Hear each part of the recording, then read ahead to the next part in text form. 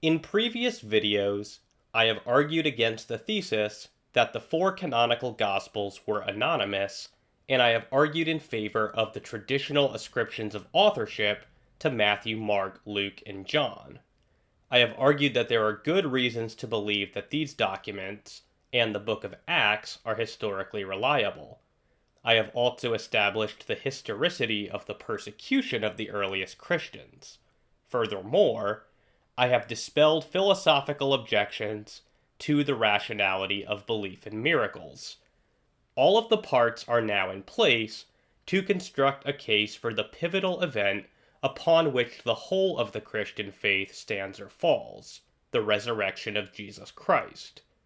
In this video, I will explain the structure of my case for Jesus' resurrection and how it differs from the currently more popular minimal facts argument for Jesus' resurrection. I will then formalize the argument and defend those points that have not been defended in previous videos. I will then proceed to examine the case against the resurrection of Jesus as proffered by several modern skeptics. I will show why these objections either fail against my case or else fail on their own terms.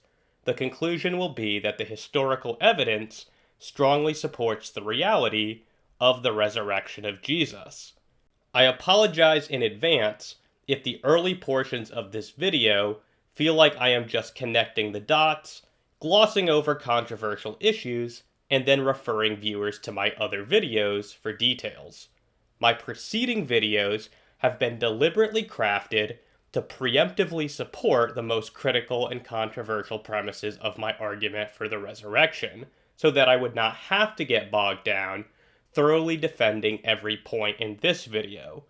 I promise viewers that once I begin engaging skeptics in the latter 3/4 of this video, I will return to my usual, painstakingly thorough routine.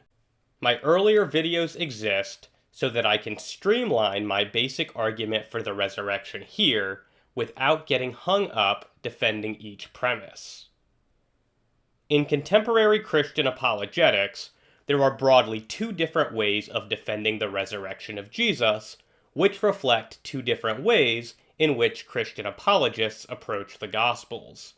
We can refer to these different approaches as minimalism and maximalism. If you are at all familiar with contemporary Christian apologetics, then you are probably more familiar with minimalism. This basic approach is utilized by resurrection apologists such as William Lane Craig, Gary Habermas, and Michael Licona. I realize that Craig has rejected the minimalist label elsewhere, but as I will be using the term throughout this video, Craig definitely qualifies.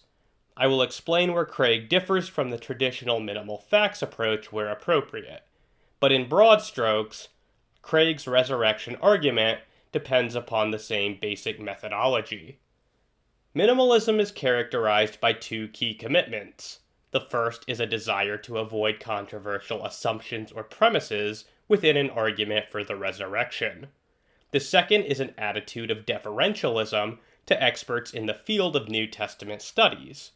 The resulting defenses of the resurrection begin by attempting to locate a small number of facts that are, or are supposed to be, uncontroversial among New Testament scholars, and then attempt to show that the resurrection of Jesus is the best explanation of those facts. Perhaps the most familiar example of this is Gary Habermas's minimal facts argument for the resurrection. As he explains in his recent tome on the subject, for 5 decades, my contention has been that at the end of Jesus' life, there is a significant body of evidence data that specialist scholars of almost every religious and philosophical persuasion who publish on these areas recognize as being historical. The chief reason for this widespread agreement among scholars on the historicity of each of these facts is the excellent attesting support that each has in its favor, usually from a variety of historical and other considerations. What are the prerequisites for an occurrence to be designated as a minimal fact? From the outset of my studies on the death and resurrection of Jesus, my thesis has been that there are at least two major requirements for an occurrence to be designated in this manner. Each of these events must be established by an abundance of strong evidences, usually by multiple critically ascertained independent lines of historical argumentation. In addition, the vast majority of published contemporary scholars with credentials in relevant fields of study have to acknowledge the historicity of the event. As I noted before, minimalism reflects a particular approach to the Gospels. Since minimalism is committed to only using facts which are uncontroversial, it cannot directly utilize the stories recounted in the Gospels as trustworthy historical reportage, because this is simply not accepted by the overwhelming majority of New Testament scholars. For the most part, contemporary New Testament scholarship views the Gospels as late, anonymous, and largely legendary stories about Jesus. However, scholars do, for the most part, believe that there are historical nuggets contained within the Gospels which can be mined out by using what are called the criteria of authenticity. As William Lane Craig explains, now if we do adopt a position of neutrality when approaching the Gospels, how do we move beyond neutrality to the affirmation that some event is actually historical? Scholars have developed a number of so-called criteria of authenticity to enable us to do that. The criteria are really signs of historical credibility. A story in the Gospels exhibiting one of the signs is, all things being equal, more likely to be historical than it would have been without them. Andrew Loke adds, nevertheless, the process of sifting through the four Gospels to determine which events attributed to Jesus can be traced back to the Jesus of history faces various difficulties. To address these difficulties, historians have devised various criteria for determining authenticity, such as the criterion of multiple attestation, the criterion of embarrassment, and the criterion of dissimilarity. And Habermas further says, recent critical scholars tend to apply various analytical principles to the New Testament text to ascertain which individual portions have the highest likelihood of providing legitimate historical insights.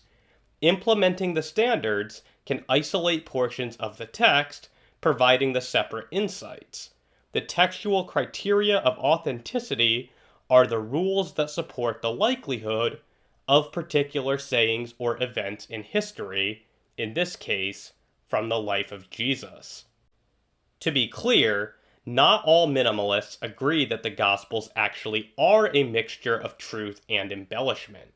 Michael Licona seems to accept this general thesis, saying, like everyone who has ever lived, the evangelists and their sources had imperfect memories. The evangelists were biased. Their agenda was to provide us with a literary portrait of Jesus. The Gospels are not entirely portraits, neither are they entirely photographs. They contain elements of both photograph and portrait. Perhaps it would be more accurate to think of them as hybrids. And elsewhere, the historical accuracy of ancient literature may be viewed in a manner similar to what we observe in movie theaters today. Some movies claim at the beginning to be based on true events, while others claim to be inspired by true events. The latter will involve more dramatic license than the former. Even in the former, however, we expect reenacted conversations to be redacted to varying degrees for clarity, dramatic impact, and artistic improvement. Other minimalists, like Habermas and Craig, seem to personally believe in doctrines like biblical inerrancy for theological reasons, but are just granting the mainstream position for the sake of argument.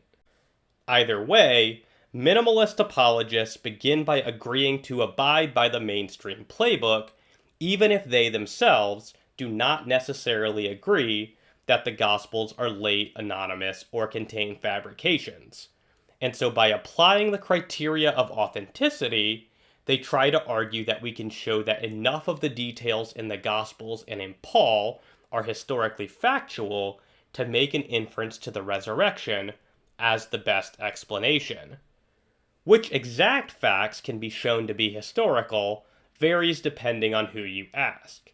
For example, a minimalist like William Lane Craig thinks that Jesus' empty tomb is critical to the case for the resurrection of Jesus and can be shown to be authentic using the criteria of authenticity, even though it does not have sufficient scholarly support to qualify as one of Gary Habermas's minimal facts.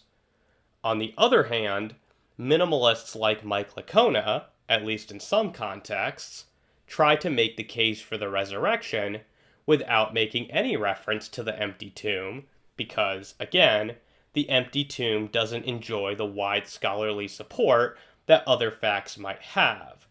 As Licona explains, the empty tomb doesn't enjoy the nearly unanimous majority agreement of others, nor is the majority who grants the empty tomb composed of a significant number of scholars from numerous theological persuasions. I do not believe we have enough here to warrant including the empty tomb as part of our historical bedrock. Since it does not qualify as historical bedrock, I will refrain from employing it in a resurrection hypothesis. Despite these sorts of disagreements among minimalists, they all share the same basic approach. Assume, at least for the sake of argument, that the Gospels are not trustworthy, try to dig out what facts you can, either by reference to the criteria of authenticity or by reference to broad scholarly agreement, and then try to show that Jesus' resurrection is the best explanation of those facts. As Habermas puts it, the minimal facts approach has the advantage of potentially indicating that Jesus' resurrection occurred, even if the New Testament texts are thought to be unreliable. Licona adds, "We will approach the Gospels with methodological neutrality, that is, with neither approval nor skepticism. Claims made of a particular text bear the burden of proof. Accordingly, neither claims of divine inspiration nor general trustworthiness will play any part in our investigation." Maximalism, by contrast, rejects this whole piecemeal approach to the Gospels and to history in general. It asks why we should care what the majority of scholars agree upon, so long as we have good evidence to support what we believe. Rather than attempting to dig out a few facts from the Gospels which scholars are willing to accept, it takes as a premise the thesis that the Gospels present a faithful account of what the original followers of Jesus actually said.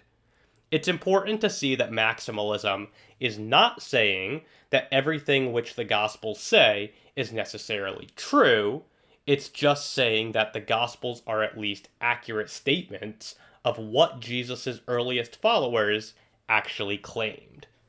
As Lydia McGrew puts it, "It is my firm contention that it is not possible to provide a strong argument for the bodily resurrection of Jesus without being prepared to defend the proposition that the gospel accounts of Jesus' resurrection are unembellished, reliable accounts of at least what the initial putative witnesses claimed." This distinction is important since certain critics of maximalism, such as Pelagia, are prone to claiming that maximalism is a simple appeal to "for the Bible tells me so," as though the reasoning were as simple as this. 1. Whatever the Gospels say is true. 2. The Gospels say that Jesus rose from the dead. 3. Therefore, Jesus rose from the dead. Habermas, too, has been guilty of misunderstanding maximalism in this way, saying, "The chief concern regards how these arguments are commonly employed. Some authors might proceed from the conclusion of general textual reliability to particular, often major, theological conclusions. Thus, after the initial conclusion is reached concerning particular indications that certain authors or texts are trustworthy writings, the researcher may move immediately to several central Christian beliefs. The chief problem is that a generally reliable book does not even necessarily or automatically ensure every report between its covers. On the contrary, though, maximalism is more subtle. The argument only asserts the premise that the Gospels are accurate reflections of what Jesus' earliest followers were claiming. It leaves the truth of those claims an open question to be settled by consideration of additional premises. Nor is it the case that this premise is unjustified, for maximalists are prepared to offer strong arguments to support the authenticity of the Gospels. As Jake O'Connell explains, first we begin by looking at the Bible just as we would any other historical document, by using the same criteria we would use for any other historical document, considering issues of authorship, date, and confirmation from other sources. We establish that certain portions of the Bible are historical, in some cases, perhaps the whole book, in some cases, perhaps only specific passages within the book. And Lydia McGrew adds, multiple lines of evidence, including undesigned coincidences, external confirmations, and the lesser-known arguments from unexplained allusions, unnecessary details, reconcilable variation, and unique personalities, show us the historical intention of the authors, as well as their success in getting the facts right. External confirmations also support these conclusions. There is a hefty empirical case that the Gospels are mirrors of Jesus rather than literary masks. Given that the Gospels are authentic reflections of the testimony of the disciples, a trilemma emerges. Either the testimony reporting the resurrection of Jesus is deliberately false, honestly mistaken, or it is true. The maximalist then attempts to show that these first two possibilities are not credible, thereby leaving us with the third possibility that the testimony is true. And if the testimony bearing on the resurrection of Jesus is true, then the resurrection really happened. And if the resurrection really happened, then we have excellent reason to believe in the truth of Christianity. While this survey of minimalism and maximalism has been overly brief, I hope that by now viewers have a reasonably clear grasp of these two different ways of defending the resurrection of Jesus. But why is all of this relevant? Well, the reason is that my case for the resurrection falls solidly within the maximalist camp, and when I consider objections to the resurrection in the latter portion of this video, the distinction between these two methods of defending the resurrection of Jesus will become important. This is because maximalism is simply not subject to many of these objections in the first place, and because it can handle the other objections far better than minimalism. As such, I think that it is important for viewers to have a firm understanding of how minimalism differs from maximalism from the start. Hence, I implore viewers not to disregard this portion of the video. It will turn out to be highly relevant later on. While it is not the purpose of this video to bash minimalism, it is also a simple fact that minimalism is currently the far more popular method of defending Jesus' resurrection among contemporary Christian apologists. As such, it is likely to be the only defense of Jesus' resurrection which many of my viewers have ever encountered. This video thus functions not just as a defense of Jesus' resurrection, but also, to some viewers, a wholly new way of doing so. So for that reason, I believe it is worth spending a little time motivating the maximalist case over against the minimalist case. The label maximalism has unfortunately led to some confusion. It is sometimes thought that the maximalist must utilize all of the available evidence for the resurrection of Jesus. but the term simply denotes a refusal to introduce any sort of arbitrary restriction, such as wide scholarly agreement, on the facts which may be used to make the case.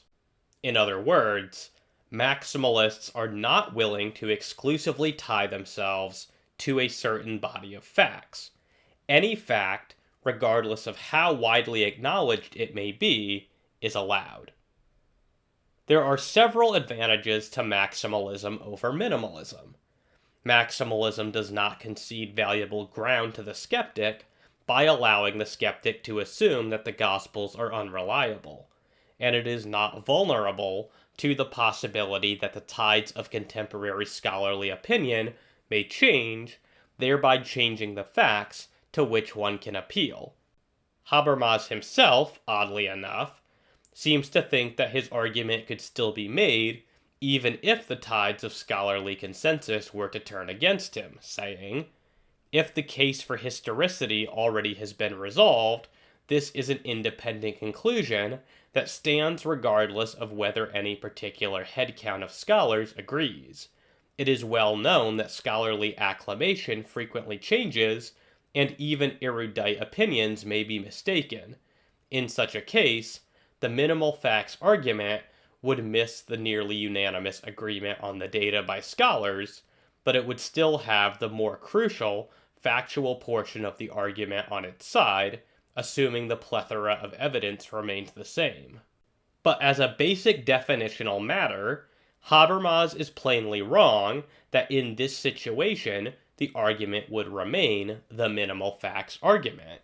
By his own lights, wide scholarly agreement is a necessary condition for a fact to qualify as a minimal fact. He has said over and over again, in our minimal facts approach, we only consider content that is considered historical by virtually all who study the subject. What are the prerequisites for an occurrence to be designated as a minimal fact? The vast majority of published contemporary scholars with credentials in relevant fields of study have to acknowledge the historicity of the event, and almost all critical scholars who explore this subject agree that these are a minimal amount of knowable historical facts. Hence, if scholarly opinion were to turn against him, while he could still argue that the resurrection is the best explanation for this same set of facts, by definition, it would no longer be the minimal facts argument. Leaving terminological considerations aside, this move also makes very pressing the question of why Habermas feels that it is important to tie himself to the whims of contemporary scholarship in the first place. If he is going to appeal to the same facts, regardless of whether or not most scholars agree upon them, then why only appeal to these facts at all? Why not appeal to any facts which are well evidenced, regardless of how widely acknowledged they may be? The answer surely seems to be that Habermas places evidential weight in scholarly consensus.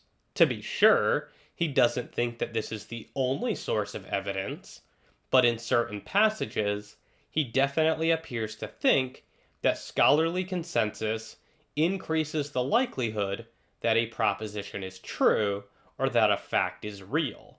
He will deny this when directly asked, yet other statements of his on the matter seem conclusive. For example, later within the very same chapter where he claims that scholarly consensus isn't evidential in and of itself, we find Habermas asking, how can these moves be made, with many cases being affirmed strongly, by researchers who usually distrust the Gospels, along with many other New Testament books, especially when many additional instances in scholars could be provided? Something similar to Ehrman's statements must be the case, that well-evidenced data often reside in texts still thought to be biased. Elsewhere he says, critical scholars agree with these data precisely because they are well supported on factual grounds, often for multiple reasons. These statements are clear-cut. Habermas is absolutely placing epistemic weight in scholarly consensus. The assumption is that if most scholars accept it, then they must have good reasons for doing so. This is, of course, a terrible assumption. Most scholars in general, and biblical scholars in particular, are not immune from social influences like social contagion, peer pressure, conformity, and compliance. That most scholars accept a fact is not an independent reason to believe that they are correct. As Mike Licona himself admits, historians are prone neither to give much attention to epistemology nor to justifying their methods. And Robert Stewart adds, the minimal facts method requires that we exclude many propositions that are very well justified simply because only a clear majority, as opposed to the vast majority, of scholars affirm them. But justification is not something that is dependent upon being believed by anyone. Propositions are justified or unjustified even if nobody believes them. Responsible belief is based on justification, not vice versa. This is an apparent problem for the minimal facts method. Consider these statements from Mike Licona. A consensus opinion can be valuable for recognizing objectivity when the group is composed of scholars from all interested camps, and these scholars span a very wide range of theological and philosophical convictions and include atheists, agnostics, Jews, and Christians who made their abode at both ends of the theological spectrum and everywhere in between. We therefore have the heterogeneity we desire in a consensus, and this gives us confidence that our horizons will not lead us completely astray. Commenting on this passage in a review of Licona's book, we find Habermas saying, Licona makes an insightful comment here regarding guarding against our own horizons. We must beware of our own imported biases as well. When discussing the minimal facts, I have always purposely included notes at each juncture that list representative numbers of skeptics of various stripes who still affirm the data in question. This is a significant methodological procedure that serves more than one purpose. Among others, it assures the readers that they are not being asked to accept something that only conservatives believe, or that is only recognized by those who believe in the veracity of the New Testament text, and so on. After all, this sort of widespread recognition and approval is the very thing that our stated method requires. Again, we see both Habermas and Licona placing epistemic weight in scholarly consensus here. The stated reason for this requirement, mentioned by Licona and reinforced by Habermas, is that scholarly consensus is needed to guard us against our own biases. In other words, if we didn't have scholarly consensus, then we couldn't be sure that our biases aren't clouding our judgment. Despite Habermas's, and to a lesser extent Licona's protests, that it is really just the evidence that matters, these quotations show us that this is not really true. They do think that scholarly consensus provides further epistemic support because they think that it guards against personal bias. Lydia McGrew correctly counters this position of deference to modern scholarship by saying, apparently the answer to the question of why we don't bestow such terms on the basis of the strength of the evidence alone is this. Doing so isn't guarding enough against our own biases. If that is a correct way to approach things, shouldn't you then be afraid that if you think the arguments for something are very strong, but the heterogeneous consensus doesn't support it, you are being too moved by your own biases and should therefore correct your too high confidence in the proposition? This is one of the things I mean by conflating sociology and epistemology. I am referring to giving what I consider to be gravely undue weight to purely sociological considerations.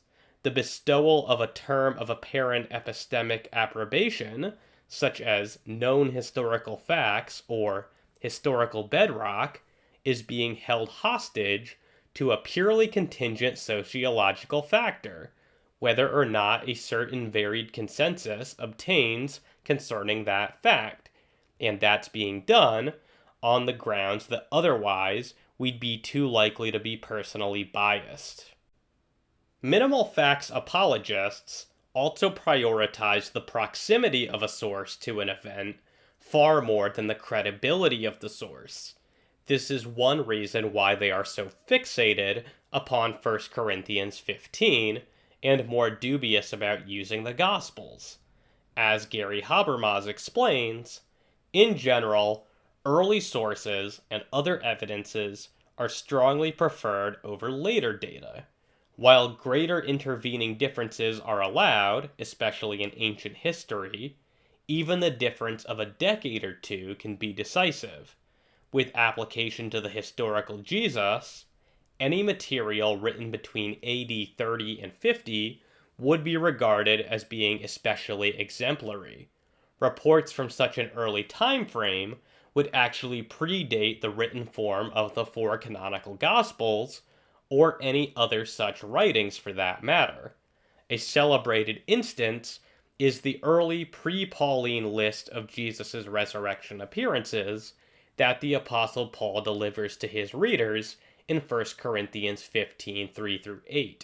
The consensus critical position is that Paul very probably received at least the material on which this early tradition is based, and more likely the creed itself, in the early to mid-30s.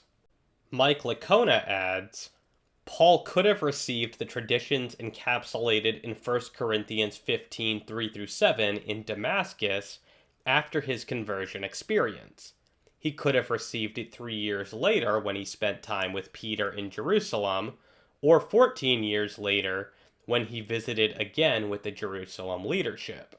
Although it is impossible to know when Paul received it and from whom, what can be said is that the traditions about Jesus' resurrection embedded in 1 Corinthians 15, 3-7 predates Paul's founding of the church in Corinth in AD 51 and could go back to the very earliest period of the post-Easter church. And elsewhere he writes, virtually all who study first century Christianity admit that Paul is the earliest known author to comment on the resurrection of Jesus. Accordingly, his views on what happened to Jesus after his crucifixion carry a great amount of weight.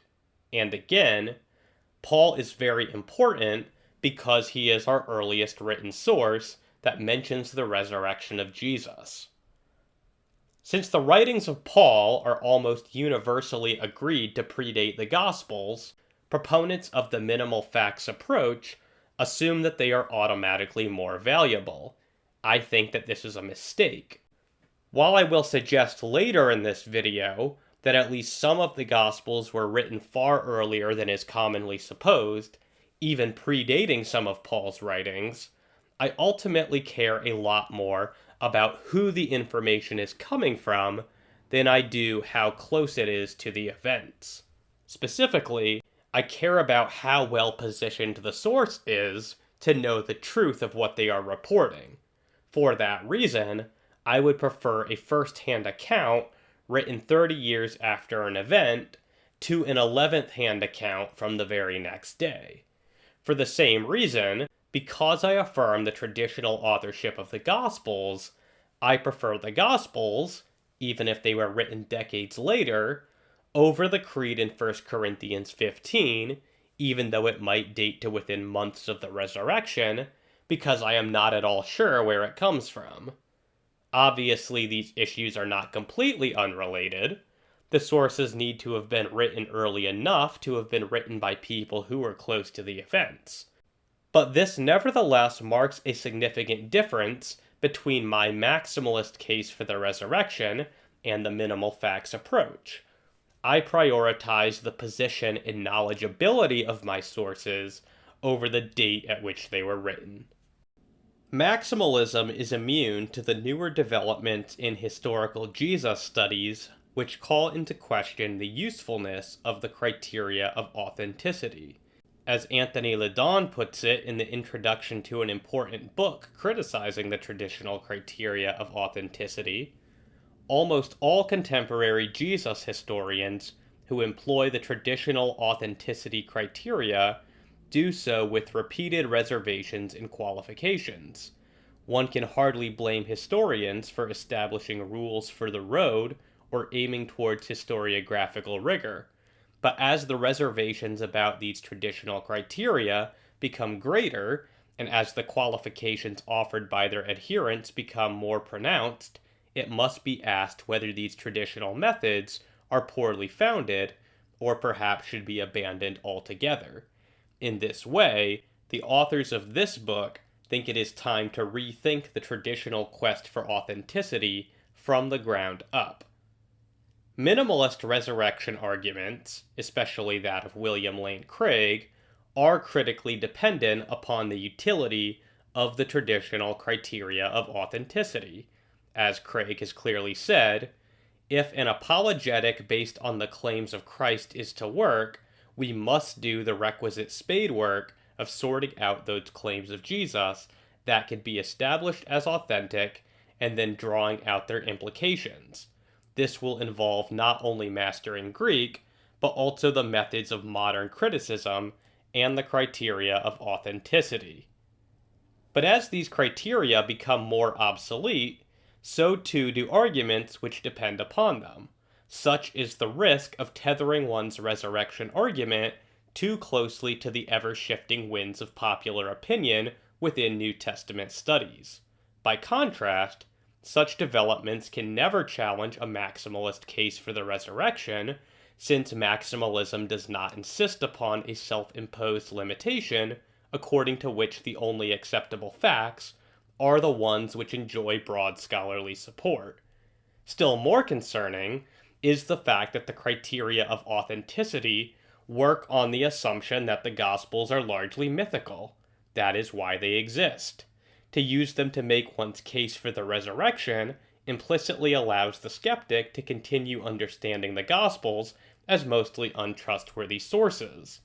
As Raphael Laddister points out, Craig relies on the criteria of authenticity, tools used by Jesus researchers to discover the nuggets of truth buried within the legendary material of the biblical texts in order to determine what it is that Jesus really said and did.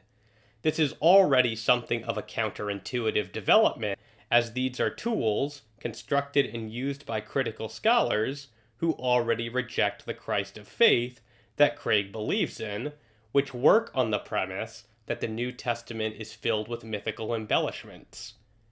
Even if the resurrection could be established by using the criteria of authenticity, it remains unclear how the minimalist apologist will be able to move from the resurrection happening to the truth of robust Christian theism. All that has been established is that a bunch of likely unreliable documents contain enough nuggets of historical information to infer that Jesus rose from the dead. As McGrew puts it, the criteriological approach is designed to support only specific passages rather than a document as a whole.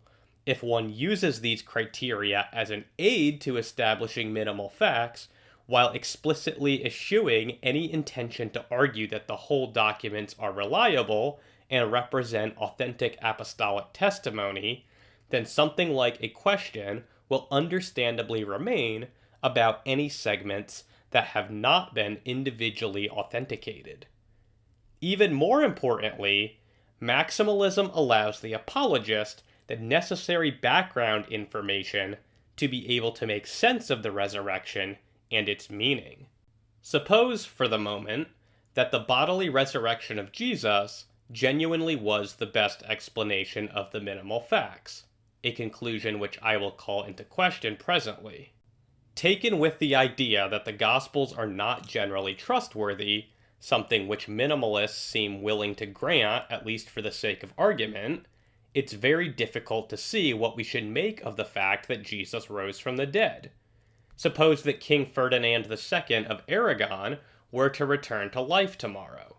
This fact might be interesting, but we should hardly be able to conclude that he was God or that there were any important religious implications flowing from this. We would be utterly unable to know what to make of this event. Miracles in isolation are ambiguous. One needs access to the context of the miracle in order to make sense of it. But by granting the skeptic the basic unreliability of the Gospels, the proponent of minimalism also cuts off their ability to make any sort of sense out of what the resurrection means, even if they can establish that it happened.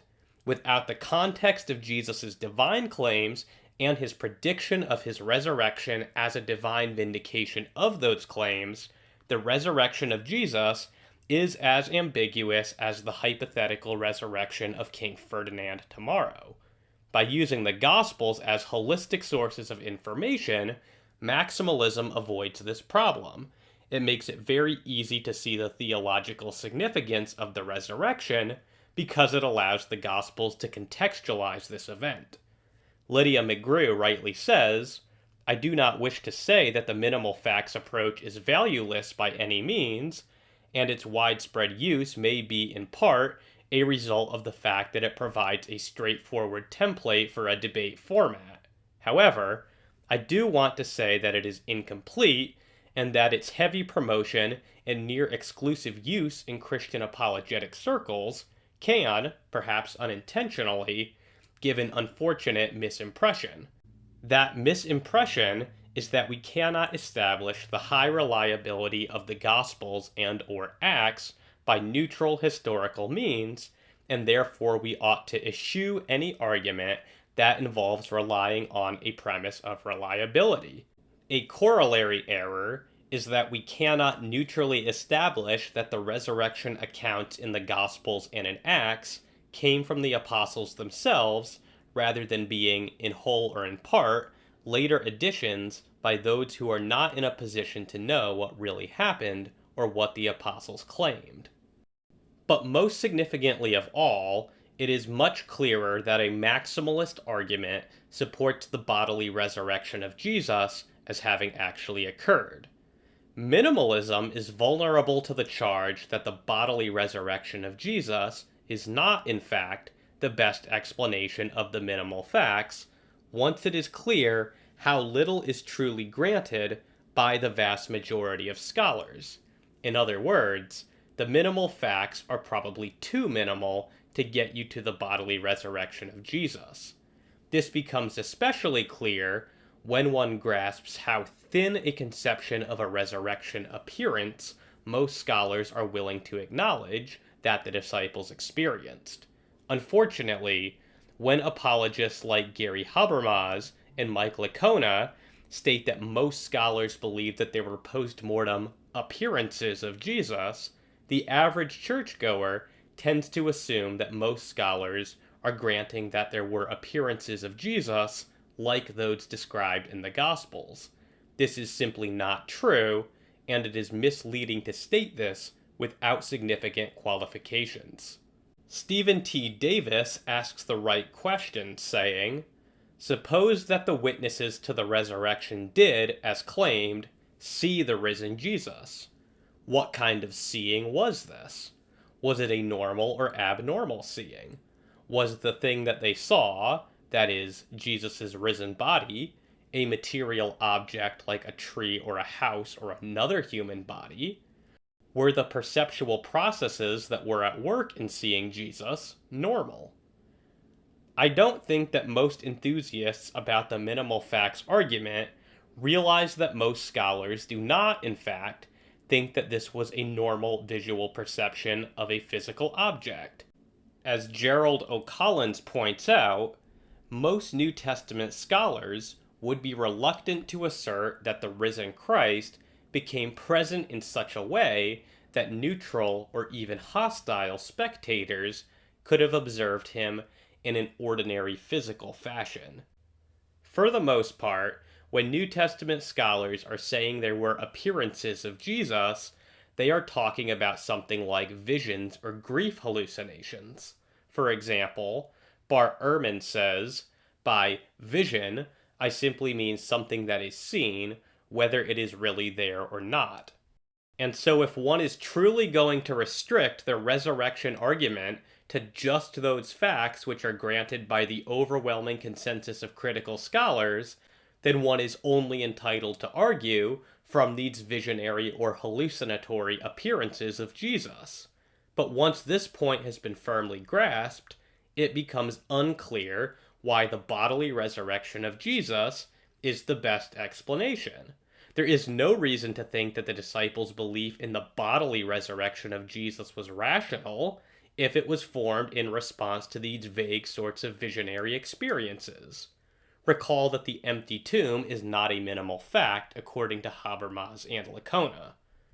Habermas and Licona will pile on evidence to show that the disciples were sincere in their belief, but notice that the issue which I am raising regards the rationality of the disciples' belief in the resurrection, not the sincerity of it.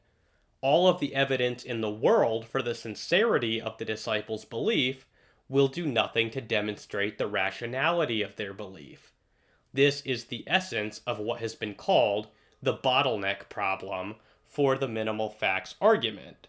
As McGrew explains, I am saying here that even if the skeptic fully grants that the disciples firmly believed this, that has fairly limited force to support the conclusion that it really happened, absent more information about why they believed it. You cannot make up the deficiency there simply by providing more and more and more evidence that they believed it.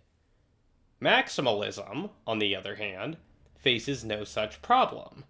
This is because maximalism is allowed to make use of the details of the resurrection appearances provided in the Gospels, and if these details accurately describe the experiences which the disciples had, then it is easy to see the rationality of their belief in the resurrection, since the phenomenological character of these experiences of the risen Jesus would be just like that of any other veridical experience of a human being. There is no looming possibility that the experiences might have actually been like dreams or visions with respect to their phenomenological texture. As Timothy and Lydia McGrew say, the accounts of the 11 encounters with Jesus are striking in a number of respects, and while in the context of this argument, we are not entitled, on pain of circularity, to assume that these accounts are true, we need to get clear in our minds what sort of claim is being made. First, the accounts of Jesus' appearances to the disciples are neither vague nor spiritualized, but rather circumstantial, empirical, and detailed. Not only do they purport to give a number of his statements, they also state expressly that he deliberately displayed empirical evidence that he was not a spirit, but rather a physical being. It was, therefore, a physical resurrection claim that the disciples made. William Lane Craig agrees that every resurrection appearance narrated in the Gospels is a physical bodily appearance. All their separate sources of information agree that Jesus appeared physically and bodily to the disciples and other witnesses. There is no trace of non-physical appearances in the sources, a remarkable fact if all the appearances were really visionary, as some critics would have us believe. But it remains unclear why Craig thinks that he can appeal to the resurrection appearances within the Gospels, since he has not shown that these stories, or the details present within them, meet any of the criteria of authenticity. The maximalist need not worry about this, because the maximalist explicitly utilizes the Gospels as holistic sources. However, the limitations which minimalists like Craig place upon themselves preclude them from making these sorts of appeals to the details within the resurrection accounts in the Gospels. It is not just important to establish that the apostles genuinely believed in the resurrection, but also that they were rational in doing so. If we are to be able to base our belief in the resurrection of Jesus on the apostles' belief in the resurrection, then it is absolutely critical that the apostles' belief in the resurrection was rational. In order for their belief to have been rational, their experiences of the risen Jesus would need to correspond to their belief in Jesus' bodily resurrection. And in order to establish this, we need to have details about what the resurrection appearances were like. In order to get those, we need the witness of the Gospels. As Lydia McGrew observes, one particular concern is the nature of the appearances to the disciples, treated as one of the minimal facts, and the relationship between the details of the appearances in Jesus' bodily resurrection. Generally, this minimal fact is stated in minimal terms, such as that, in some sense, the early followers of Jesus thought that they had seen the risen Jesus, or that the disciples had experiences that led them to believe and proclaim that Jesus had been resurrected and had appeared to them. The limited wording and absence of detail are part and parcel of the method, presumably in order to be able to claim widespread support across the scholarly spectrum. But if we cannot be at all sure that the accounts as given in the Gospels and in the first chapter of Acts represent at least what the disciples claimed, the argument for the bodily resurrection of Jesus is considerably weakened. It is these details that give such tremendous force to the apostles' testimony and to their willingness to die for it. For it is from these details that we can conclude with confidence that they were not hallucinating, experiencing some sort of non-physical paranormal event, having visions, or merely mistaken. Yet by no means will the vast majority of New Testament scholars admit that Jesus' close friends had these sorts of experiences. You can't get these sorts of details out of the Creed in 1 Corinthians 15. You simply can't. And that's why you need the Gospels to establish not just that the disciples believed in the resurrection, but that they did so for good reasons. As Eric Manning summarizes, I'm not saying that the Creed has no value whatsoever, but here's the big problem. What does the Creed tell us about the nature of the appearances? Not much. The Gospels give us a walking, talking Jesus who eats with people and invites them to touch him, especially in Luke and John. The majority of scholars do not acknowledge those kinds of appearances. Rather, they explicitly deny them and label these stories as late embellishments. Vague and fleeting appearances aren't all that evidentially convincing, and a floating Jesus would not make us think Jesus rose from the dead, rather than that they saw some kind of apparition. And that's the Achilles heel of the minimal facts argument. It is very difficult to evaluate the rationality of the disciples' beliefs when we aren't able to describe in detail their experiences. There's a lot we'd like to know that this simple creed doesn't give us. It wasn't meant to. I can appreciate that proponents of the minimal facts approach are trying to appeal to premises which are uncontroversial in making their argument for the resurrection. After all, as a general rule, arguments which employ more widely accepted premises are more likely to persuade. But if the problems which I have raised for the minimal facts approach are decisive, then the resurrection apologist will simply have to accept that the case for the resurrection cannot be made by exclusively using uncontroversial premises. More foundational issues and disagreements will need to be addressed. And that is why I spent so much time laying the groundwork for this video in prior videos. A strong case can indeed be made for the resurrection, but most of the controversy will regard issues which are not directly related to the resurrection. I understand that this section may have been upsetting for some viewers. After all, in a video dedicated to defending Jesus' resurrection, why am I starting off by attacking the most popular argument for this event? Perhaps some viewers share Gary Habermas's concern when he says, in my opinion, raising objections on behalf of the unbeliever to the historicity of Jesus' resurrection, Jesus' view of God, his deity, or the truthfulness of Jesus' message is definitely not the way to argue against a fellow evangelical, even if we object to their methods. The response almost seems to me to be one of burning the message along with the messenger. But I want to be clear that I am not here raising any objections to the historicity of Jesus' resurrection. Rather, I am trying to draw our attention to some very important distinctions which will be absolutely critical when we turn to addressing objections to the case for the resurrection. It is crucial that viewers clearly understand how and why my resurrection argument differs from the minimal facts so that they understand why it is able to better handle the objections. We are, at long last, in a position to erect the argument for the resurrection of Jesus. I would formulate the argument as follows. 1. There is testimony saying that Jesus was resurrected. 2.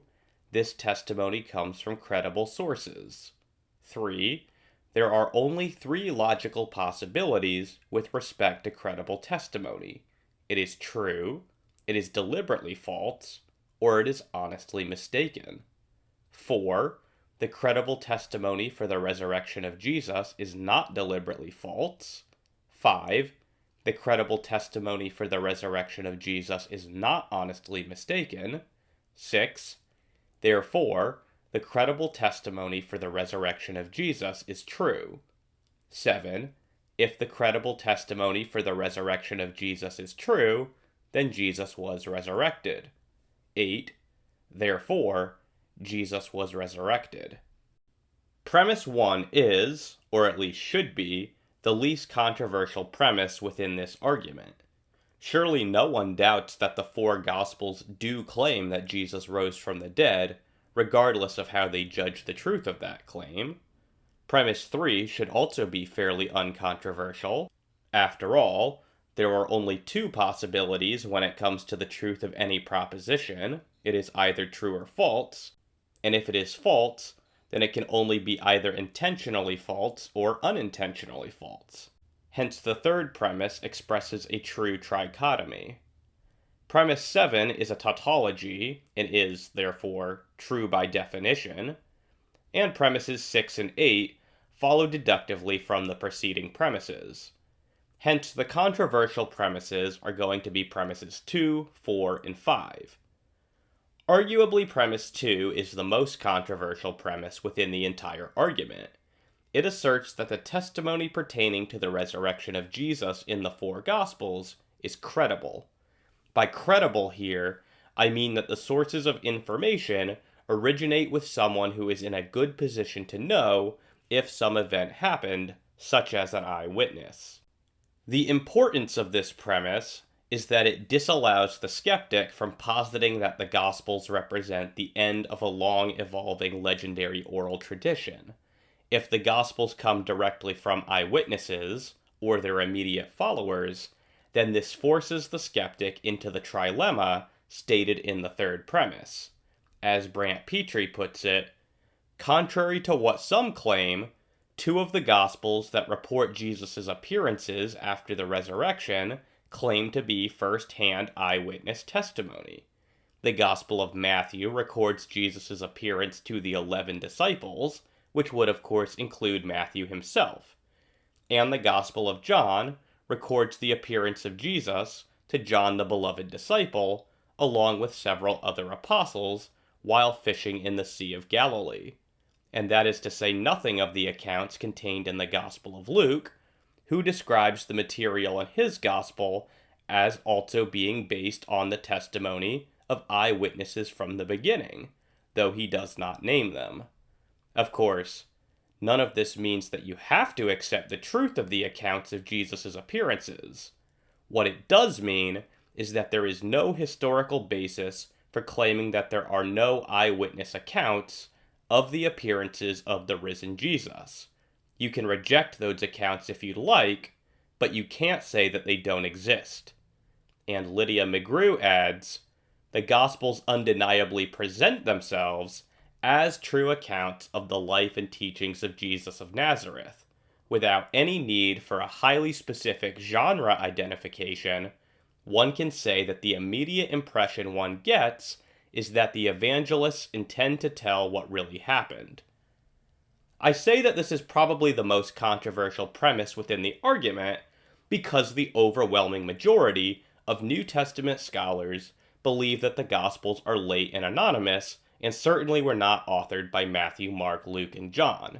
Now, strictly speaking, the defender of this argument does not have to defend the traditional authorship of the four Gospels if he can come up with another way to show that the Gospels go back to credible witnesses.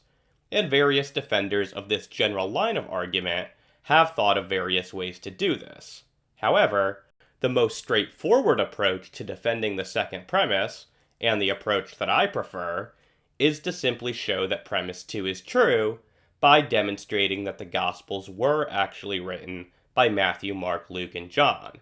As Timothy and Lydia McGrew explain, if we take the account indicated by the external evidence at face value, we shall be essentially forced to concede 2 points. 1. The first 2 Gospels were written very early, well before AD 70, and 2. They came either directly, Matthew, or one removed, Mark, reporting what Peter had said, from independent eyewitnesses who had been Christ's own disciples. Fortunately, I have already made the case for traditional authorship at length in a previous video, so we need not dig into the details here. For those who are skeptical of the second premise of this argument, I invite them to consider the detailed case I offered in that video. But for the purposes of this video, I will take premise 2 to be defended. The next portion of this video, then, will primarily be concerned with defending premises 4 and 5. There is, perhaps, a different sort of objection which might be raised against the second premise, which it will be worth briefly addressing. The skeptic could object that, wholly aside from the issue of who wrote the Gospels, we could not have credible testimony pertaining to the resurrection of Jesus for the simple reason that no one would have been in a position to know that it happened, even if it did. In other words, the resurrection, if it actually occurred, was not directly witnessed by anyone. Now, this observation, that no one witnessed the resurrection event, is certainly true as far as it goes. Surely no one other than Jesus himself was inside the tomb for the actual event. Nevertheless, it does not follow from this that no one was in a position to know that Jesus rose from the dead. A person could perfectly well be in a position to know that Jesus rose from the dead simply by 1, knowing that Jesus was dead at one time, and then 2, knowing that Jesus was alive at a later time. These 2 items of knowledge together allow one to know that Jesus rose from the dead. So if one can know these 2 things, then they can be in a position to know that Jesus rose from the dead, even if they didn't directly witness the event of the resurrection. As Stephen T. Davis puts it, it is frequently pointed out that there were no witnesses in the tomb at the crucial moment, and that, therefore, the resurrection itself was not observed. This is surely correct. Some go on to argue, however, that the resurrection was accordingly unobservable, that in principle it could not be observed by human beings, and that this is what rules out the possibility of Jesus' resurrection being an event in history. I only wish to point out 2 logical fallacies that are sometimes committed here. 1. The inference from the fact that the moment of the resurrection inside the tomb was not humanly observed to the conclusion that it could not have been humanly observed, and 2. The inference from the claim that the resurrection could not have been observed, if this is granted, to the conclusion that it is therefore not history. So given that this objection does not succeed, and given that I have already defended premise 2 in excruciating detail in a previous video, I am going to take premise 2 for granted, If premise 2 is true, then the skeptic is forced into the trilemma stated in premise 3. All I need to do for the remainder of this video, then, is to show that the testimony pertaining to Jesus' resurrection is neither deliberately false nor honestly mistaken. If those possibilities can be ruled out or shown to be sufficiently unlikely, then this will allow us to conclude that the testimony is true, and this, in turn, will entail that the resurrection actually occurred. Against the idea that Matthew, Mark, Luke, and John were deliberately lying, 2 points can be made. First, it seems that they had nothing to gain by lying about this. There is no obvious benefit to be gained by deliberately misleading people into believing that Jesus had been resurrected. As Timothy and Lydia McGrew put it, the prior probability of such a conspiracy in the specific context is not very high. It is hard to see what motive the disciples could have had for planning a conspiracy to convince others that Jesus had risen from the dead. Even before their own warnings from the Sanhedrin, after they began teaching that Jesus was risen and spreading the message of forgiveness through his name, they knew full well that such preaching was unlikely to gain them societal power, not counting the possibility of influence in a small and well-hated new sect, sexual gratification, wealth, or anything else of value to unscrupulous men, but rather persecution and death. Second, there appears to be every reason not to lie about something like this. The early Christians faced intense persecution at the hands of the Romans. Generally speaking, one of the strongest human instincts is self-preservation. If the disciples really believed that Jesus was resurrected, and that this ensured them eternal life, then their willingness to die for this belief is easy to explain. On the other hand, if they were deliberately lying, it is very hard to explain their willingness to die. On balance, the evidence is strongly opposed to the idea that the witnesses to the resurrection were liars. Again, the McGrews observe, beginning on the day of Pentecost, the now 12 apostles engaged in behavior that virtually invited martyrdom, persisting in asserting that Jesus was risen in the face of known danger and explicit and escalating threats. Now, there has been a recent series of criticisms objecting to the idea that any of the apostles actually did die as martyrs, or that early Christians faced significant persecution.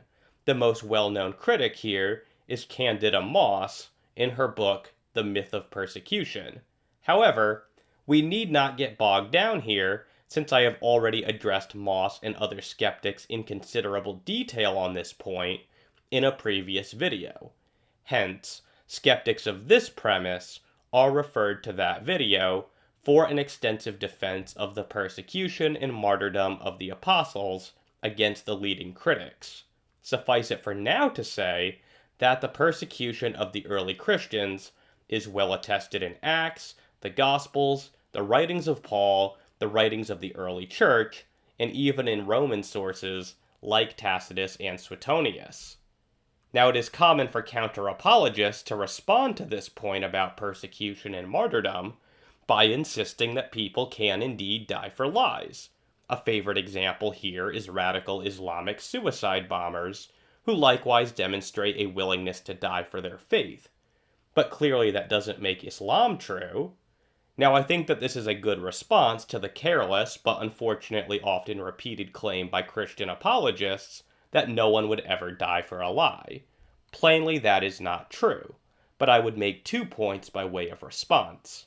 In the first place, while it is easy to find examples of people who unwittingly die for a lie, it is considerably more difficult to find examples of people who willingly and knowingly die for a lie. In the case of the apostles, we are talking about people who are in a position to know whether or not what they are saying is a lie. Since they were the source with which the belief in Jesus' resurrection originated, they would surely know whether or not they were lying. And in this respect, they are different than suicide bombers who are not in a comparable position to know the truth or falsity of their religious beliefs. Second, notice that my argument for the resurrection does not conclude that the resurrection really happened just because the apostles wouldn't die for a lie. Premise 3 explicitly leaves open the possibility of the apostles being honestly mistaken, even if they weren't lying. I am using persecution and martyrdom in support of the fourth premise, which merely rules out the apostles lying about the resurrection. They were sincere. In cases like that of suicide bombers, which are supposed to be a counterexample to this claim, actually support it. Suicide bombers presumably are willing to die for their causes because they sincerely believe in them. It's just that they are honestly mistaken. And the same point applies to the apostles. It could be that they were honestly mistaken about the resurrection. Premise 4 does not deny this. Premise 4 merely asserts that they were not lying, and their willingness to die for this belief is absolutely evidence for the truth of this premise. Licona makes this point quite well, saying, "The disciples' willingness to suffer and die for their beliefs indicates that they certainly regarded those beliefs as true. The case is strong that they did not willfully lie about the appearances of the risen Jesus. Liars make poor martyrs. No one questions the sincerity of the Muslim terrorist who blows himself up in a public place, or the Buddhist monk who burns himself alive as a political protest. Extreme acts do not validate the truth of their beliefs, but their willingness to die indicates that they are sincerely convinced of the truth of their beliefs. Moreover, there is an important difference between the martyred apostles and those who die for their beliefs today. Modern martyrs act solely out of their trust in beliefs passed along to them by others.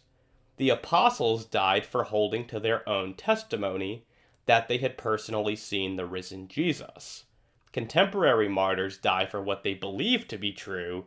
The disciples of Jesus suffered and were willing to die for what they knew to be either true or false." The fifth premise in my argument says that the apostles' testimony attesting to the resurrection is not honestly mistaken. Unlike premise 4, defending this premise is a more complicated matter. This is because there are so many different ways in which a skeptic might suggest that the apostles were honestly mistaken. If they were not lying, then perhaps they were honestly mistaken as a result of purely psychological factors such as expectation, hallucination, groupthink, cognitive dissonance, or grief. Against the thesis that the disciples were honestly mistaken on purely psychological grounds, there is already an immediate difficulty, namely the empty tomb. To the extent that we are going to posit that the disciples were honestly mistaken, then we must accept that they at least genuinely believed their own reports contained in the Gospels. This means that we would have to accept their witness to the fact that Jesus' tomb was really empty. This physical evidence cannot be explained by a purely psychological hypothesis. As Jake O'Connell says, if the tomb was not empty, the Christians could not have believed Jesus was raised from the dead. Now, there are several ways in which the apostles might have been honestly mistaken about the empty tomb. These would include the ideas that the apostles went to the wrong tomb, or that Jesus' body had been stolen, or reburied by a third party. These hypotheses are insufficient in and of themselves to explain the resurrection appearances and subsequent belief in the resurrection, but they can be paired with psychological explanations to account for all of the relevant evidence. The difficulty is that neither of these explanations is independently particularly plausible. That absolutely everyone should have been mistaken about the location of the tomb, strange credulity, and that some third party would want to steal the body doesn't appear particularly likely, especially if we believe Matthew's account that guards were present at the tomb. I understand that most skeptics will wish to reject the guards as a later apologetic, but this becomes a challenge to premise 2, which asserts the credibility of the testimony pertaining to Jesus' resurrection, and I have already defended this premise. In the present context, we are assessing challenges to the apostolic witness on the assumption that it is honestly mistaken. So if Matthew is honestly mistaken about the resurrection, and he is attempting to tell us the truth, then the presence of guards at the tomb cannot be explained away as being an apologetic invention. The main point here is just that the two major ways in which a skeptic might account for the empty tomb are already highly unlikely, and this unlikelihood will be compounded when paired with a psychological explanation to account for the apostles' experiences of the risen Jesus and their subsequent belief in his bodily resurrection. So now we turn to the major ways in which one might account for the appearances of the risen Jesus in the Gospels without thereby invoking the resurrection itself. While skeptics have appealed to various factors, such as cognitive dissonance and groupthink, it's important to realize that these are only explanations for how the apostles might have come to believe in the resurrection. They do not account for the apostles' experiences of the risen Jesus as contained in the Gospels. One can believe in something without an experience of it, and one can experience something without believing in it. Experience and belief, therefore, are different, and alternative explanations for how the disciples may have come to believe in the resurrection will not automatically explain how they could have come to experience the resurrected Jesus. Far and away, the best option open to the skeptic here is to suggest that these experiences of the risen Jesus were grief hallucinations. But there are numerous well-known difficulties here. Probably the most important is that Jesus appears to groups of people within the Gospels. Hallucinations, much like dreams, are private to the individuals who have them and cannot be shared between or among different people. Andrew Loke puts the basic worry this way. A hallucination is understood in the present context as involving a sensory experience which occurs in the absence of corresponding external stimulation of the relevant sensory organ. It is unreasonable to think that a group of people perceived the same thing together at the same time when there is nothing there extramentally corresponding to their experiences. For without a corresponding external stimulation of the relevant sensory organ, the mental states internal to each person within the group would not agree on various details concerning their experience of the external world. Skeptics will sometimes suggest that there have been such things as group hallucinations, but it's important to realize that in these cases, we are not literally dealing with different people seeing the exact same thing or having the exact same visual experience. What we are dealing with is groups of people who are all having individual but similar hallucinations. As Jake O'Connell explains, the hypothesis which we mean to designate by the term collective hallucinations is the hypothesis that people may, while in each other's presence, have very similar individual hallucinations, and that the hallucinations may be so similar that the percipitants may afterward believe they have seen the same thing.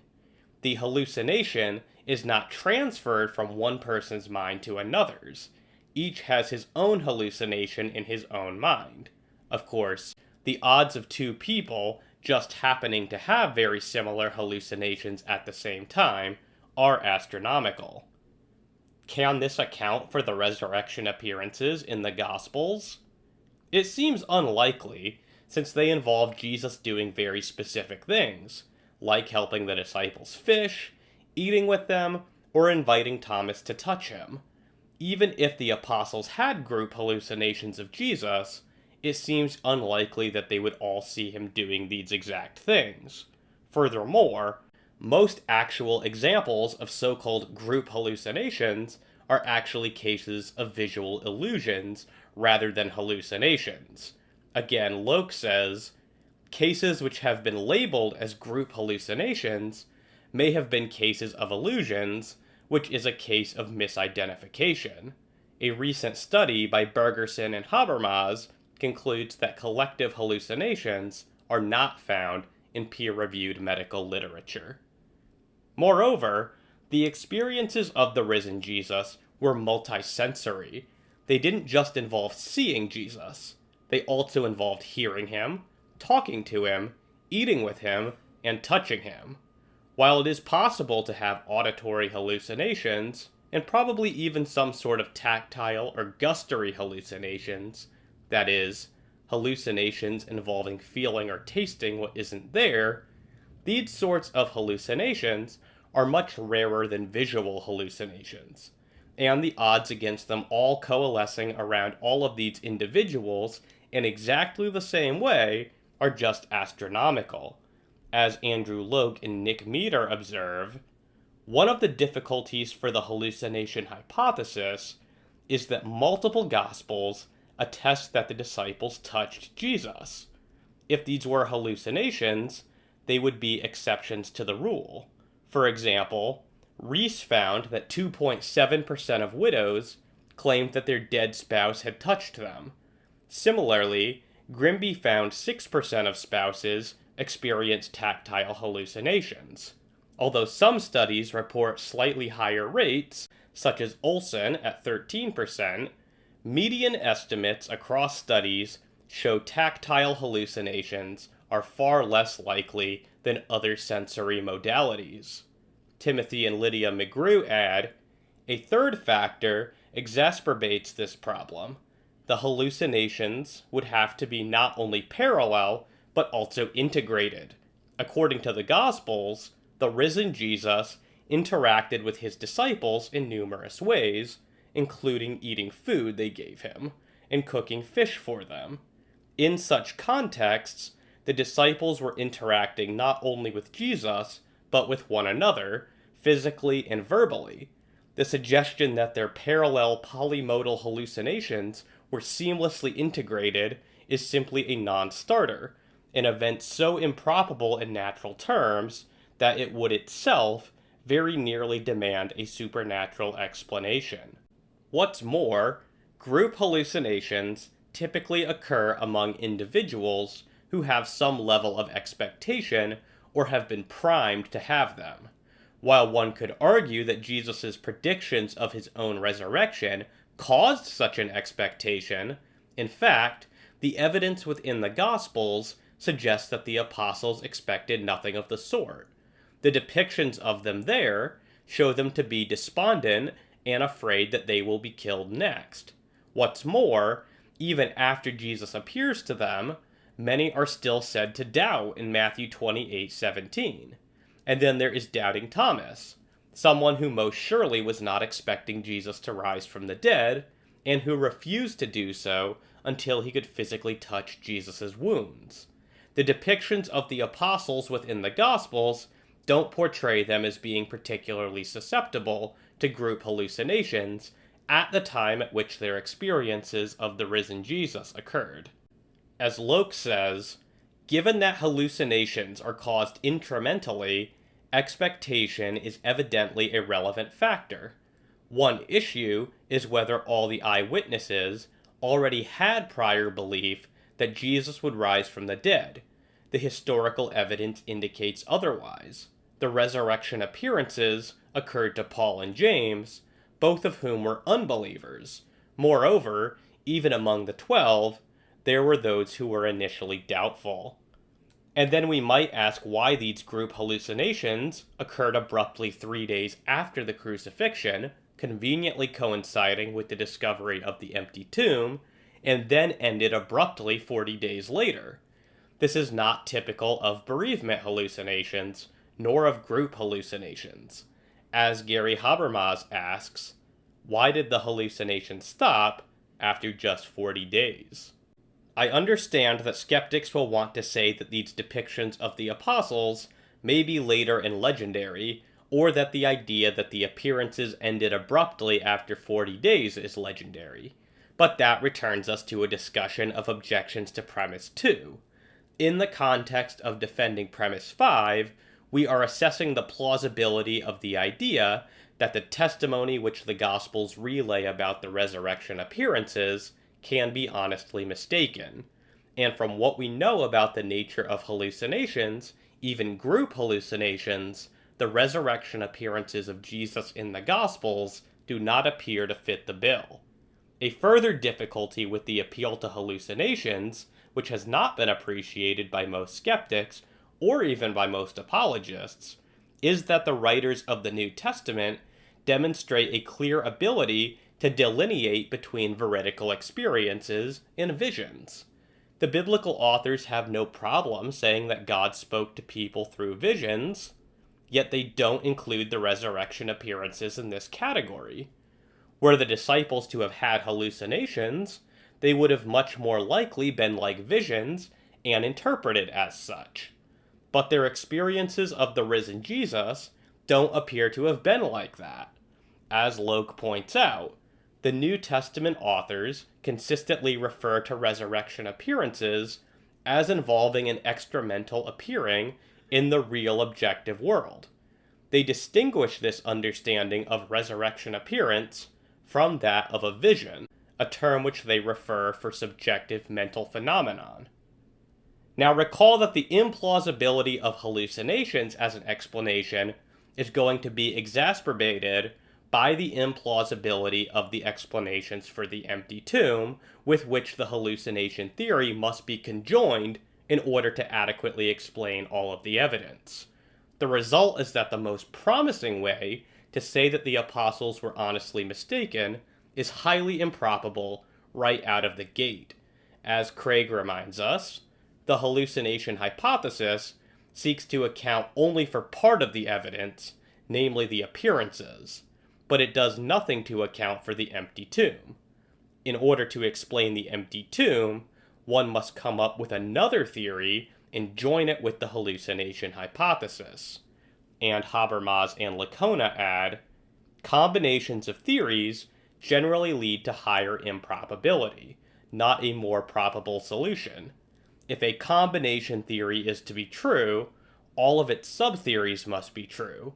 If one is not, then the theory fails to account adequately for all of the data. If one subtheory fails, the combination fails. Of course, there are other means of trying to explain how the disciples might have had a sincere but mistaken belief in Jesus' resurrection. These range from mass hysteria to cognitive dissonance. Stephen H. Smith and Herman Philippe say, are examples of recent champions of these sorts of explanations.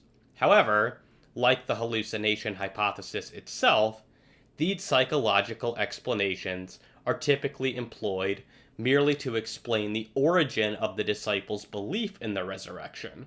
Skeptics rarely, if ever, think that these sorts of explanations for the disciples' belief can also explain how the resurrection appearances, as described in the Gospels, could be honestly mistaken reports from the eyewitnesses themselves. As Aaron Lucas, a skeptic himself, puts it, if the disciples really did have extended, detailed, integrated, polymodal sightings of Jesus, in which they all ate and lived together, then of course these appearances cannot be explained by something like a hallucination. But as far as I know, no advocate of the hallucination theory has ever seriously suggested that the appearances, as described in the Gospels, are explained by hallucinations. Though to advocate a hallucination hypothesis are using hallucinations to explain the minimal facts version of the appearances, not the maximal facts version. Since my resurrection argument is unapologetically a maximalist argument, it has the virtue of being able to bypass most of these psychological explanations for how sincere but false belief in the resurrection might have originated.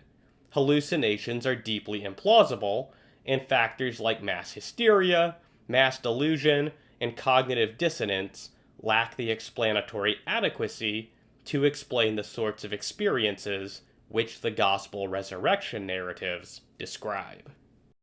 There is one further hypothesis by which the skeptic could try to explain both the empty tomb and the resurrection appearances without combining hypotheses without appealing to any psychological phenomenon and without affirming the reality of the resurrection.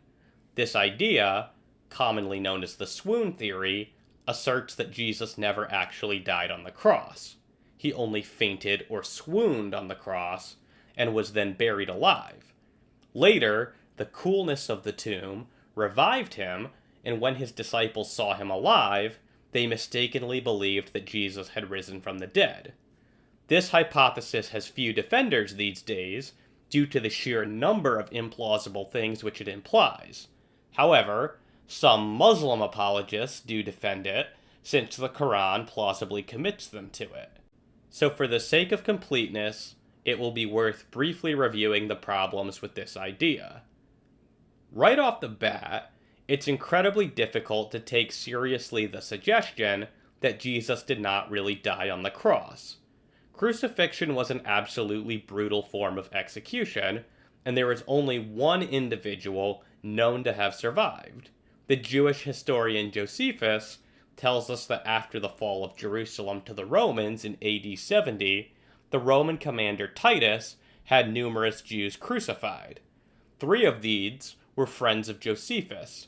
Upon his request, Titus had these 3 individuals removed from their crosses, and they were immediately given medical attention.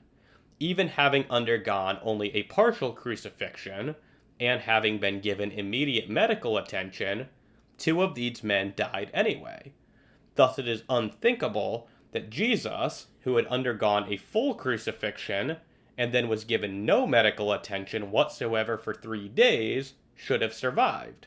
As Gary Habermas explains, in spite of being given Rome's very best medical care available, only one of Josephus's friends survived, even their shortened crucifixion. The other 2 died under the physician's hands. The point here is that besides this single case of a rescued crucifixion victim, we know of no other survivors of crucifixion in antiquity. But if general considerations aren't enough, recall that John tells us that a spear was used to make sure that Jesus was dead prior to his removal from the cross. What exactly should be made of John's statement that both blood and water poured from his side is unclear, but this at least potentially indicates a ruptured heart, which would remove all doubt about Jesus' death. And as Habermas points out, ancient sources report that occasionally a final stroke to crucifixion victims guaranteed their deaths.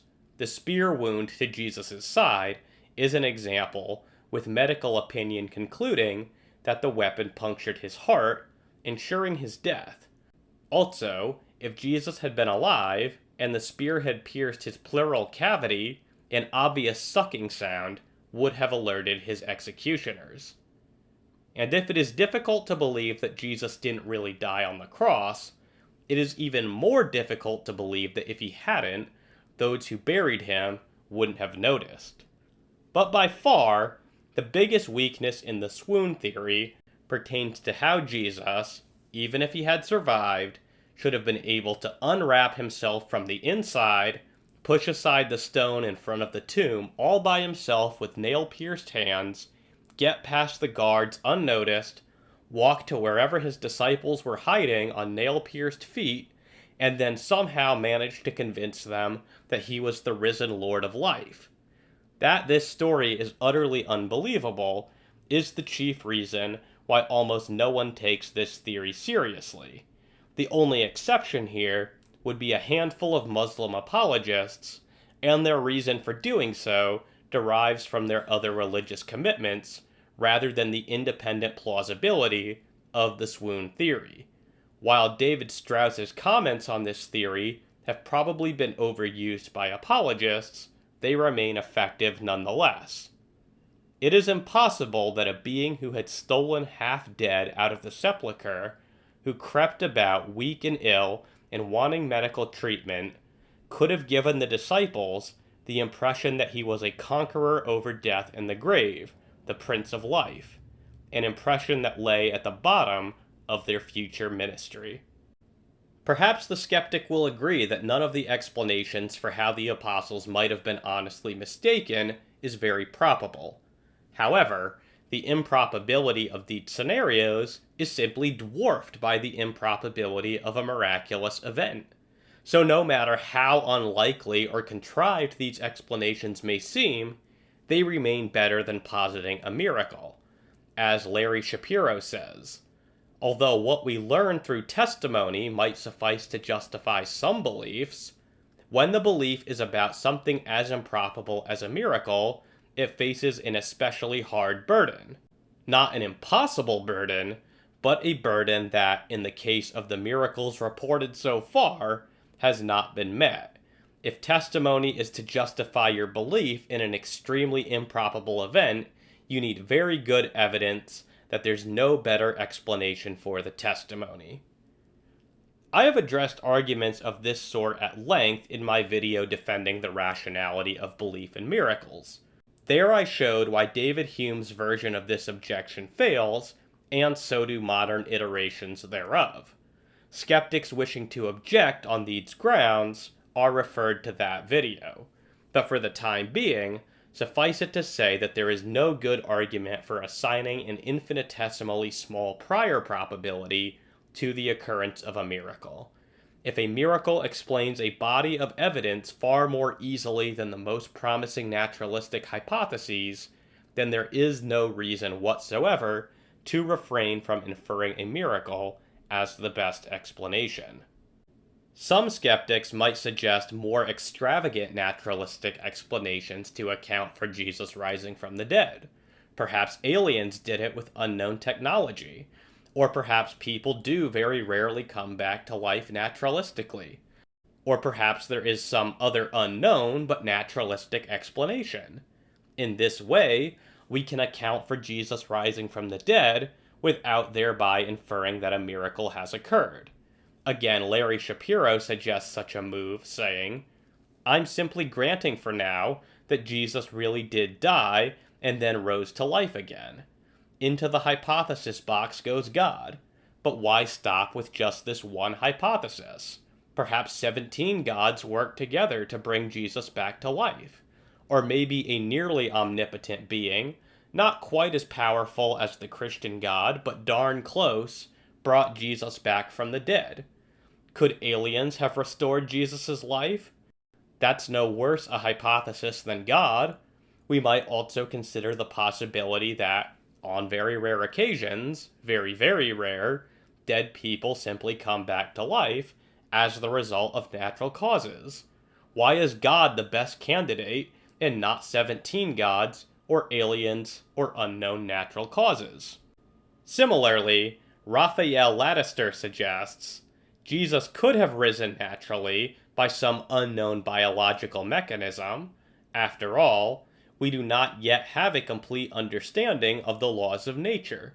Jesus may have risen naturally through the intervention of some sympathetic and non-divine alien. Jesus might have possessed a rare or even unique mutated gene which gives rise to resurrections or apparent resurrections. In other words, the hypothesis that Jesus was resurrected fails to answer the so what question concerning God's existence. For the purposes of this video, I am actually willing to grant Shapiro's and Lattister's point. This video is not necessarily arguing that Jesus rising from the dead was a miraculous event. It is more narrowly focused on justifying the proposition that Jesus did indeed rise from the dead. Whether or not this event qualifies as a miracle requires further argumentation. I think that this case can be made rather easily, and it is significant that there is not, so far as I know, any non-Christian who actually believes that Jesus rose from the dead naturalistically. As Timothy and Lydia McGrew observe, the resurrection is also positively relevant to Christianity. On any construal of Christianity worth the name, the assertion that Jesus rose bodily and miraculously from the dead is one of its core assertions. It is fairly easy to see that the probability that Christianity is true is greater given that the resurrection of Jesus occurred than it is otherwise on our present background evidence. And Andrew Loke adds, Jesus predicted that his violent and imminent death would be followed shortly afterward by God's vindication of him via resurrection. The occurrence of Jesus' coming back to life 3 days after his death by crucifixion, together with this context, demands an explanation. It is contrived to think that this event, out of billions of deaths which have occurred, happened as a scientific anomaly and is associated by chance with a person's claim to be divine and or with the person's prediction of it. But since in this video I am solely trying to show that Jesus did rise from the dead, and these sorts of appeals to unknown naturalistic explanations tacitly assume that Jesus did rise, these sorts of explanations from Shapiro and Lattister are not actually in conflict with the basic thesis of this video. They are simply offering an alternative explanation for how Jesus rose from the dead, rather than a rival theory which would suggest that Jesus did not rise from the dead. We can now confidently say that there is abundant reason to believe that the testimony bearing on the resurrection of Jesus is neither deliberately false nor honestly mistaken. As noted in premise 3, there are only 3 logical possibilities when it comes to credible testimony. It is either deliberately false, honestly mistaken, or it is true.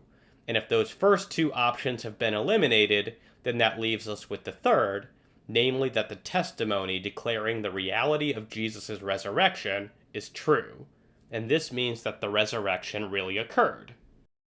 This concludes the positive portion of my case for the resurrection of Jesus. Throughout the remainder of this video, I will examine what several skeptics and critics of the case for the resurrection have to say in reply. By showing where their criticisms fall short, I hope that this will foster greater confidence in the positive case I have made for the resurrection. Perhaps the most influential contemporary critic of the case for the resurrection of Jesus is the New Testament scholar Bart D. Ehrman. While once an evangelical himself, he has since abandoned the faith and become one of Christianity's more notable critics over the past couple of decades. As such, no discussion of contemporary objections to the case for the resurrection would be complete without a discussion of Ehrman's objections. Ehrman has debated on the subject of Jesus' resurrection many times, and he has also written much on the subject as well. While a thorough examination would doubtless interact with the full range of material which Ehrman has written on the subject, for our purposes in this video, it will suffice to examine the most lengthy and developed treatment of Ehrman's case against the resurrection as presented in his book, How Jesus Became God. We can break Ehrman's case against believing in the resurrection into 3 basic objections. The first is that the resurrection, even if it occurred, cannot be known to have occurred via the historical method. The second is that the resurrection accounts in the Gospels are too contradictory to be depended upon. And the third is that the resurrection requires an empty tomb, but there was almost certainly no empty tomb because Jesus was almost certainly never buried in a tomb. Regarding my argument for the resurrection, Ehrman, like most of the other skeptics we will address, rejects the second premise, asserting the credibility of the Gospels as sources. I have already addressed Ehrman's general objections on this front in considerable detail in my video on Gospel authorship. Consequently, we need not rehash all of that here. Instead, we will focus upon Ehrman's 3-part case specifically against the resurrection. We turn first to Ehrman's claims that miracles like the resurrection lie outside of the range of what history can establish. As he says, "As a historian, I do not think we can show historically that Jesus was in fact raised from the dead. To be clear, I am not saying the opposite either, that historians can use the historical disciplines in order to demonstrate that Jesus was not raised from the dead. I argue that when it comes to miracles such as the resurrection, historical sciences, simply are of no help in establishing exactly what happened. This is a remarkable statement. We might wonder why Ehrman feels that the resurrection cannot be established by historical investigation. His answer is that historians are not allowed to make reference to miracles to explain things. As he says, the first thing to stress is that everyone has presuppositions. So let me stress that historians, working as historians, do indeed have presuppositions. On the other hand, some presuppositions are decidedly not at all appropriate for historians who want to establish what happened in the past. For presuppositions that the vast majority of us do not share, historical reconstruction cannot be based on them. Anyone who has these presuppositions has to silence them, sit on them, or otherwise squelch them when engaging in their historical investigations. The belief that a Christian miracle happened in the past is rooted in a particular set of theological beliefs. Without such beliefs, miracles cannot be established as having happened. Since historians cannot assume these beliefs, they cannot demonstrate historically that such miracles happen. So the reason why historians can't conclude that miracles have occurred, according to Ehrman, seems to be due to two considerations. The first is that historians are not allowed to adopt presuppositions which are not widely shared, and second, belief in miracles can only be accepted if one has presuppositions which are not widely shared. The first point seems a bit odd. If all other historians suddenly came to believe in Jesus' resurrection tomorrow, would this somehow obligate Ehrman to accept the resurrection of Jesus? It seems odd that Ehrman should be forced to change his mind if he wants to continue being a historian, based solely on the fact that everyone disagrees with him. Indeed, how is any progress to be made in history if everyone must simply constrain themselves to the presuppositions of most other historians? Ehrman's criterion here seems to make progress in historical investigation impossible. But the real difficulty for Ehrman lies in his second consideration. Why think that one can only conclude that a miracle has occurred by presupposing religious beliefs? This is precisely the point which resurrection apologists are challenging. The whole argument is that the resurrection is the best explanation of the historical evidence which can be established strictly using the tools of history. It would seem that Ehrman is placing the cart before the horse here. He would need to first show that the historical argument for the resurrection fails before he could conclude that one can't infer that the resurrection happened without depending upon a theological presupposition. It's possible that Ehrman is here expressing, in a very inept way, an objection to evidential apologetics popularized by Norman Geisler, according to which trying to establish a miracle without first establishing the existence of God is question-begging. As Geisler put it, the historical method alone is inadequate to establish the truth of Christianity or any other worldview purely on the basis of history.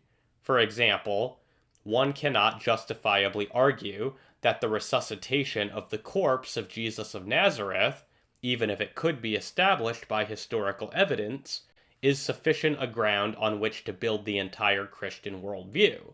It must be interpreted as a miracle, a supernatural event, in order to accomplish this task. But it cannot be a supernatural event unless there is a supernatural being, God, and to assume the existence of such a being begs the question. Or, to put it another way, one could not know that such an event was a special act of God without already knowing there was a God who could so act. So Geisler's thought was that God has to exist in order for miracles to be possible, and thus one has to establish that God exists before one can establish that a miracle has occurred.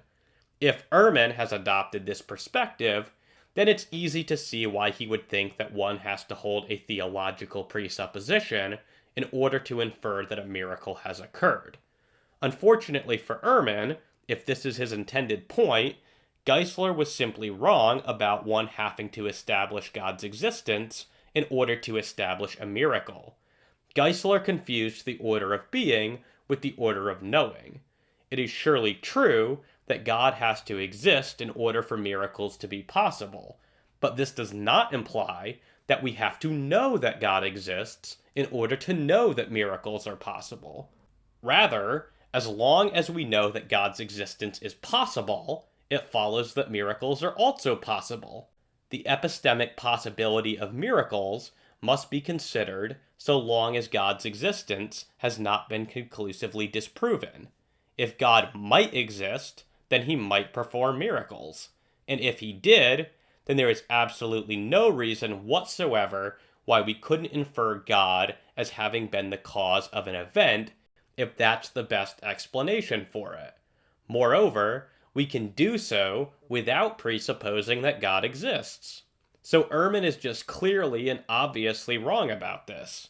As Robert Larmer argues, while it is true that once an event is described as a miracle, one commits oneself to the existence of God, this in no way prevents the event from functioning as evidence for God, since it is on the basis that theism provides the best explanation of the event that one is prepared to call it a miracle. To claim otherwise is analogous to claiming that a corpse, the existence of which is best explained on the hypothesis of a murderer, cannot function as evidence for the existence of a murderer. True, once the corpse is described as a homicide victim, one commits to the existence of a murderer, but this scarcely implies that the corpse cannot function as evidence of a murderer. Analogously, the fact that an event is described as a miracle scarcely implies that it cannot function as evidence for God. There is, therefore, no logical reason why events best understood as acts of supernatural intervention by God cannot be taken as providing evidence for God.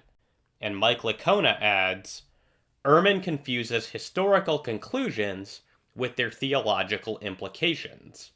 Most would admit that if Jesus rose from the dead, God is probably the best candidate for the cause.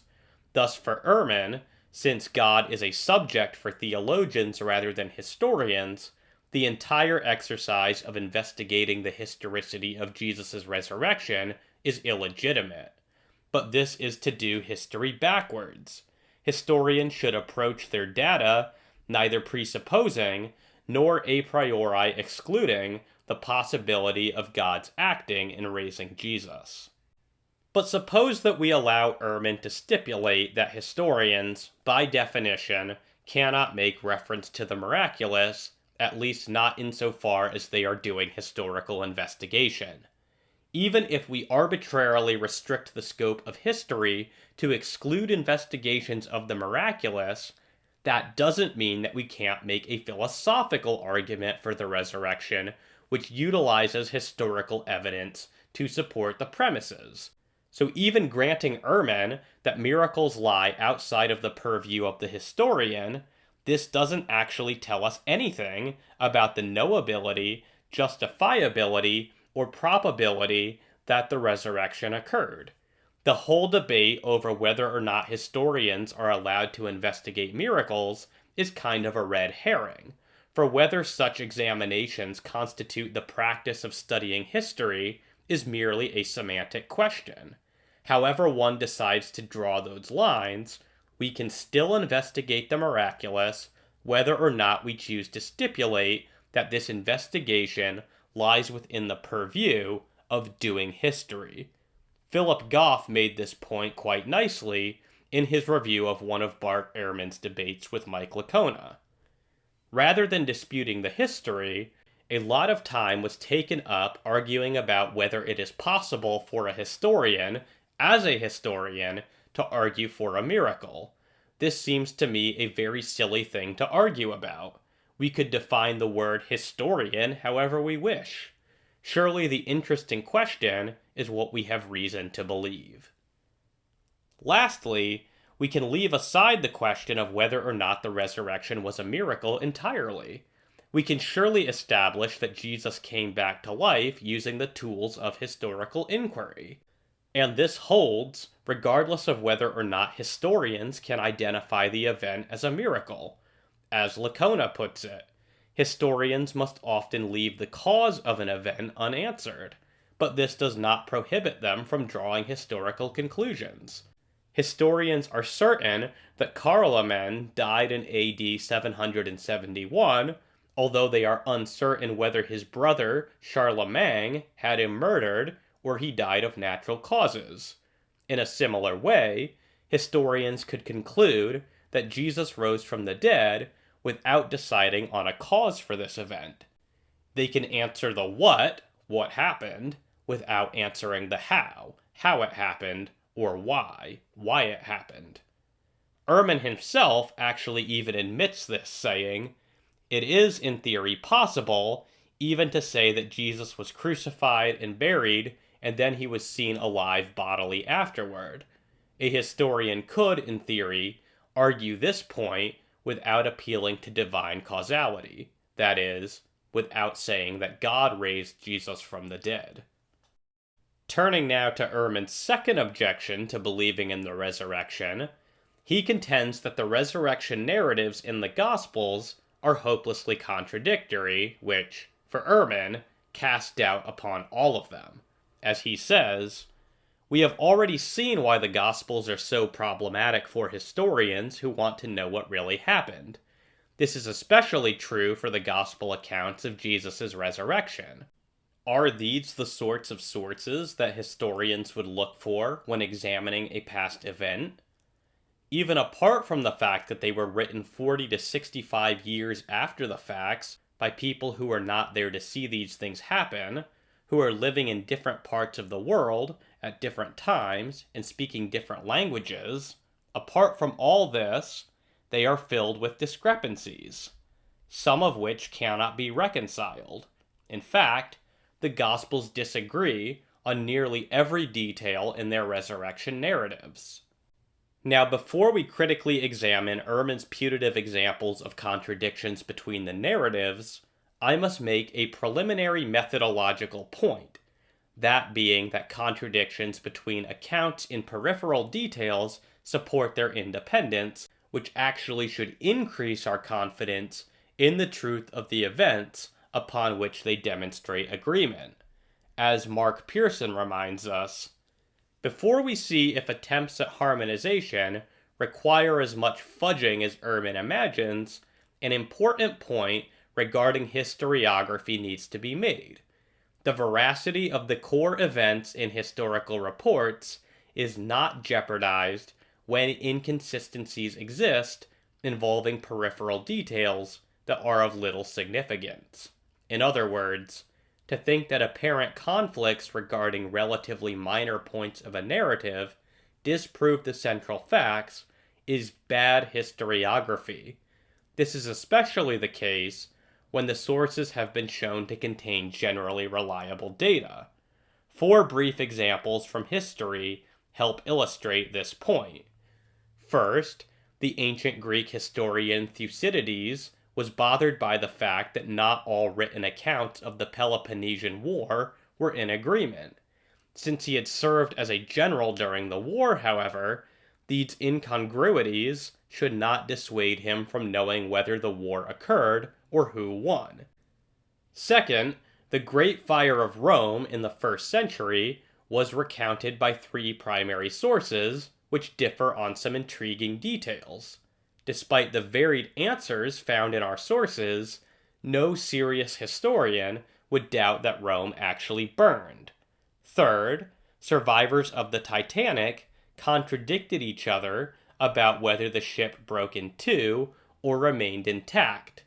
This may seem like a strange point of contention for eyewitnesses, but that the Titanic sunk was not disputed by anyone. Lastly, there is perhaps no recent historical event about which more disagreement exists than the death of President John F. Kennedy.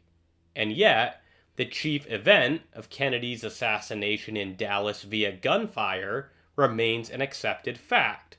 The same principle of historiography should be applied to the Gospels. Virtually every question Ehrman raises about discrepancies in the Easter narratives pertains to peripheral details, yet the core of each account lines up remarkably well with the others, thus strengthening their credibility on the central event of Jesus' resurrection. But what of Ehrman's specific examples? Is it even true that the resurrection narratives are as contradictory as he claims? Ehrman gives us a list of his best examples as follows. Read through the account and ask yourself some basic questions. Who was the first person to go to the tomb? Was it Mary Magdalene by herself, John, or Mary along with another Mary, Matthew, or Mary along with another Mary and Salome, Mark, or Mary, Joanna, and a number of other women, Luke? Was the stone already rolled away when they arrived at the tomb, Mark, Luke, and John, or explicitly not? Whom did they see there? An angel, Matthew, a man, Mark, or two men, Luke? Did they immediately go and tell some of the disciples what they had seen, John, or not, Matthew, Mark, and Luke? What did the person or people at the tomb tell the women to do? To tell the disciples that Jesus would meet them in Galilee, Matthew and Mark, or to remember what Jesus had told them earlier when they had been in Galilee? Did the women then go tell the disciples what they were told to tell them, Matthew, Luke, and John, or not, Mark? Where did they see him? Only in Galilee, Matthew, or in Jerusalem, Luke? There are other discrepancies, but this is enough to get the point across. This is a stock list of contradictions which are supposed to exist among the resurrection narratives of the Gospels. However, let us remind ourselves that a contradiction requires two mutually incompatible propositions to be asserted as true at the same time and in the same sense. For Ehrman's list of contradictions to be genuine, these examples must be asserting genuine incompatibilities. In this next section, I argue that they are not necessarily incompatible. This territory has been fairly well trodden by other apologists, so I will endeavor to be as brief as I can. First, how many women went to the tomb? The answer is that we don't know exactly how many, because none of the Gospels purports to be giving a full list. This fact also means that there isn't any contradiction here. A contradiction would only emerge if one of the Gospels claimed to be giving the entire list, and this list didn't contain some of the names on another list. Since this is not so, there is no contradiction. As Jake O'Connell puts it, no Gospel writer claims to give a complete list of the women who accompanied Mary Magdalene to the tomb. When, for example, Matthew says the other Mary accompanied her, that does not mean that the other Mary was the only other person who accompanied her, and so he does not exclude Salome or the unspecified other women mentioned by Luke, and the same is true for the other Gospel writers. Second, did the women witness the stone being rolled away from the tomb? Matthew would be the only Gospel which might indicate that the women witnessed an angel rolling the stone away.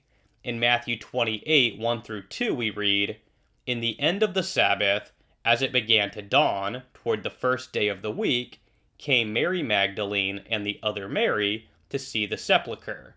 And behold, there was a great earthquake, for the angel of the Lord descended from heaven and came and rolled back the stone from the door and sat upon it."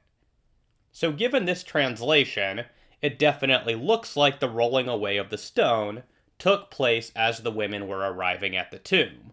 However, the main verb of the sentence, "there was a great earthquake," is in the aorist indicative. The aorist can be used in a pluperfect sense to describe background events. The pluperfect rendering would imply that the stone had already been rolled away by the time the women arrived. In fact, the NASB translates the verse in this way as a pluperfect, saying, "Now after the Sabbath, as it began to dawn, toward the first day of the week, Mary Magdalene and the other Mary came to look at the tomb, and behold, a severe earthquake had occurred, For an angel of the Lord descended from heaven, and came and rolled away the stone, and sat upon it. And this translation finds support in Matthew 14:3, where the same verb must be rendered in the pluperfect. Given that this translation is at least as plausible as the translation Ehrman prefers, we cannot say that there has to be a contradiction here. As John Wenham argues, on a superficial reading, it would seem that the great earthquake took place after the women had arrived, and that the guards lay prostrate on the ground while the angel delivered his message. But on deeper reflection, it becomes clear that it is unlikely that Matthew intended his readers to understand this. The suggested picture is an incongruous one. The guards lying about like dead men while the women approach the dazzling angel, while the angel delivers his message outside the tomb, while he brings the women into the tomb and instructs them there, and while the women rush out of the garden. It is better to suppose that, without spelling out the details, he intends his readers to understand that the soldiers left shortly before the women arrived. Often in the New Testament, the aorist tense needs to be rendered by an English pluperfect. So Matthew 28:2-4 could be inserted in brackets and translated with no impropriety, and behold, there had been a great earthquake. We may thus conclude that the earthquake took place before the arrival of any women, and that the terrified guards had already left by the time they arrived.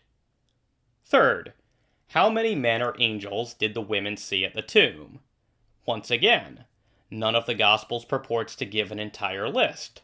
Presumably the angels are described as men in Mark and in Luke, because that is how they appeared. As Wenham says, although the figure is described simply as a young man, the whole scene is depicted as one of awe and fear, partly evoked by the nature of his white robe. He was a supernatural young man. In other words, he was an angel, depicted as all biblical angels are, not as a winged creature, but as a man. Moreover, it was not uncommon for ancient Jews to describe angels in this way. As O'Connell points out, that it is plausible Mark thinks the young man was an angel is clear from the fact that the ancient Jewish sources often conceived of angels as young men, and from the fact that the young man wore a white robe, which is the traditional garb of angels. Luke's mention of there being two of them entails that there was at least one, and this is all that Matthew and Mark's narratives require. Again, Wenham rightly says, it should be said once and for all that the mention by one evangelist of two angels and by another of one does not constitute a contradiction or discrepancy. If there were two, then there was one. When learned critics make heavy weather about the accuracy of such accounts, they lack common sense. And O'Connell further summarizes, Mark and Matthew do not say that there was only one angel. The fact that they only mention one angel does not mean that there were not two. Consequently, we are dealing with a difference here rather than a contradiction. Fourth, what did the angels tell the women? Did they tell them that Jesus would meet them in Galilee, or did they ask them to remember what Jesus had said to them in Galilee? I frankly don't see any reason why the angels couldn't have said both of these things. Again, this seems to be an example of a difference rather than a contradiction. And as Andrew Loke reminds us, differences are not the same as contradictions. Differences can be understood as complementary rather than contradictory. Fifth, did the women tell the disciples what they had seen or not? I think the answer is clearly that they did. Mark's reference to them saying nothing to anyone can perfectly sensibly be interpreted as Mark saying that they told no one on their way to tell the disciples. Such an interpretation is more than justified by context. As O'Connell observes, it is certainly plausible that when Mark says that the women said nothing to anyone, he means that they said nothing to anyone as they were on their way back from the tomb, but that they did say something to the disciples once they reached them. This is suggested by two facts. First, it is not likely that the women would disobey a command of an angel, and the angel had commanded them to tell the disciples. Second, earlier in Mark, there is a very similar verse in which Jesus tells the leper he has just healed, "Say nothing to anyone," but then says, "Go show yourself to the priest." Clearly the leper was only to say nothing to anyone on his way back, but once he reached the priest, he would have to say something. Sixth, did Jesus only appear to the disciples in Galilee or in Jerusalem? The answer seems to me that he appeared to them in both locations. According to Luke, the disciples did not believe the women until Jesus appeared to them at Jerusalem. Matthew doesn't tell us anything about what transpired between when the women told the disciples what they had seen and when they left to meet Jesus in Galilee. So a plausible reconstruction of these events would be that the women told the disciples what they had seen, the disciples did not believe the women until Jesus appeared to them at Jerusalem, after which they obeyed his command to go to Galilee and saw him there again. This can easily be seen as a case of Luke filling in some details which Matthew had left out. There is no necessary contradiction here. Moreover, it fits the known travel patterns for ancient Jewish pilgrims to Jerusalem. As O'Connell notes, appearances in Galilee, then Jerusalem, and then again in Galilee are exactly what we should expect if the disciples did what pilgrims to Jerusalem often did, go up to Jerusalem for Passover, then return to their hometowns, in the case of the disciples, Galilee, for about 40 days, and then return to Jerusalem for Pentecost. We would thus have no trouble postulating that there were appearances in both Galilee and Jerusalem, and that Matthew and Mark chose to relate only the appearances in Galilee, while Luke chose to relate only the appearances in Jerusalem. Indeed, given how elegantly my reconstruction of events has the movements of the disciples fit the known patterns for pilgrims to Jerusalem at this time, and given that this correspondence is not directly suggested by any of the Gospels themselves, but rather is demanded by a consistent reading of them, I think we are more than licensed in saying that my reconstruction is historically plausible. The correspondence confirms that this sort of movement on the part of the apostles would have actually happened. It is not just a case of finding a way to make the biblical texts consistent with each other.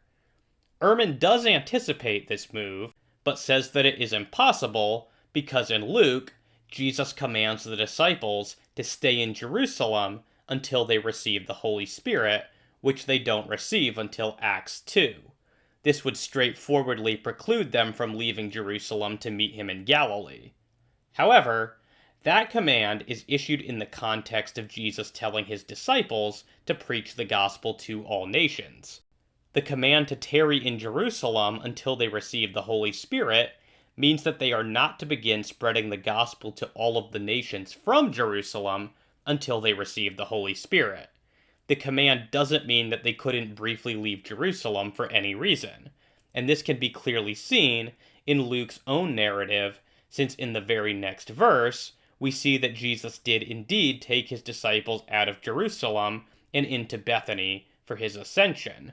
If we adopted Ehrman's wooden literalism to interpret Jesus' command to tarry in Jerusalem in verse 49, then we would have to conclude that Jesus was forcing his disciples to break his own command just one verse later. By contrast, my reading of this command makes perfect sense of Luke's narrative and context, while also rendering it consistent with Matthew's narrative. And even if we adopted Ehrman's hyper-literal interpretation, O'Connell suggests another possibility, saying, "It is not clear that the words of Jesus recounted in 24:49 were said on Easter Day, for it is plausible that these words are actually said 40 days after Easter, and thus after the Galilean appearance had already taken place. It becomes clear that this is a possibility once we realize that there is a time gap somewhere in between Luke 24:36 through 53. Luke seems to say in his Gospel that the ascension took place on Easter. Jesus ascends in 24:50 through 53, and this event appears to happen right after Jesus' words in 24:44 through 49, and those words appear to have been said at the time of Jesus' appearance to the 12 on Easter Day. But though all this seems to take place on one day, this cannot actually be the case. For in Acts 1, Luke tells us the ascension took place 40 days after Jesus' resurrection.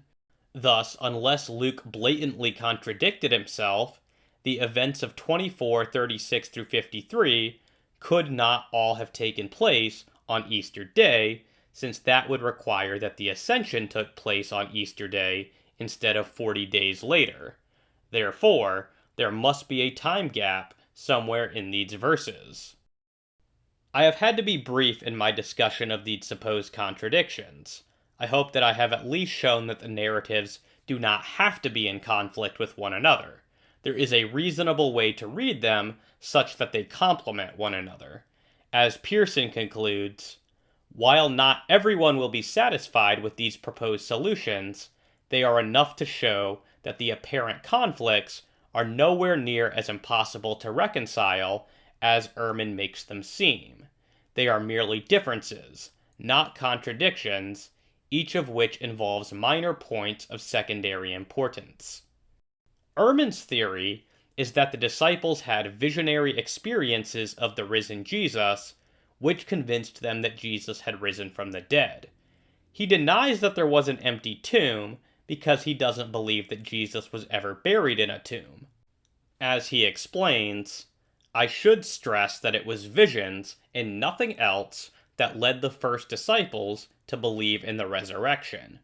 Frequently it is stated that a combination of things led to this faith, the discovery of the empty tomb and the appearances of Jesus.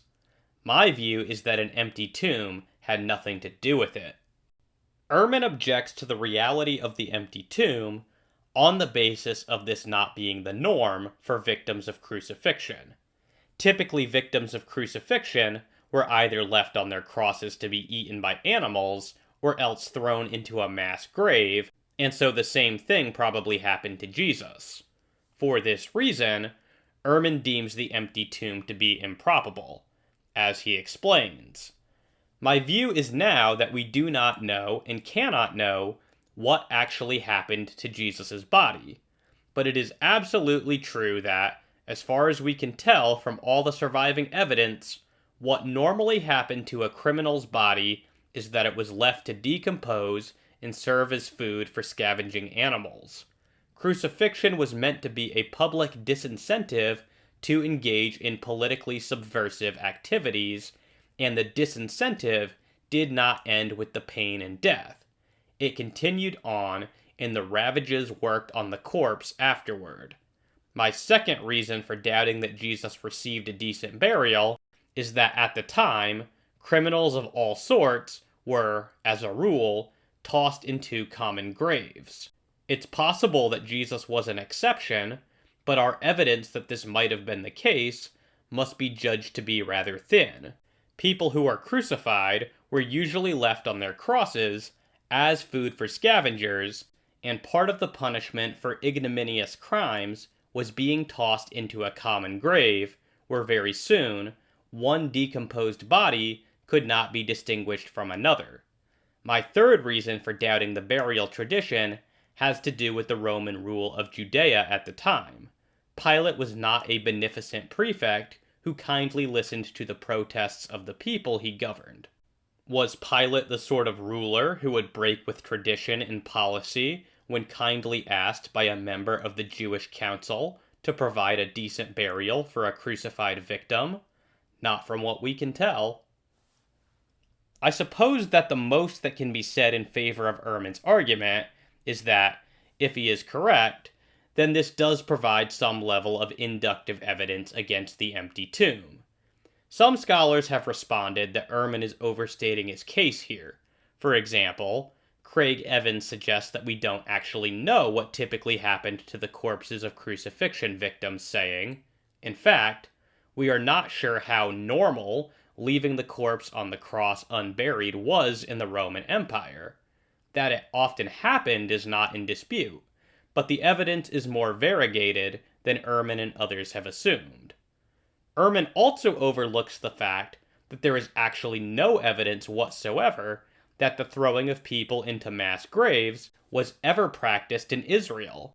As O'Connell points out, the evidence indicates that mass graves were a Roman phenomenon. Jews did not bury their dead in this way. There is no archaeological evidence for such graves in Israel, and no one has ever found any literary references to them.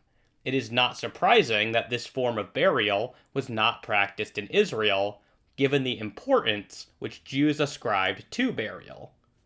Evans presents some examples of known crucifixion victims who were allowed a decent burial. This serves to show that Ehrman's general inductive argument against the burial of Jesus in a tomb is already pretty weak, since we independently know that what the Gospels say happened to Jesus is not without precedent. Evans gives an example from the writings of the Jewish historian Philo, saying, "An interesting passage that bears on this question is found in Philo in his account of the malfeasance and demise of Flaccus, the governor of Egypt.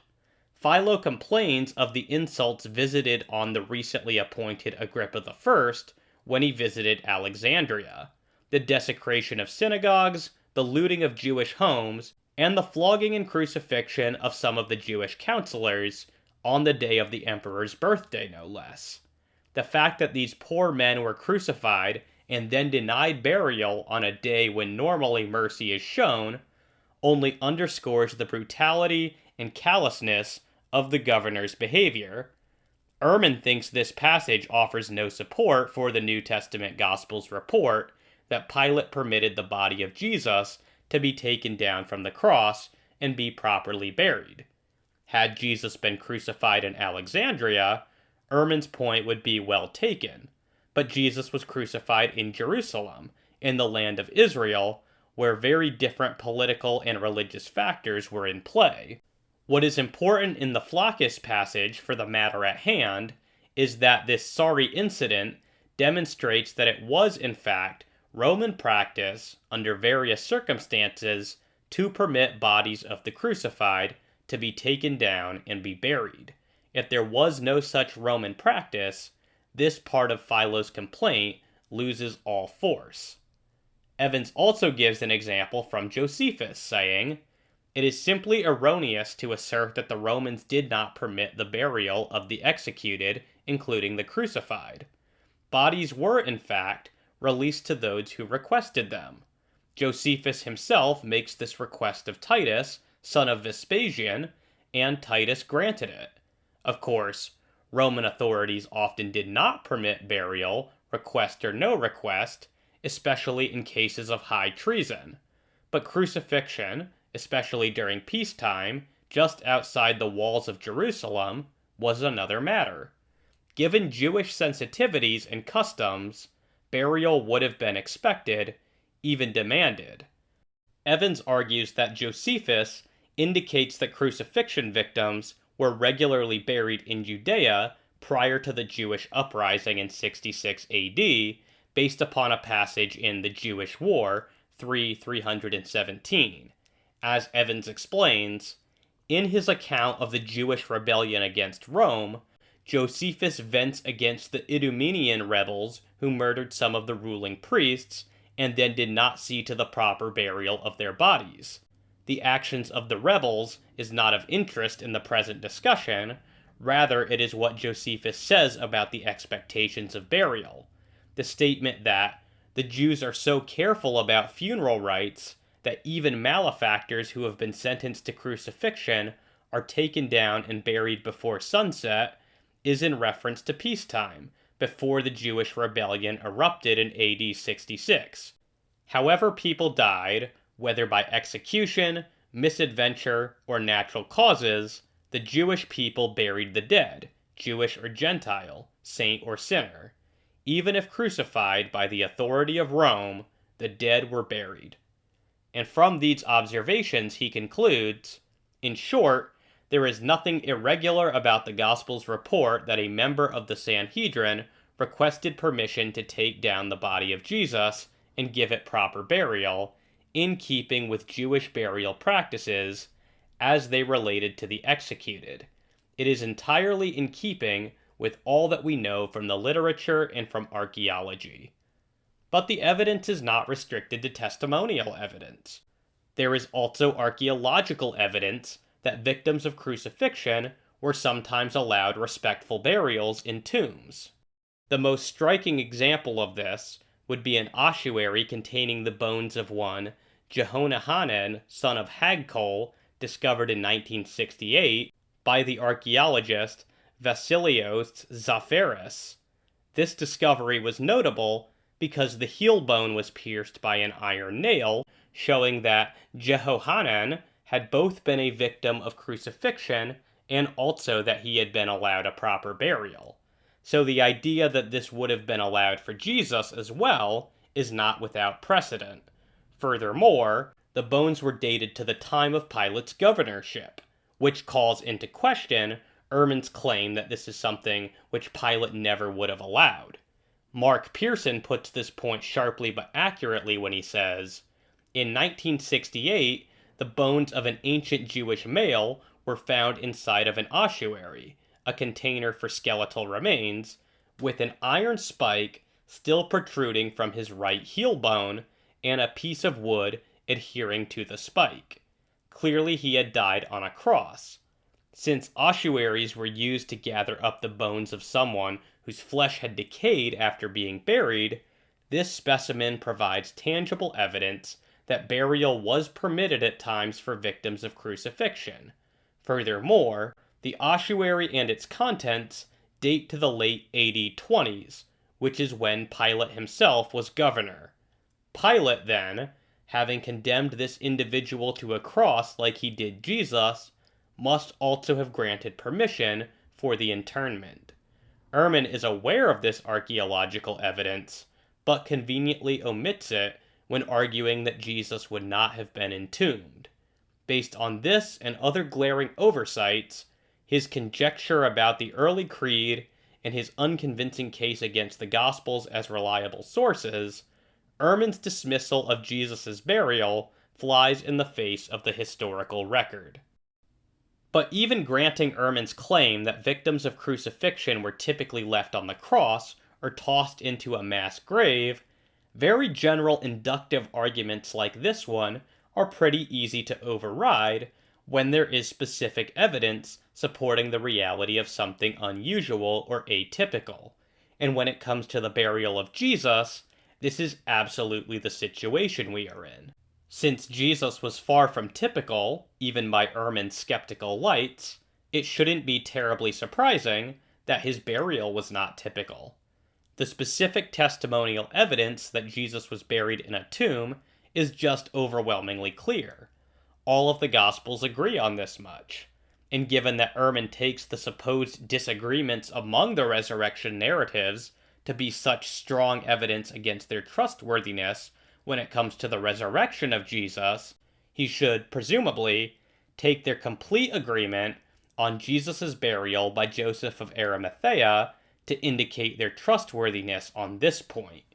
Jake O'Connell observes, "The empty tomb is attested by all four Gospels, which means we have four sources attesting to the event.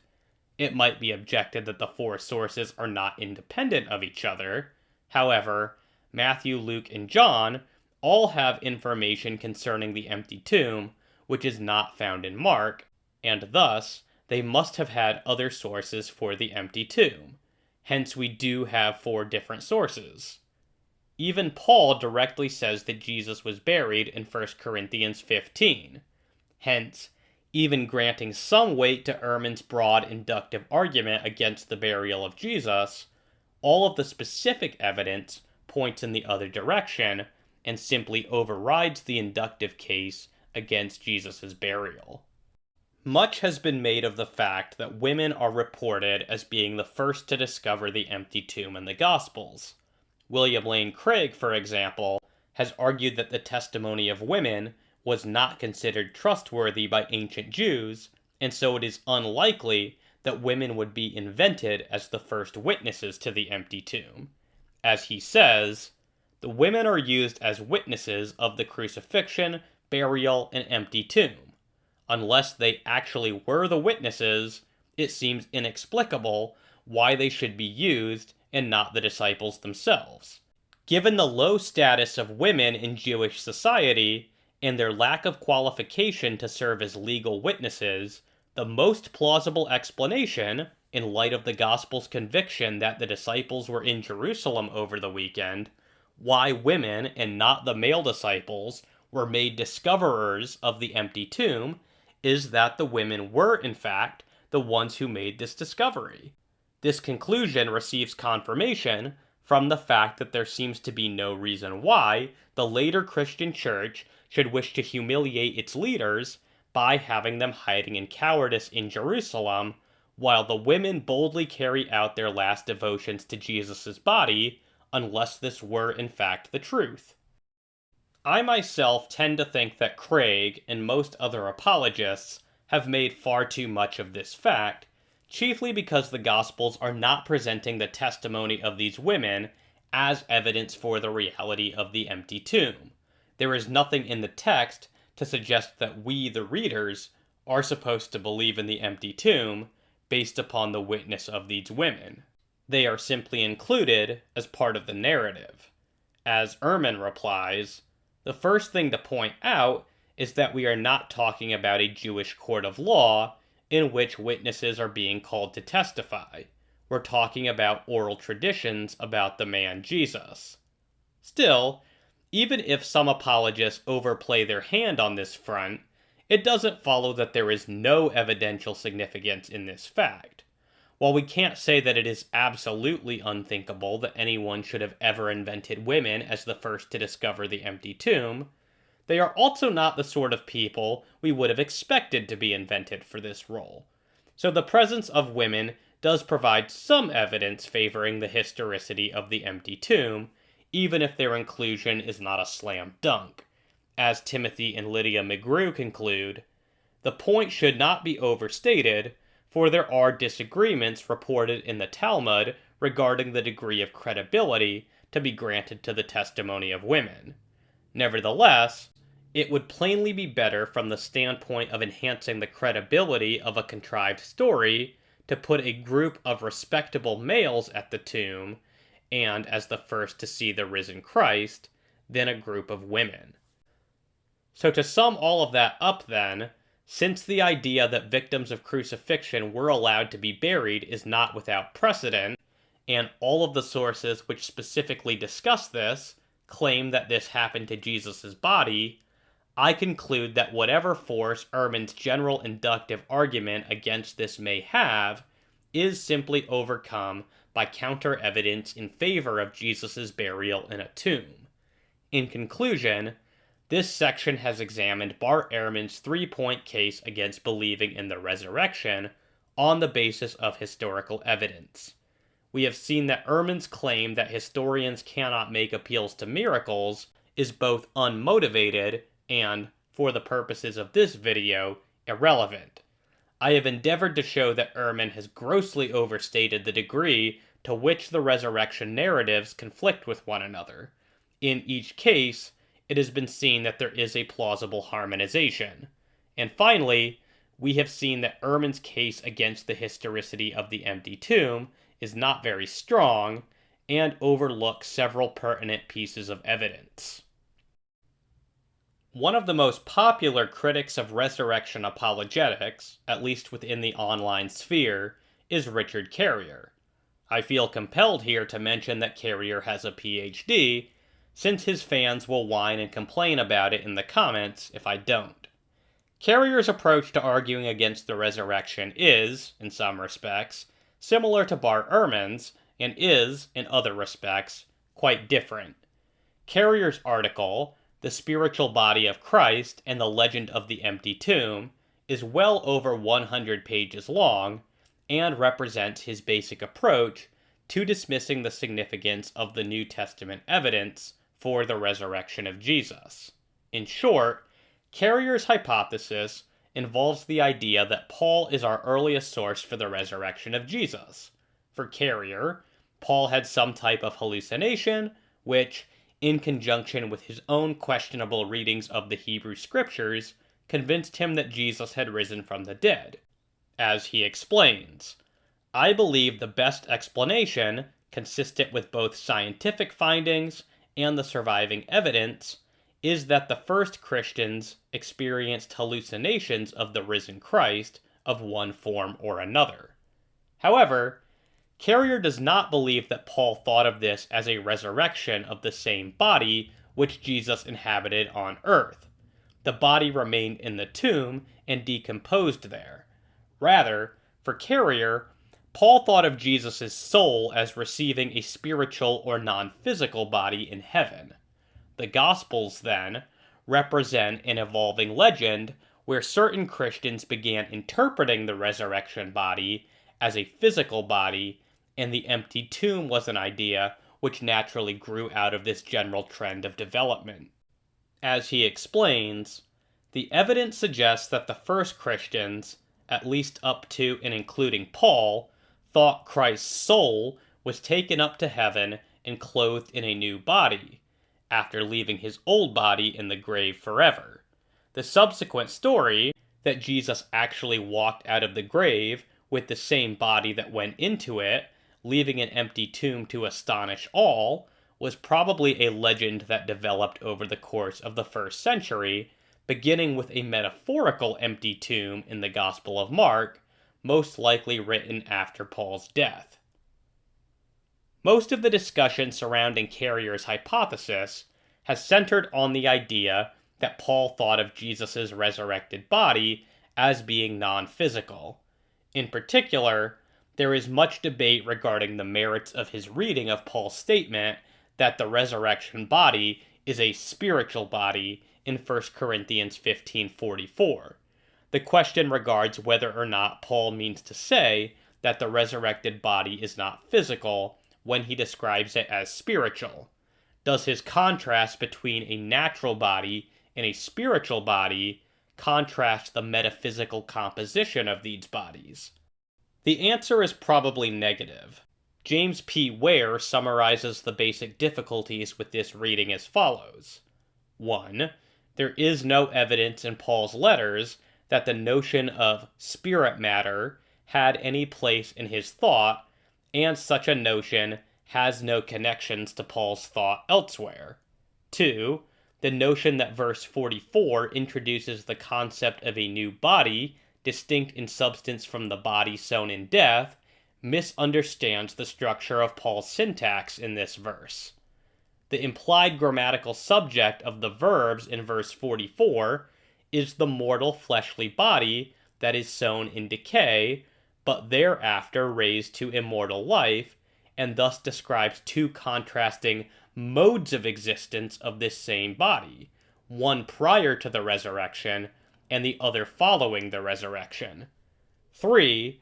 The understanding of this body as involving a body composed of spirit, distinct in substance from the fleshly body, entirely ignores the actual lexical meaning and usage within Paul and within the wider ancient world of the key terms in question. This view is thus routinely bedeviled by the gratuitous assumption that the contrast Paul draws in 1544 is that of flesh and spirit. Additionally, earlier in 1 Corinthians 2:14-15, Paul contrasted the natural man with the spiritual man, by which he seems to be referencing unbelievers and believers. Presumably, Paul is not intending to convey that believers have immaterial bodies simply because he describes them as being spiritual. As Mike Licona puts it, it is clear here that Paul is not contrasting physical beings with ethereal ones. Rather, he is contrasting those governed or animated by their fleshly and sinful desires and who think in accordance with the world's wisdom, with those governed by holy desires and heavenly wisdom centered on God. In other words, when employing the terms natural and spiritual, Paul is not referring to the substance of the old and new bodies, but rather their mode of existence. While I appreciate scholars like Ware and Licona, who have criticized Carrier's idea that Paul did not believe the resurrected body was physical, and I think that they are right that Carrier is misreading Paul, there is a serious risk involved in letting the debate focus on this point. That risk is that it lets Carrier choose the battlefield by giving off the impression that the case for the resurrection must be primarily based on 1 Corinthians 15. Since my preferred argument for the resurrection privileges the testimony of the Gospels, this affords me an opportunity to present another way of responding to Carrier's arguments, which is constantly overlooked and, in my view, much more robust. In addition to the heavy focus on Carrier's spiritual resurrection hypothesis, many objections to Carrier have focused on the adequacy of hallucinations to explain the resurrection appearances. For example, in his nearly 400-page critique of Carrier, S. Ross Hickling devotes more than 100 pages to objecting to the adequacy of hallucinations to account for the multisensory appearances of Jesus to multiple people at a time, and even to skeptical individuals like Thomas, according to the Gospels. As Hickling explains, in regard to the way in which Jesus Christ was experienced after his resurrection, in line with other religious traditions, if Jesus was experienced as a hallucination by the disciples, then he would have appeared in a glorious form. However, the risen Jesus Christ is nowhere depicted as having a glowing or grand appearance that those viewing him would be in awe of. Instead of this, it is observed that the appearance of Jesus in bodily form is altogether ordinary.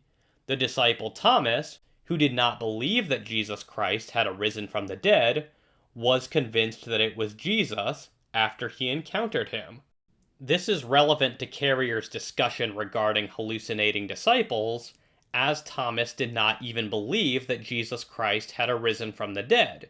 So if Thomas did not believe that the other disciples had seen the risen Jesus Christ already, then how would he be predisposed in a group setting to hallucinate the risen Jesus Christ? But for all the good points which Hickling makes, they are simply misplaced against Carrier. For Carrier does not grant that the resurrection appearances, as they are described in the Gospels, ever actually occurred. Those are not the sorts of appearances which his hallucination hypothesis is intended to explain. Rather, Carrier intends for hallucinations to partially account for the initial belief of Paul. Paul's resurrection experience is insulated from the sort of defense Hickling is offering, since Paul doesn't provide us with any details about what his experience was like. The Gospel accounts, in Carrier's view, are later legendary developments rather than the testimony of eyewitnesses. As he says, it is also possible that Matthew relates an actual hallucinatory experience, but we need not assume this. Either way, the passage offers no proof that Matthew's appearance tradition derives from any real encounter with a flesh and bone Jesus. The appearance tradition in Matthew is highly stylized. If Matthew is drawing on or reworking any actual appearance tradition, then the tradition contained no real support for a resurrection of the flesh. So having clarified what exactly Carrier's hypothesis says, we are better positioned to see which premise of my argument for the resurrection is targeted. Carrier, like Ehrman, objects to the second premise. He contests that the gospel accounts cannot be relied upon as evidence for the resurrection because they do not come from people who were in a position to know whether or not Jesus was physically raised from the dead.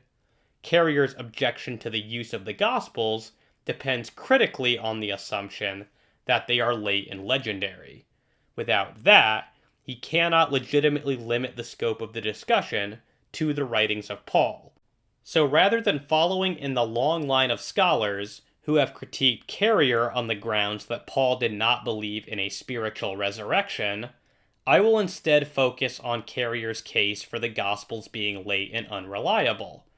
While I do think that Carrier is wrong in how he interprets Paul, this territory has been well trodden by others. By instead focusing on Carrier's attempts to remove the Gospels from the discussion, I will be able to pioneer a different sort of response to Carrier, and thereby contribute something original to the discussion. Carrier begins his discussion of why we should discount the Gospels from serious consideration by offering a scattershot of common skeptical objections pertaining to the sources of the Gospels. He writes, "In the generation after Paul, someone wrote what was probably the first ever account of the Gospel of Jesus Christ. Tradition has assigned that book to an unknown author named Mark, according to legend, Peter's scribe.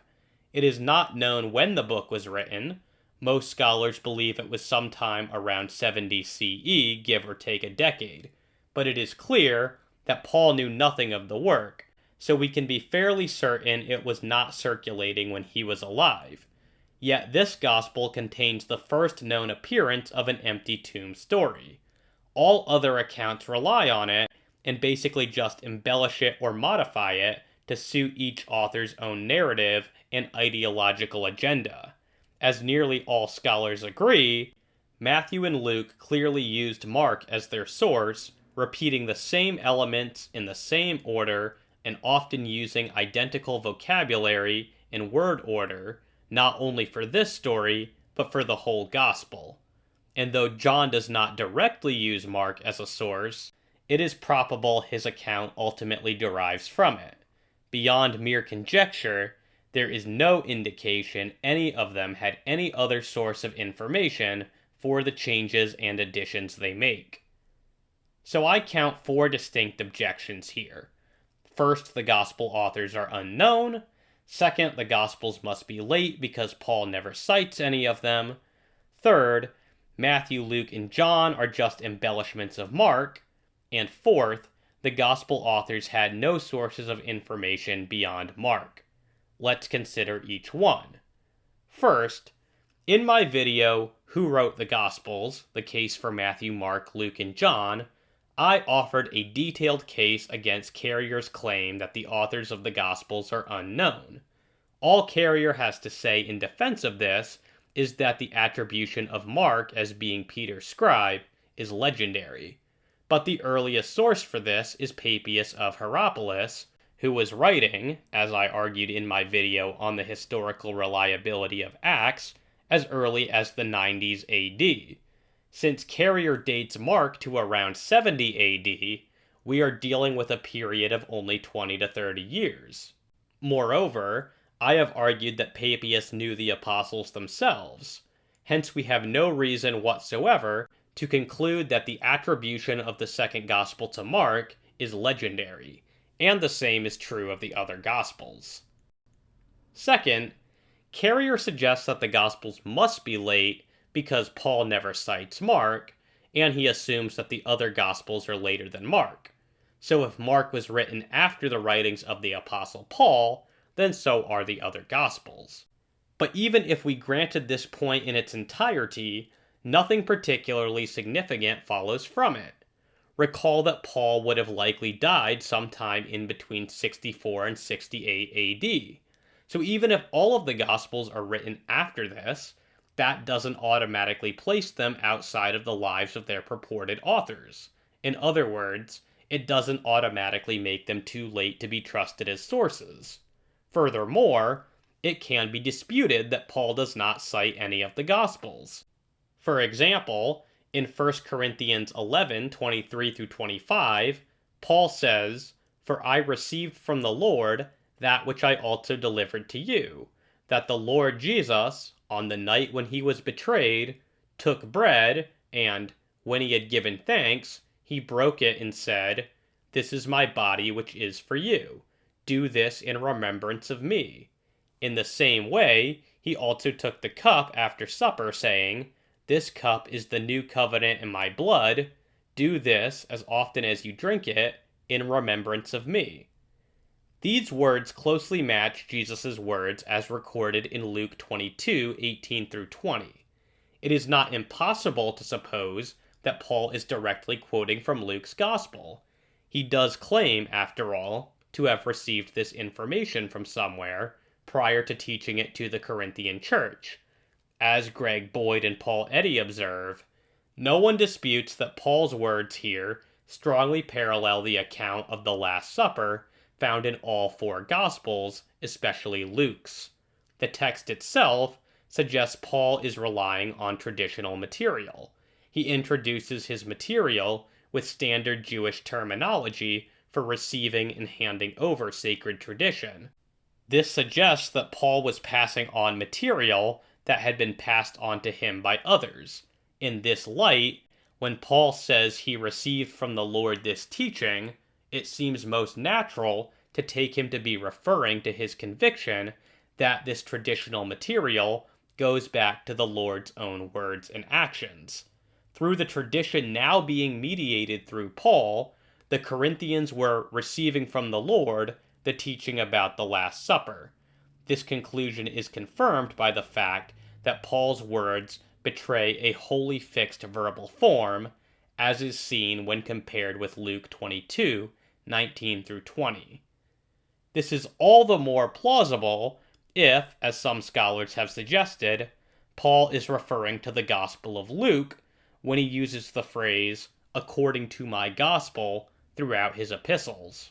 Since Luke is traditionally thought to have been a companion of Paul, and since I take the evidence to be strong that Luke authored the third gospel, there is a compelling alternative to viewing this connection between 1 Corinthians 11 and Luke 22 as a mere coincidence.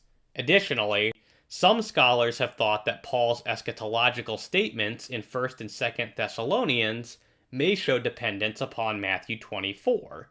Similarities in themes, as well as the phenomenon of distinctively Matthean vocabulary turning up in Paul here, are highly suggestive.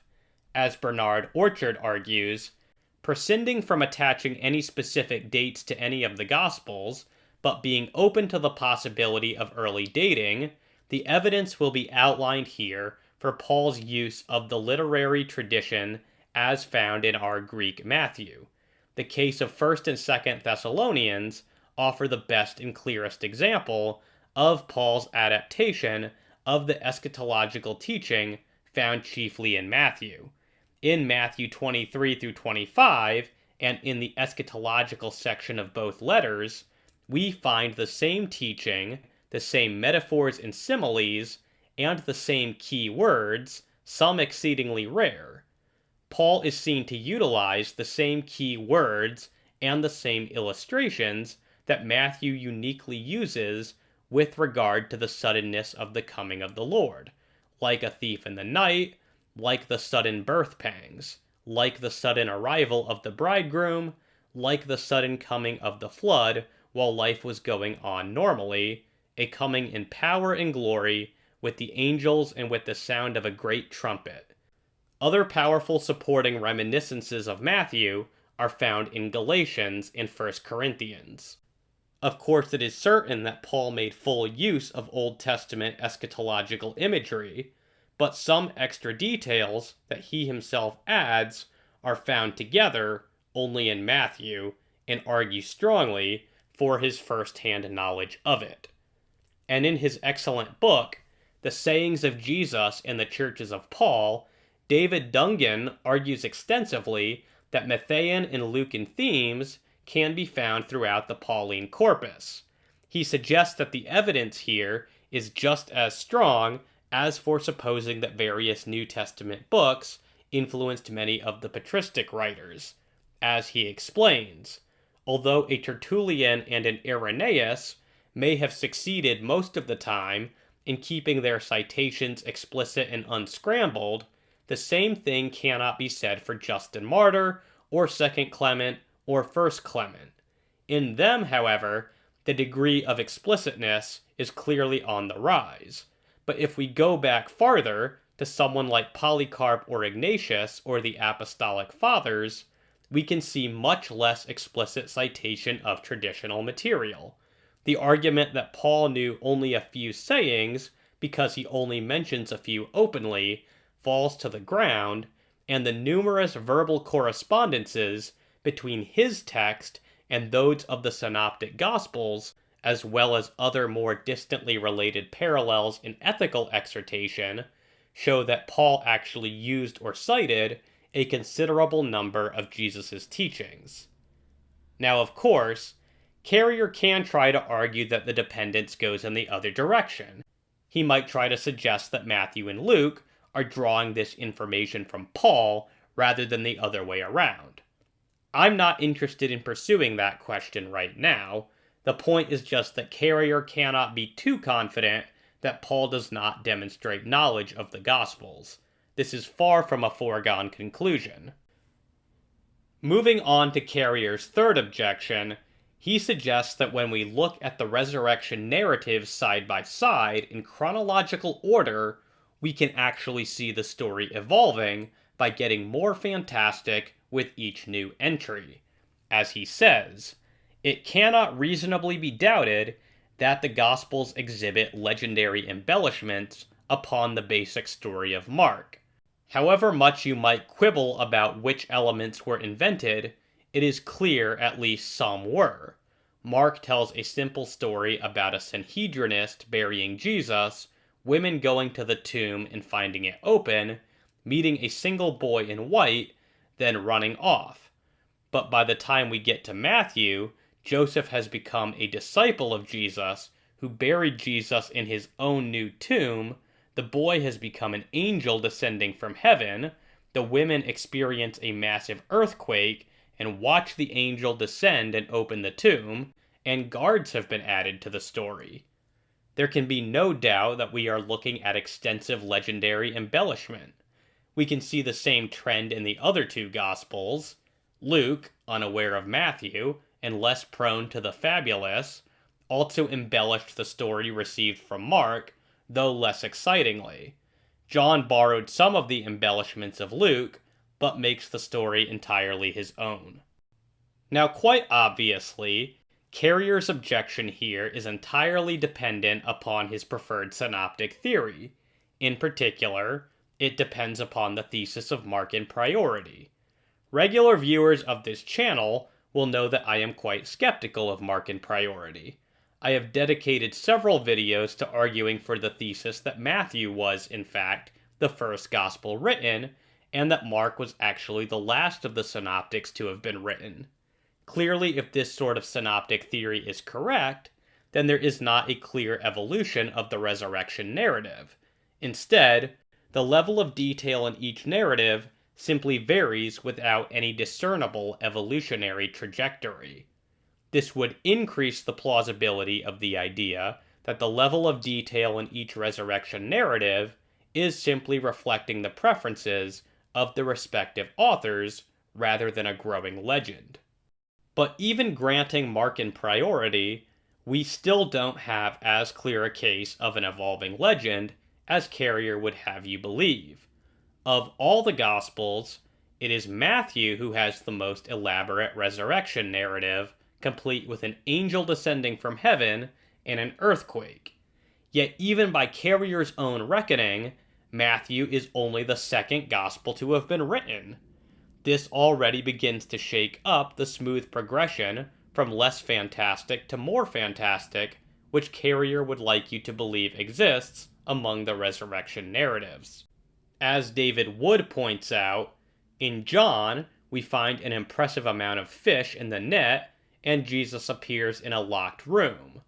Luke is more stunning, with Jesus vanishing instantly and later ascending into heaven. Matthew is the most spectacular, however. He records a violent earthquake, an angel grabbing the stone and rolling it back, and several dead people coming back to life and roaming the streets of Jerusalem. Notice that the pattern of evolution proceeds in exactly the opposite direction required by this theory. And Carrier's analysis ignores independent reasons to believe that the Gospel authors are at least attempting to be historically accurate. If these reasons are taken seriously, then this further increases the likelihood that we are dealing with different preferences of the respective authors rather than a growing legend. Turning now to Carrier's fourth objection, how can he possibly claim to know that the Gospel authors had no sources of information beyond Mark? This certainly assumes that Matthew and John were not written by apostles of Jesus who would have had their own experiences from which to draw. But Carrier has done nothing to argue against this. John, in particular, has a verse directly saying that it was authored by an apostle of Jesus in John 21:24. Carrier briefly addresses this by saying, John claims to derive from an unnamed eyewitness, but only in a section of his gospel that looks like it was added by a different author. Now, I actually agree with Carrier that John 21:24 probably was added by another author, likely Papias, shortly after John's own death, and I defended such a hypothesis in my video on gospel authorship. But that does not change the fact that the verse directly says that the gospel was written by an eyewitness. Carrier's implication seems to be that this statement cannot be trusted if it did not come from the author's own hand. I frankly find it doubtful that Carrier would believe John was authored by an eyewitness, even if John 21:24 were written by the same author as the rest of the gospel. In any case, this is, at the very least, evidence that the author of the fourth gospel did have access to information besides Mark. Minimally, this verse shows that the gospel was believed to have been written by an eyewitness from very early on. Carrier has not done anything to refute this. And then what about the Gospel of Luke? Luke is explicit in his prologue that he has used other sources. Carrier is well aware of this, saying, Luke does claim to have many sources, but does not say who or for what material, so this can be of no help here. But for Carrier to complain about the fact that Luke doesn't name his sources is to miss the point. Carrier's claim is that Luke has no access to sources beyond Mark for his resurrection narratives. This statement in Luke's prologue gives us at least some reason to believe that this is not true. Furthermore, Luke actually does tell us who his sources are, at least in a very broad way. He identifies his sources as being eyewitnesses. I would suggest that at least one of those eyewitness accounts is certainly the Gospel of Matthew. Later in the article, Carrier asserts his conviction that Matthew and Luke are independent of one another, saying, we can see the same trend in the other two Gospels. Luke, unaware of Matthew, and less prone to the fabulous, also embellished the story received from Mark, though less excitingly. It seems that in 2005, when The Empty Tomb was published, Carrier still affirmed something like the two-source hypothesis, where Matthew and Luke both independently used Mark, and a lost source called Q. However, Carrier himself has not been able to sustain this. For as of at least 2017, Carrier has defended the fairer hypothesis, which explicitly asserts that Luke knew Matthew's gospel. As Carrier says, what is simpler, that Matthew and Luke used two sources, one of whom we can only hypothesize the existence of, or that Matthew used one source and made the rest up, and Luke only used Mark and Matthew and made the rest up? The latter theory requires no ad hoc hypothetical sources. It relies solely on evidence and texts we actually have. It is therefore the much simpler hypothesis. And on top of that, it turns out, unlike evidence for Q, there actually is concrete evidence Luke copied Matthew. Carrier seems unaware of how this flies in the face of his explanation for how the resurrection narratives in the Gospels emerged. His acceptance of the fairer hypothesis undercuts his evolutionary hypothesis in at least two ways. First, It refutes his claim that Luke was not working from any sources besides Mark. It entails that Luke was using Matthew as well. And if, as I have argued, Matthew was authored by an eyewitness, then this should increase our confidence in Luke's assertion in his prologue that he obtained his information from eyewitnesses. For in the one case where we can confirm his source, we can confirm that it was an eyewitness. Second, the fairer hypothesis challenges Carrier's story about how the resurrection narratives grew with each subsequent installment. The earlier quotation, where Carrier expressed his prior belief that Luke was independent of Matthew, was intended to explain why Luke's narrative looked less fantastic than Matthew's. The explanation was that Luke just didn't know about Matthew's embellishments, but he was still embellishing Mark. However, now that Carrier has acknowledged Luke's dependence upon Matthew, this excuse is no longer open to him. He has to come to terms with the fact that, on his hypothesis, Luke had Matthew's greatly embellished version of Mark, and yet chose to tell a less embellished version of the story. Needless to say, this doesn't square well with his idea that the resurrection story just kept growing as time went on. To conclude, this section has reviewed Richard Carrier's case against the historicity of the resurrection. We have seen reason to doubt both his interpretation of Paul's doctrine of the resurrection, as well as his story for how the resurrection narratives within the Gospels came to fruition. Carrier does not justify his claim that we don't know who wrote the Gospels. There are reasons to suspect that he is wrong about Paul being wholly ignorant about the Gospel resurrection traditions. There are reasons to suspect that he is wrong about Paul being wholly ignorant about the Gospel resurrection traditions. His claim that the resurrection narratives can be seen as an evolving legend do not actually fit the pattern which we find among them, and his claim that the Gospel authors had no reliable sources of information is simply unsustainable.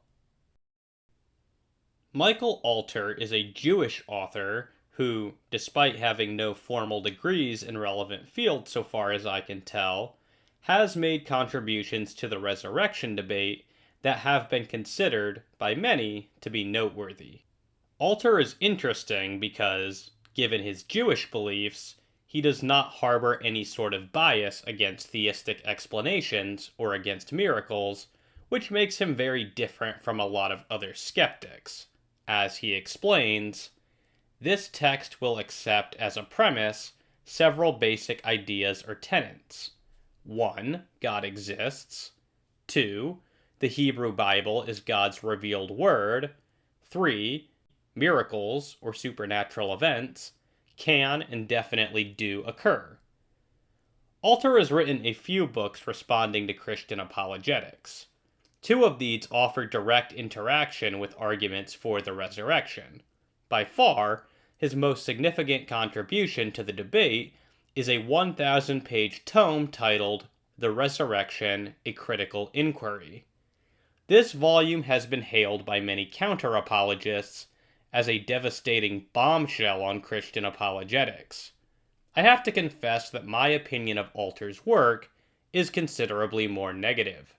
It is my opinion that Alter's book is sort of the counter-apologist equivalent to Gary Habermas's 4,000-page, 4-volume work on the resurrection. Despite having a lot of pages, both also have very little valuable information per page. Despite online apologists acting as though Habermas's volume is some sort of serious challenge for skeptics simply because of how long it is, there's nothing new or innovative in Habermas's overly long books. And similarly, despite online counter-apologists acting as though Alter's book is the death knell for the resurrection simply because of how long it is, there's nothing particularly challenging to be found here. In both cases, I strongly suspect that those who are most vocally championing these works by both Habermas and Alter have not actually read most of them. I, on the other hand, have read the 3 volumes of Habermas's book which have been released as of the time I am releasing this video. I have also read Alter's book on the resurrection, and I can confidently say that neither of them justify being this lengthy. Like the other skeptics we have engaged thus far, Alter rejects the second premise of my argument for the resurrection. He does not accept the credibility of the Gospels. As he explains, it is the position of this text that the Gospels are not a biography, and that they are not written to record history in the modern sense. These works were written approximately 30 to 70 years after Jesus' death, and many of the witnesses were dying off or dead. Therefore, the Gospels tell the story of Jesus for a generation who did not know any eyewitnesses or have access to first-hand accounts of the Jesus tradition. And why should we accept that the Gospels were written by people with no access to the real events? Alter's answer is less than satisfactory. Here's what he has to say. How do we know that the authors of the Gospels are anonymous? Because the topic of the Gospel's authorship is important, this text will cite numerous excerpts of relatively recent publications in the category of Introduction to the New Testament and The Origin of New Testament Manuscripts that challenges the position that the names penned to the 4 Gospels are authentic. Alter then goes on for the next 4 pages, offering quotations from several New Testament scholars expressing their belief that the Gospels could not have been authored by Matthew, Mark, Luke, and John.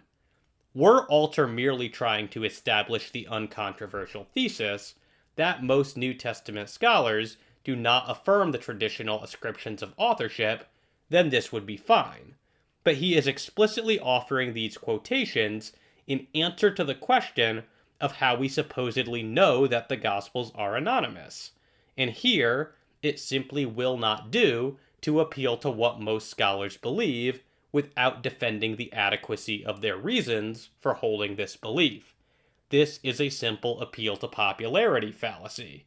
In my own videos on gospel authorship and gospel anonymity, I dealt with these scholarly arguments against traditional authorship in detail and showed why they fail. Alter's comments here do nothing to move the conversation forward. For a book of this length, it is disappointing how briefly Alter discusses this issue. Alter's book might have more appropriately been titled The Big Book of Bible Contradictions, for the vast majority of his book is merely dedicated to detailing supposed contradictions in the New Testament. Alter seems hyper-fixated on the task of disproving biblical inerrancy. His book takes great pains to detail 120 Bible contradictions. I give him credit for engaging evangelical attempts to resolve these contradictions, but it seems to me that his extensive critique of biblical inerrancy is out of place in a book dedicated to examining the resurrection of Jesus. One can, after all, reject biblical inerrancy and still affirm the resurrection of Jesus. Furthermore, Alter seems to misunderstand the doctrine of inerrancy as typically understood by Christians.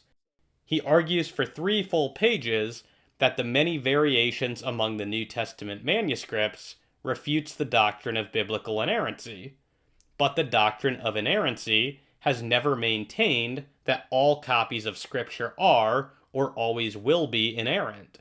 Rather, it claims that the original autographs were inerrant, and that Bibles today are only inerrant insofar as they reflect those original autographs. In my previous response to Bart Ehrman, I already addressed the most popular examples of putative contradictions between the resurrection narratives. Alter's book is largely a more comprehensive attempt at developing this general line of argument. Alter offers 120 purported contradictions within the New Testament. Obviously, I cannot delve into each and every one of them in this video, but more importantly, I don't really need to. Many of his examples, even if legitimate, seem irrelevant to the resurrection. For example, his 86th and 87th contradictions allegedly occur between Matthew and Acts, and his 120th contradiction allegedly occurs between the book of Galatians and Acts. But what exactly have these examples got to do with the resurrection? I would submit that the answer is precisely nothing. More importantly, Alter doesn't even seem to know what a contradiction is. To illustrate, consider his first example of a contradiction. Theologians, New Testament scholars, historians, standard reference sources, evangelicals, and even evangelical organizations are divided regarding the exact year Jesus was crucified and resurrected. It must be remembered that Christian apologists maintain that the year Jesus died and was resurrected is the most important and significant event in the history of mankind. Yet historians, scholars, and theologians alike cannot pinpoint when these two momentous events occurred. Apparently, our not being able to pinpoint the exact year of an event qualifies as a contradiction for Alter. Alter himself notes that the New Testament doesn't actually tell us the year of the crucifixion, other than that it took place within the tenure of Pontius Pilate. So how can there be a contradiction with respect to the year of Christ's death, something which entails two mutually exclusive affirmations, when there is no scriptural affirmation whatsoever regarding the specific year? Alter spends numerous pages explaining and critiquing different proposed years which Christian apologists and scholars have proposed as being the year of Christ's death. Perhaps what he means is that there are contradictory theories regarding the year of Christ's death. But if so, then so what? That's not a contradiction in Scripture, and it's certainly not an objection to the resurrection of Jesus. At best, all that follows from Alter's observations is that we can't say for sure which exact year Jesus died.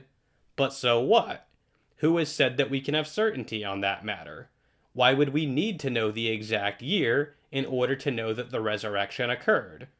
Alter's reasoning seems to be that since the death and resurrection of Jesus would be the most important events to have ever occurred, we ought to be able to know the year in which they happened. But it's simply not clear to me that we should be able to know that, and even less clear why knowing the year would be relevant to assessing the evidence for the resurrection of Jesus. Should we also expect to know what the exact world population was at the moment of the resurrection, just because it was the most significant event to have ever occurred?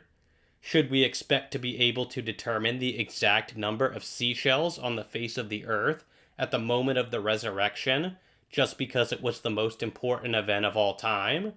No. Then why should we expect to know the exact year?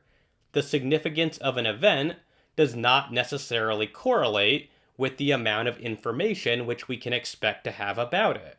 One would have thought that this was obvious. Taking his cue from Bart Ehrman, Alter also consistently blunders into the same mistake of assuming that differences are the same as contradictions. His second example of a contradiction regards the garments which the Synoptic Gospels claim that people were laying down in front of Jesus and the donkey he was riding to welcome him into Jerusalem. As he explains, prior to Jesus' entry into Jerusalem, Mark 11, 7-8, Matthew 21, 7-8, and Luke 19, 35-36 report that an unknown number of people laid down their hematia, in Greek, outer garments or clothing, on both the colt and on the ground for Jesus' donkey to walk on as it carried Jesus. In contrast, John omitted any reference to people laying down their clothing on the ground for Jesus. So what's the contradiction? Well, as best I can tell, it's supposed to be that the Synoptic Gospels mention the laying down of the garments, whereas the Gospel of John does not. I trust that it is obvious that this is not actually a contradiction. Contradictions take the form of an affirmation that P and not P are true at the same time and in the same sense. But John merely does not mention the garments. He doesn't deny that this happened, so where is the contradiction? Alter sort of anticipated this type of response earlier in part 1 of the book, but his preemptive response amounts to saying that if we would expect a gospel writer to include some details which are absent, then it still counts as a contradiction. As he explains, omissions can, at times, be considered contradictions when the missing material is highly relevant and significant. Numerous times, this text will present contradictions which fall under the Christian apologist's rubric of omission. But this is no response at all. Again, the necessary and sufficient condition for a contradiction is an affirmation of both P and not P. This is not present, indeed can't possibly be present, in a situation where certain details are simply not mentioned. Alter's response amounts to an admission that he has no idea what a contradiction actually is. Alter proceeds to argue against the plausibility of this event having ever happened, given that we can hardly imagine that these Jews were stripping down buck naked in public, and that they surely were not carrying extra clothing just for this event, since clothing was so expensive and hard to come by back then. As he says, the description of people laying down their clothing is dubious. First, either the 12 disciples or these non-disciples were literally stripping down to their undergarments and placing their clothing on the colt and on the road, or they were carrying an extra set of outwear for this specific purpose. Second, it must be remembered that in those days, people did not have numerous sets of clothes. Alter just doesn't consider the possibility that this is most likely a reference to people taking off their coats or outer tunics, as opposed to everyone stripping nude or down to their underwear. But more fundamentally, even if he's right that this event never happened, this doesn't establish a contradiction as he claims. Fictional events are not the same thing as contradictions. Timothy and Lydia McGrew rightly say, the number of alleged discrepancies in the Gospels is greatly exaggerated by a free use of the argumentum ex silentio. If an author does not mention some piece of information, it is too often assumed that he was unaware of it, or even that he positively believed the contrary. Such arguments from silence are pervasive in New Testament scholarship, but they are tenuous at best. By such reasoning, we can easily find contradictions even in the writings of one and the same historian, as when Josephus mentions facts in his Antiquities that we might have expected him to repeat in his Jewish wars. When we extend it to the comparison of multiple authors who treat of the same subject, the results are ridiculous. The moral to be drawn is that it is a risky business to speculate upon the motives of authors for including or omitting various facts. It's also unclear what bearing Alter's second example of a contradiction has on the resurrection of Jesus, since Alter isn't all that clear on what the significance of his list of 120 contradictions is in the first place. Is he targeting the minimal facts argument, where gospel reliability doesn't factor into the argument anyway? If so, why bring up contradictions at all? Is he targeting the maximalist approach? If so, then why has he completely ignored the positive arguments for gospel reliability? And why aren't the most prominent contemporary proponents of this approach so much as cited or mentioned? The book often reads more like a 1,000-page stream of consciousness rather than a well-thought-out case against the historicity of the resurrection. The vast majority of the supposed contradictions which Alter cites can be explained by recourse to the differing perspectives of the eyewitnesses or the differing preferences and emphases of the different gospel authors. As N.T. Wright says, the stories exhibit exactly that surface tension which we associate not with tales artfully told by people eager to sustain a fiction, and therefore anxious to make everything look right, but with the hurried, puzzled accounts of those who have seen with their own eyes something which took them horribly by surprise, and with which they have not yet fully come to terms. Alter replies to remarks like Wright's by saying, "The shortfall with this Christian apologetic is that 1. Not all the writers were eyewitnesses to the account, 2. The narratives were written approximately 30 to 70 years after the events, 3. At least Luke admitted in his preface that he was reporting hearsay, 4. The writings are believed to be the result of an evolving oral tradition, and 5. The writings are biased, written to evangelize and spread their theological propaganda."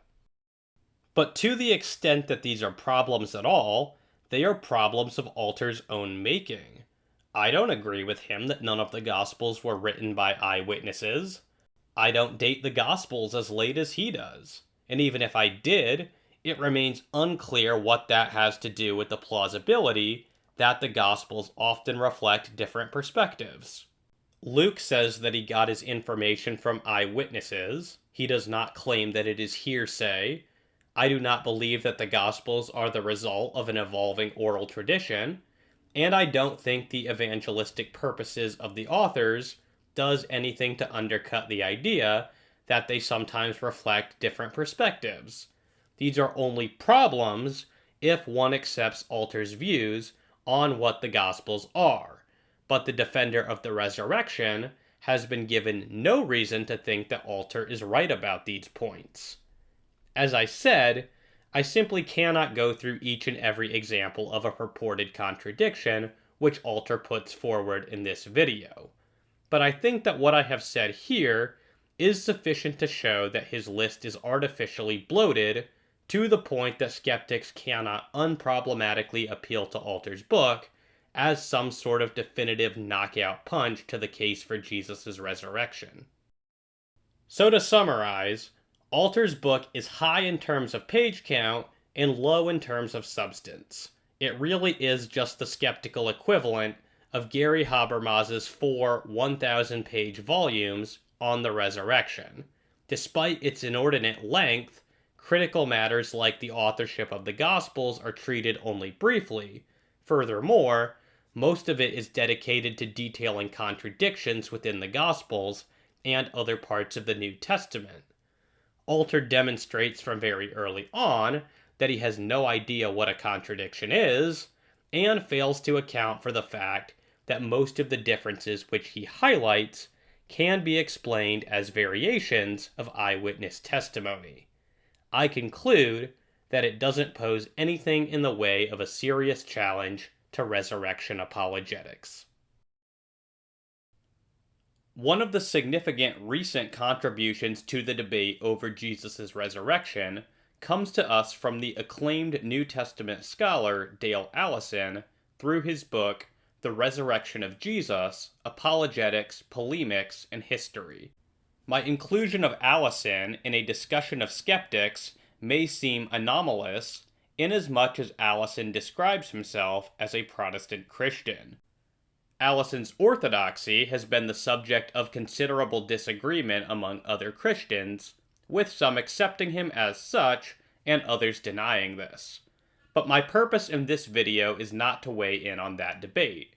I have included a discussion of his work on the subject since, despite describing himself as a Christian, his book is very skeptical of apologetic efforts to show that Jesus was raised beyond all reasonable doubt.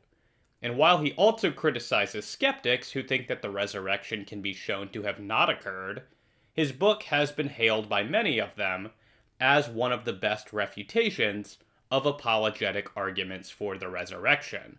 Thus, because of the significance which Allison's work is deemed to have for the resurrection debate, it merits some discussion in this video. Frankly, it's a bit odd reading Allison's book as someone who defends a maximalist argument for the resurrection of Jesus.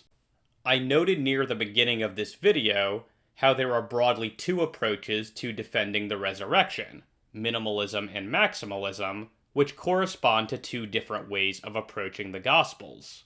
The maximalist approach considers the Gospels as holistic sources of information and tries to assess the credibility of these sources by attempting to link them to the original apostles. Allison has drunk deeply of the cup of bad habits which permeate modern New Testament studies. Among those bad habits is the rejection of approaching sources as unified wholes, the overall reliability of which can be assessed as such. Instead, he buys into the assumption that the Gospels are mixtures of both history and legend. So the task of the New Testament scholar is to try to determine which parts of the narrative can be relied upon and which parts cannot. This way of treating the Gospels is completely different than how they are treated in my argument. In many ways, Allison's book is a great catalog which demonstrates the many problems which plague contemporary New Testament studies, as the plethora of logical fallacies which are so deeply entrenched within this discipline are on full display. For example, when discussing the appearance of the resurrected Jesus to Mary Magdalene, Allison suggests that John's account may be dependent upon Matthew's account, and if this is so, Allison claims, then Matthew must be the only source for this appearance, and John can be discounted as being an independent source. As he says, the issue is John, which a few take to be dependent exclusively on Matthew. If John does nothing but rewrite Matthew, then the latter would be our sole source for Mary's Christophany. The problem is that it simply does not follow that literary dependence precludes the having of independent sources of information. It is entirely possible that the author of the fourth gospel should have depended upon Matthew's gospel literarily and still also had independent access to additional sources of information. Allison likewise concludes that the presence of apologetic glosses within the Gospels licenses the inference that the apologetically significant material is fictional. But obviously a detail can be included in a narrative both because it is apologetically useful and also because it is historical. Arguably, the former depends upon the latter. Similarly, Allison concludes that Matthew's story of the saints rising in Jerusalem is certainly not historical. He refers to it in other writings as a fiction and as a tall tale. How does he know this? According to him, this is because no other sources report it. As he says, Wright's half-hearted argument arrives at no firm conclusion. In historical terms, there is no way of finding out whether Matthew's little story mirrors an event of the past. My verdict is different. We can be almost pontifical here. Matthew 27:51-53 recounts a miracle unsurpassed anywhere else in the Gospels or other books of the Christian scriptures. Indeed, if it happened, it is the most amazing event of all time. But it did not happen.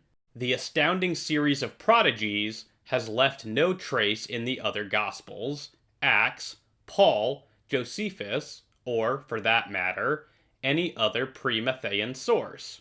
It stands alone, half a century or more after the incredible events it reports. The key problem here is that this is a blatant argument from silence, and as I explained in my video, were the Gospels originally anonymous, arguments from silence are seriously problematic. We simply have far too many examples of ancient sources remaining silent with respect to significant events which we independently know to have occurred.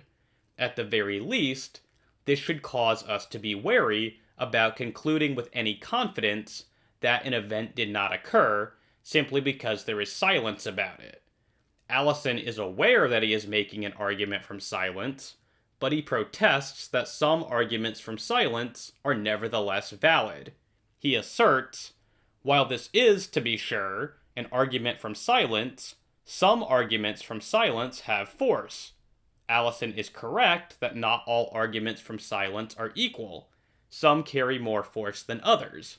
However, they only carry force when some fact or facts about the silent source generates the expectation that the silent source would have mentioned the event if it had occurred. Unfortunately for Allison, it's fairly easy to think of a reason why Mark, Luke, and John wouldn't have included the story of the raising of the saints. It's not directly relevant to Jesus' story. It's not a miracle which Jesus performed. And since the Gospels are primarily focused upon telling Jesus' story, it's not at all surprising that they wouldn't have included it. Furthermore, it's not even necessarily true that Matthew is the only source which mentions the resurrection of the saints.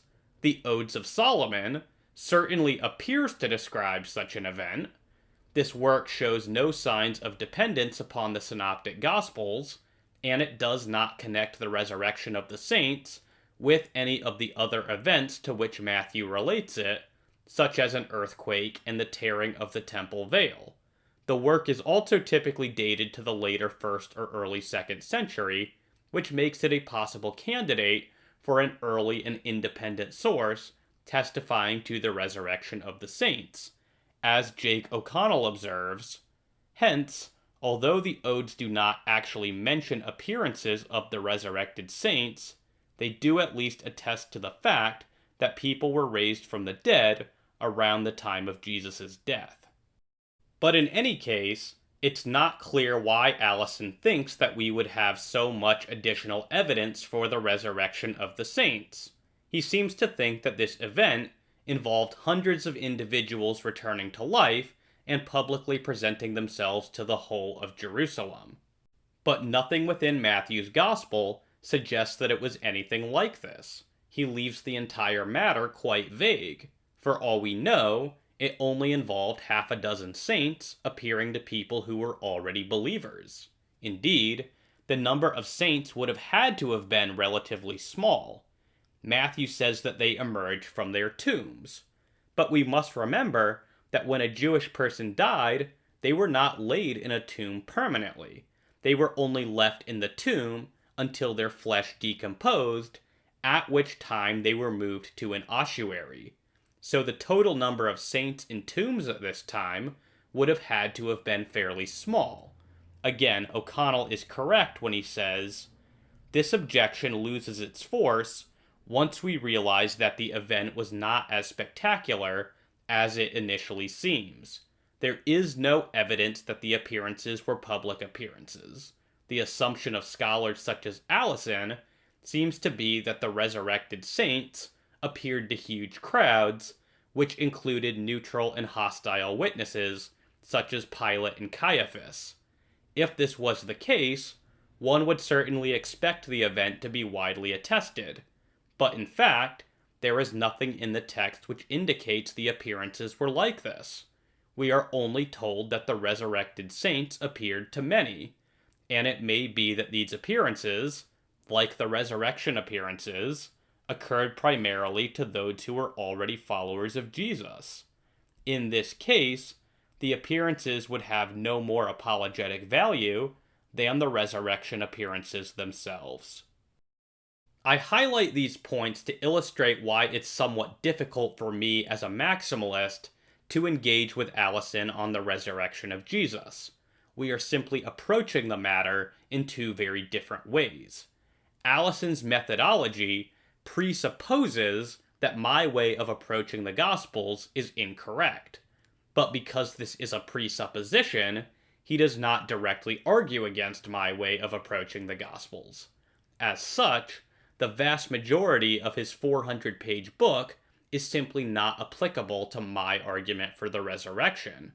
Our starting points are just so radically different that we would have to engage in a deeper debate pertaining to our overarching methodologies before we could have a substantive debate over the particulars.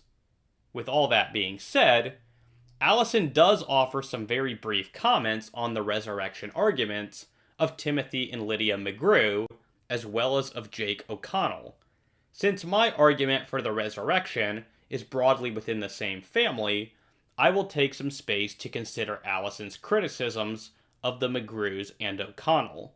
Regarding O'Connell, Allison writes, "O'Connell, in order to arrive at odds of a quadrillion to 1 in favor of Jesus' resurrection, needs to establish that the Gospels are generally reliable. This task involves defending the historicity of the resurrection of saints in Matthew 27 and ironing out even minor discrepancies among the Gospels. Not only will his argument sway none save those already swayed, but one is puzzled as to why anyone who swallows the camel of Matthew 27 with its resurrection of many should strain at the gnat of Mark 16 with its resurrection of one. Indeed, the Gospels are so steadfastly factual for O'Connell that one wonders why he needs anything more. If all the relevant texts are literally true down to their details, the orthodox conclusion would seem to be inevitable.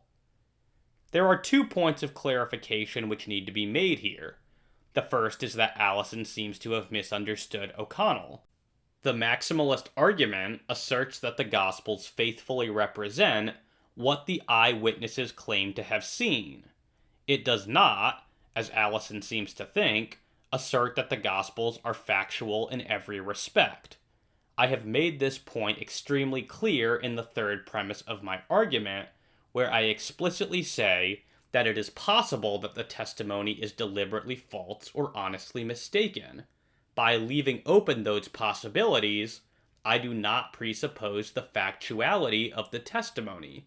The truth of that testimony remains to be revealed by the excluding of those other possibilities.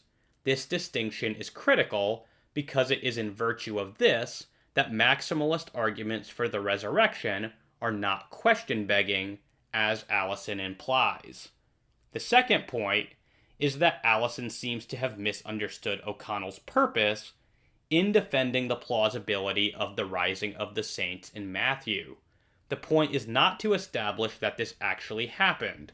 The point is to undercut the idea proffered by scholars like Allison that it is just absurd to believe that this event could have happened. If Matthew made it up, then we would have reason to question the thesis that Matthew's gospel represents a faithful account of what the original eyewitnesses claim to have seen. O'Connell is trying to take that objection off the table, and so he defends the rationality of believing that this event might have happened. This is all that the maximalist needs to defend. Allison is guilty of a very serious misunderstanding of the maximalist case for the resurrection, and his critique of O'Connell puts that misunderstanding on full display.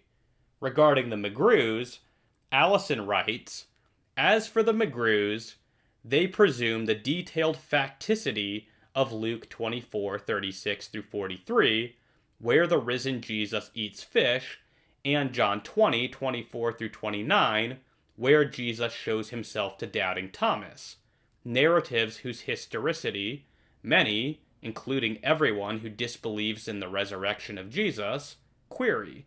Perhaps it would be instructive were someone to apply Bayes' theorem to other astonishing religious claims.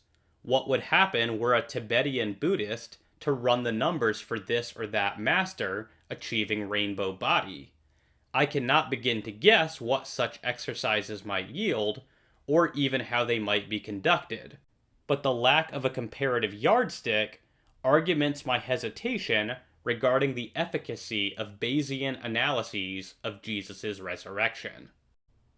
Once again, we see the same misunderstanding. Timothy and Lydia McGrew are clear in their Blackwell article, which Allison is discussing, and elsewhere, that they are not presupposing the historical factuality of the text, but rather just that it corresponds to what the original witnesses claimed. In their Blackwell article, they say in no uncertain terms, where the texts do assert something miraculous, for example, Jesus' post-resurrection appearances, we take it, given the basic assumption of authenticity, that the narrative represents what someone relatively close to the situation claimed. And elsewhere, Lydia McGrew has said, this argument is not question-begging, since it is a statement about what the alleged witnesses claimed. Their testimony with this content must then be explained. I think that the McGrews have been more than clear that their argument assumes only that the Gospels accurately relay what the apostles claimed. It does not assume that what the apostles claimed, and so what the Gospels report, is necessarily truthful, and they have offered numerous arguments for why they think that the Gospels are trustworthy on this front. I don't claim that Allison is doing this deliberately, but yet again, we see that he has some fairly serious misunderstandings regarding the structure and nuances of the maximalist case for the resurrection. As for his statement about rainbow bodies, his mentioning them gives me an opportunity to discuss what some might regard as one of Allison's more unique contributions to the resurrection debate. Allison claims that the evidence for the Buddhist phenomenon of so-called rainbow bodies is comparable to the evidence for the resurrection. It is a somewhat common strategy in replying to resurrection arguments that some other religion has miracles which are attested as well or better. Rainbow bodies are Allison's preferred example, as he goes on for the entirety of chapter 12 of his book, explaining why, if you think that the evidence for Jesus' resurrection is rationally compelling, then you should similarly find yourself rationally compelled to believe in rainbow bodies. The phenomenon of rainbow bodies involves a body, typically after death, rapidly shrinking or dissolving over a period of days until it disappears. This is supposed to indicate that one has achieved a profound state or level of spiritual realization. Allison believes that this example should give Christian apologists pause to think. As he explains, what would follow if every single one of the stories from Tibet is a hagiographical fabrication or the product of pious hocus pocus? A Christian, wanting to defend the uniqueness of Jesus' resurrection, might think this the obvious view to back. Yet to my mind, the apologist should here be ill at ease. Would not rejection of all the non-Christian stories reinforce the skeptic's repeated insistence that religious sincerity and eyewitness testimony do not ensure historical truth? If Tibetan bodies never mysteriously dissipate in a few days, but rather, against the multiple testimonies, some of it indisputably first-hand, invariably succumb to the usual phases of biological decay, then some must be, if not liars, then deluded victims of someone's misperception or trickery. And surely the more examples of such delusion and or deceit surrounding dead bodies that one can amass, the more confident skeptics will be in rejecting the testimony to the resurrection of Jesus. Now, the example of rainbow bodies is by no means a special case. Skeptics have appealed to a large number of cases which are supposedly comparable to the resurrection of Jesus. Certain Catholic miracles tend to feature prominently in such discussions. There are always 2 points to make in response to these sorts of arguments, which apply to Allison's example of rainbow bodies as well. The first is that not all miracles are equal in terms of what they can establish. Not all miracles confirm the truth of the religions in which they may occur. There is no reason to suppose that the Christian God, for example, could not miraculously heal the child of Muslim parents. Just because the miracle happened within a Muslim family, it does not therefore confirm Islam. So we have to distinguish between miracles which corroborate doctrines and miracles which do not. The defender of Jesus' resurrection does not need to reject every last miracle in every other religion. He just needs to show that Jesus' resurrection can support Christian doctrines. And since Jesus said that his resurrection would be the one sign that his teachings were true, that's pretty easy to establish. The defender of Jesus' resurrection would probably want to contest any miracles which would corroborate doctrines which conflict with Christianity. However, it's not immediately clear how the phenomenon of rainbow bodies would conflict with any doctrines of Christianity. So the Christian may not have to reject this phenomenon in order to retain his Christian beliefs. Ultimately, we should be concerned with the evidence. If the evidence for another miracle is as good as the evidence for the resurrection, and if the evidence for the resurrection warrants belief, then Christians should believe in other miracles with comparable evidence. This will only create a problem if the other miracle is in conflict with Christianity. As a second point, and probably more importantly, the evidence for these other miracles actually needs to be on par with the evidence for the resurrection if the critic is to have an argument. And here is where I maintain that Allison's example of rainbow bodies is not comparable to the resurrection. In the first place, I don't agree with Allison that we are dealing with multiple attestation. He gives 3 examples of this phenomenon in his book, but in each case, they are reported by just one source. In one instance, the source claims that 3 Tibetan monks could corroborate the story, but in this case, the 3 monks only saw the shrinking body as it lay covered by a blanket. So while they assumed that what they saw was a body, they did not actually confirm this. Consequently, it's quite easy to see how they could have been deceived. In addition to a lack of multiple attestation to any particular instance of a rainbow body, we don't have comparable grounds for thinking that any of the witnesses would not have lied in this case. This phenomenon of rainbow bodies is perfectly acceptable within Buddhist communities, and so, unlike the apostles when they proclaimed the resurrection, the witnesses in these cases were not opening themselves up to a serious threat of persecution and death for the most part. Furthermore, as I have already indicated, it's often easy to see how the witnesses could have been honestly mistaken, as with the 3 witnesses who presumed that they were seeing a body shrink underneath a blanket. But the situation is very different when it comes to the apostles. The resurrection is multiply attested. Persecution and martyrdom were real threats which the disciples faced for proclaiming it, and it is not at all easy to see how the disciples might have been mistaken about the resurrection, given what they tell us about what the appearances of Jesus were like.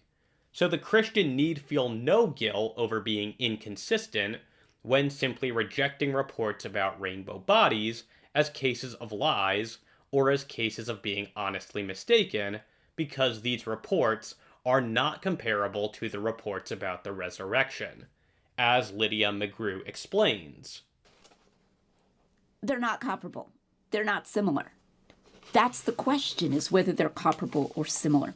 So let me talk a little bit about how they're not comparable or similar. How difficult in the things that he quotes and cites as evidence would it be to be mistaken? And for some of the people whose accounts we have, to just be mistaken. Now, it might be that somebody else is carrying out a fraud, but in that case, we don't know who they are or whether anybody knew who they were, and whether they got in any trouble for it or whatever. And for many rainbow body claims, and for many of the people, not that hard. He has this very strange quotation concerning the Dalai Lama, who believes that someone achieved rainbow body.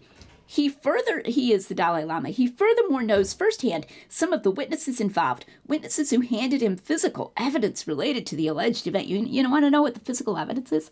A piece of a robe.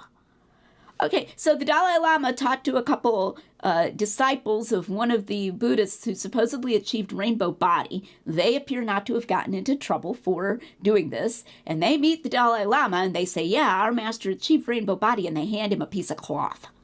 This is a joke. This is like a bad epistemological joke. If I said that my husband flew around the house yesterday and I handed you a shoe and I said, and this was the shoe he was wearing, that shoe proves nothing. That's not physical evidence related to the event. What are you talking about? It's a piece of cloth. It could be from somebody's robe. It could even be from that master's robe, that is no evidential vector at all to support their claim beyond the claim itself. Ridiculous. They handed him physical evidence related to the alleged event. I mean, if the Dalai Lama thought, wow, ooh, you handed me a piece of his robe, then, Allison has this other talk about how the Dalai Lama is incredulous. Well, if he thought the piece of the robe was epistemologically relevant, that's pretty darned credulous. All right. Or there was one case where they were coming in every day after the person died, and there was this robe covering his body completely to begin with. And then people would come in, and they believed that it looked like the object under the robe, which was presumed, Allison says, to be the body, was getting smaller each day. And the object's under the robe. We don't know what they're presuming to be the body. This reminds me of the origins of Mormonism, where Joseph Smith wouldn't let the other so-called witnesses even see the alleged golden plates. He said he'd been told he'd be killed if he showed them. So he had these metal plates of some kind wrapped up in his tunic.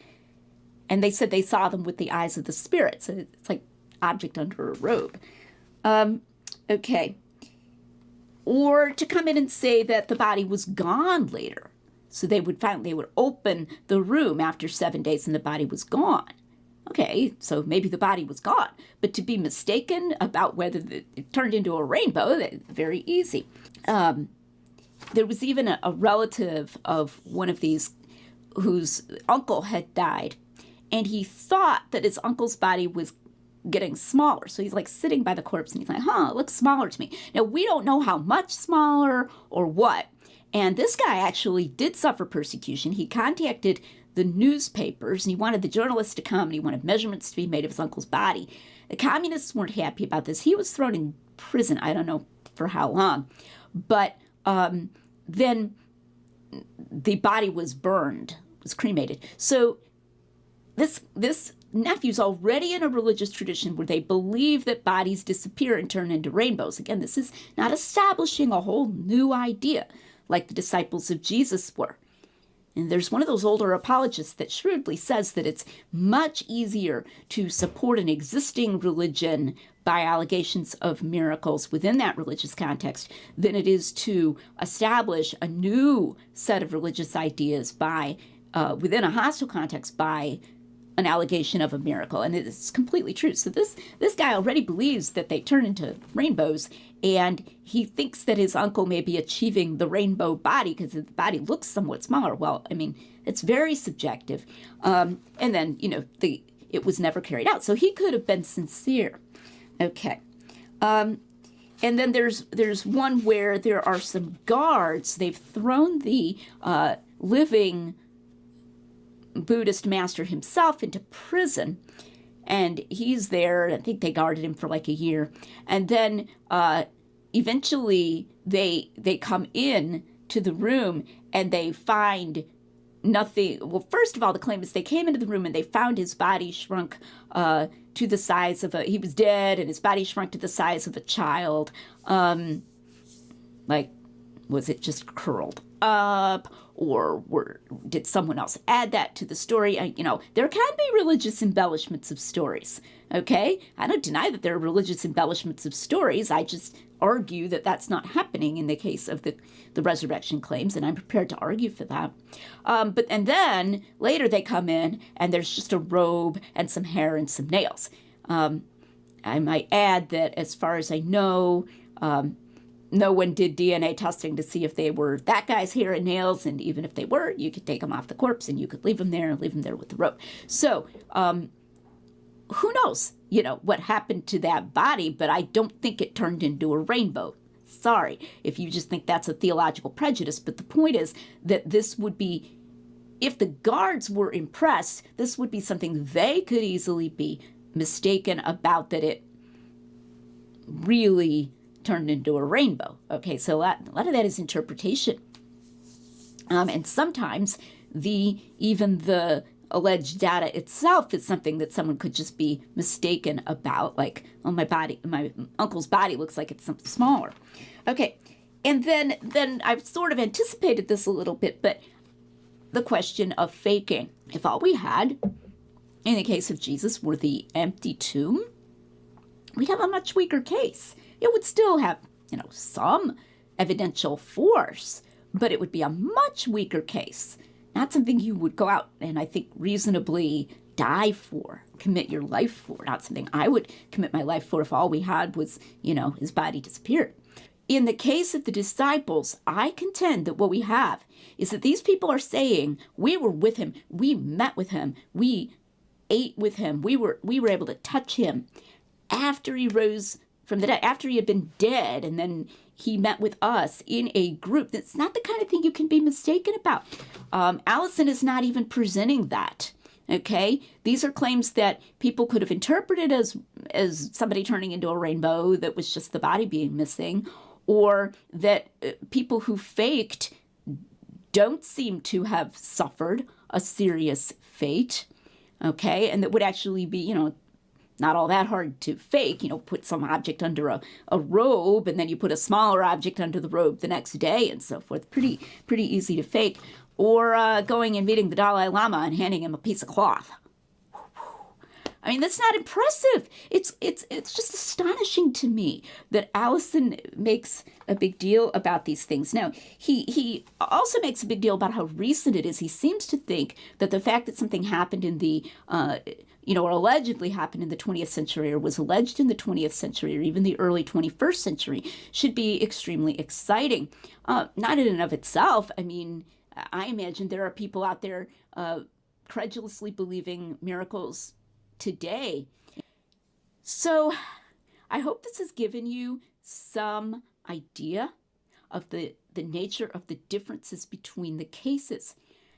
To summarize, while Allison's book does discuss a lot of the literature surrounding the resurrection, I think it fails to provide any reason to seriously shake the apologist's confidence in the historical case for Jesus' resurrection.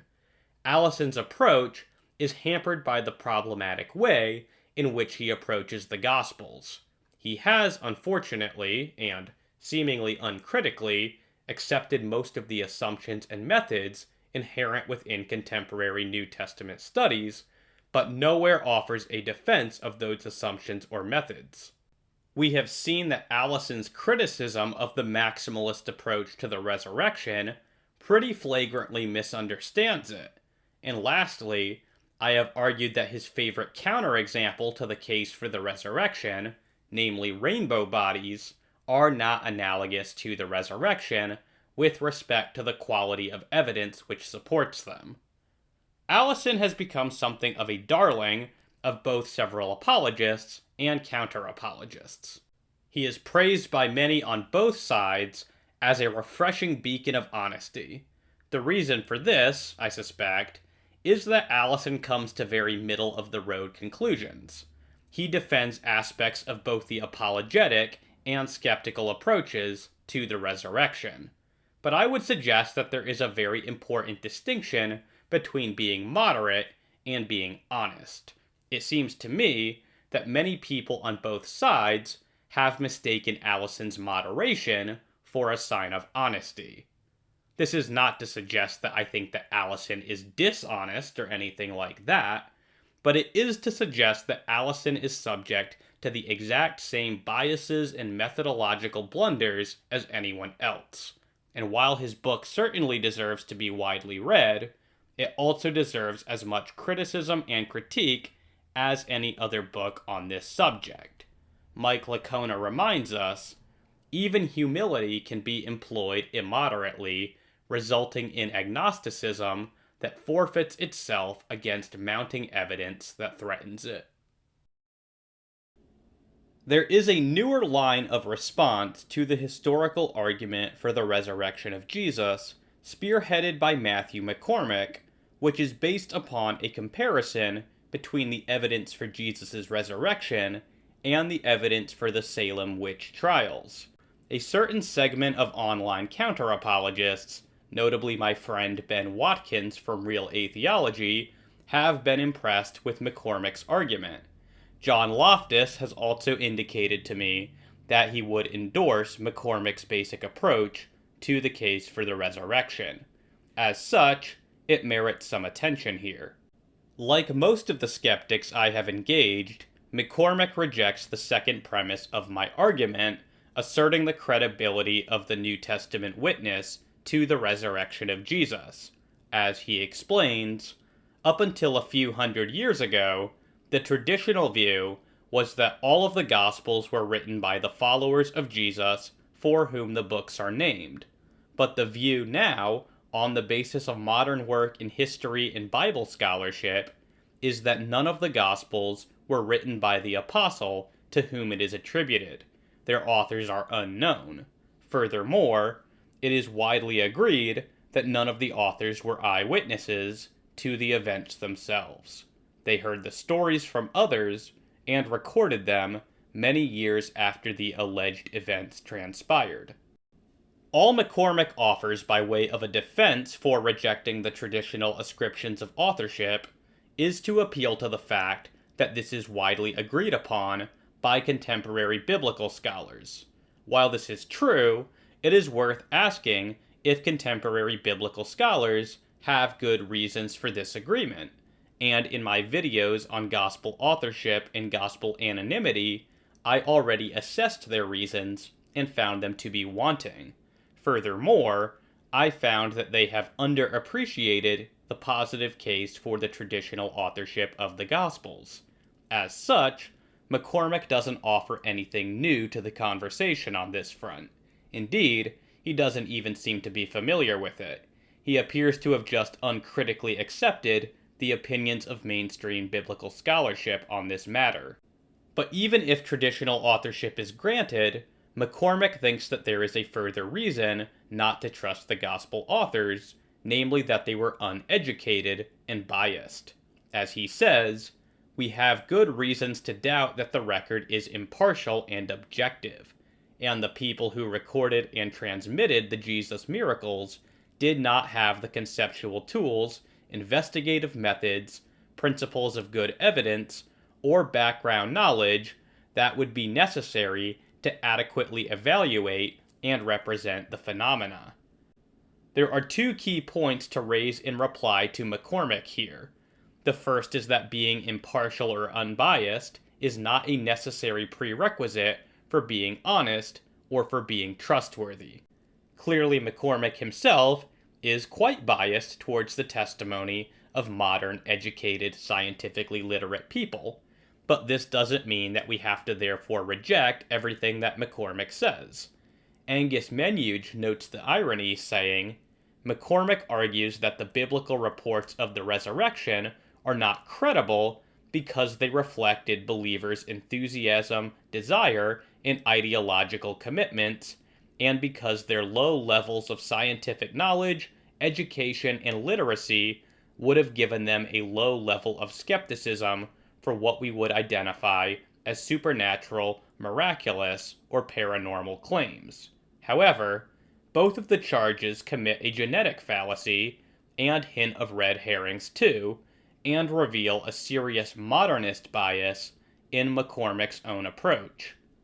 Second, and more importantly, the witnesses to Jesus' resurrection don't need any special academic qualifications or conceptual distinctions in order for us to be able to trust their testimony, as McCormick seems to think.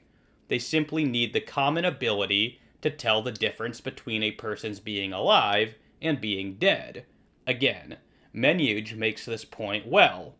The important point is that establishing that a resurrection occurs does not require any unfamiliar special test.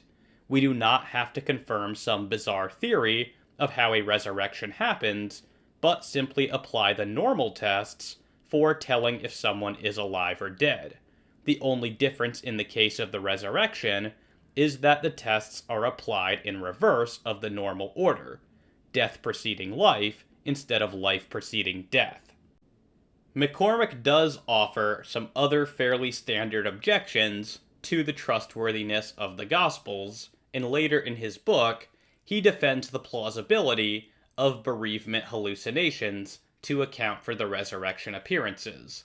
I have addressed most of these points in other videos or elsewhere in this one, so I want to bypass all of that for the sake of focusing upon McCormick's truly unique contribution to this debate, namely his claim that the quality of the evidence for the resurrection is comparable to the quality of the evidence for witchcraft at Salem.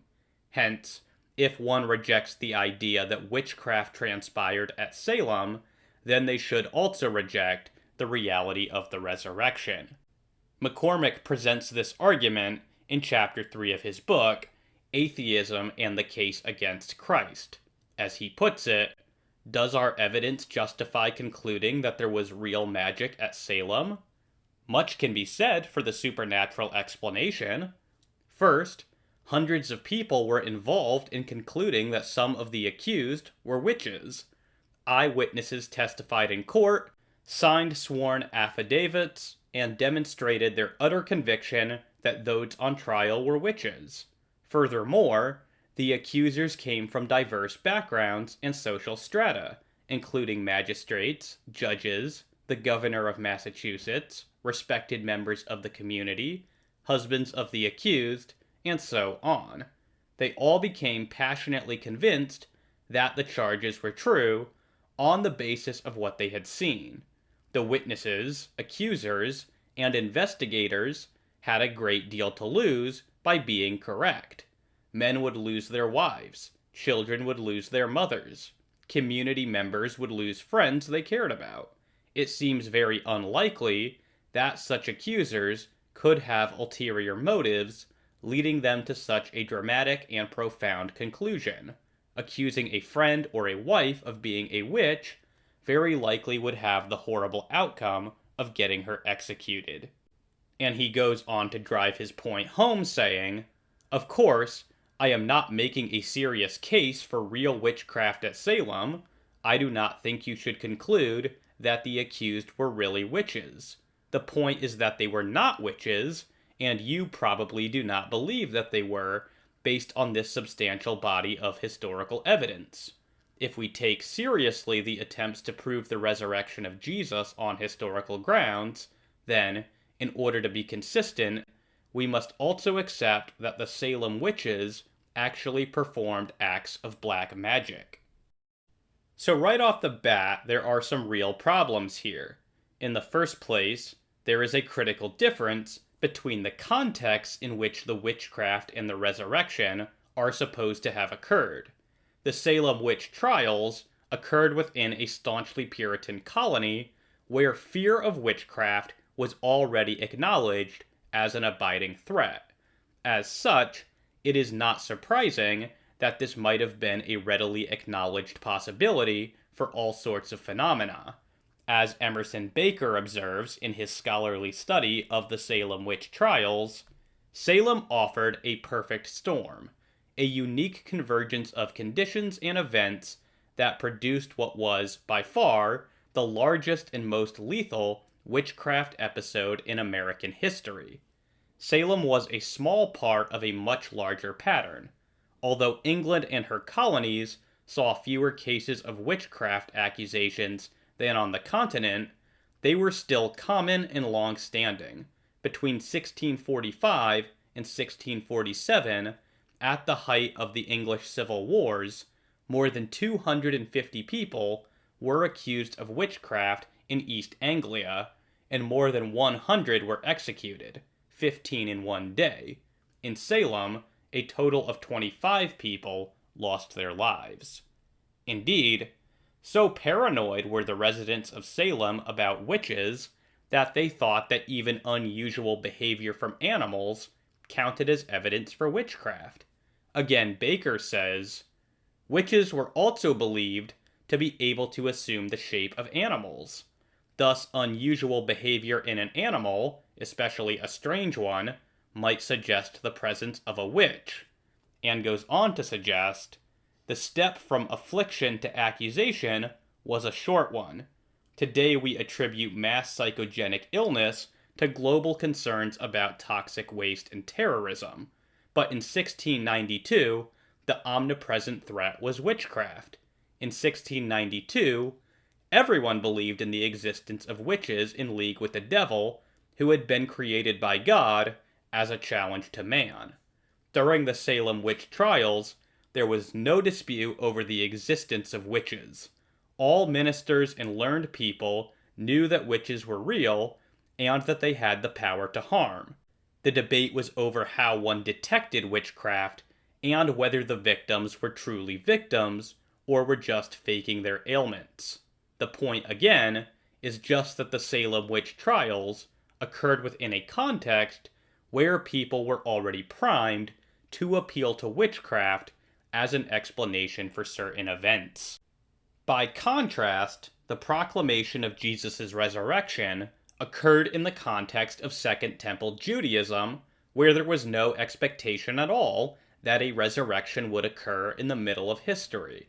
In other words, the people involved in the Salem witch trials were already primed to appeal to witchcraft to explain things in a way which first century Jews were not primed to appeal to a resurrection. There is an element of social contagion present in the case of the Salem witch trials, which is simply not present for the resurrection. Second, McCormick's claim about what the witnesses stood to lose in the case of the Salem witch trials is not analogous to what the witnesses to the resurrection stood to lose. McCormick points out that the witnesses at Salem stood to lose certain women within their community. But why exactly are we to suppose that the witnesses would have been strongly motivated to protect these women within their community? Surely we are all too familiar with jealousy and dislike for people among the members of communities. So it's not terribly difficult to imagine that certain individuals within the Massachusetts Bay Colony would have been willing to give false testimony against other members of the community. Losing certain members of the community may have been viewed as a benefit rather than a loss. As Baker puts it, those accused of witchcraft were perceived as a threat, directly or indirectly, or as somehow related to a threat to the spiritual, political, or military stability and well-being of the community or the colony. Furthermore, there can be no doubt that the accusations involved power and authority, and, in particular, their perceived misuse and corruption. If any one factor links virtually all of the accused, it has to be religion. The trials were largely an effort to bolster Puritanism, an orthodoxy under attack on multiple fronts, for in Massachusetts Bay, religion was the fabric that held the polity and society together. Many of those accused were perceived as posing a threat to the religious order. And indeed, when one looks at the situation preceding the Salem witch trials, it looks rather plausible that these people would be willing to lie about one another. Emerson Baker observes how two of the principal witnesses, Joseph and Bathsheba Pope, were part of the minority of Quakers within the Bay Colony. Coincidentally, they were also Benjamin Franklin's uncle and aunt.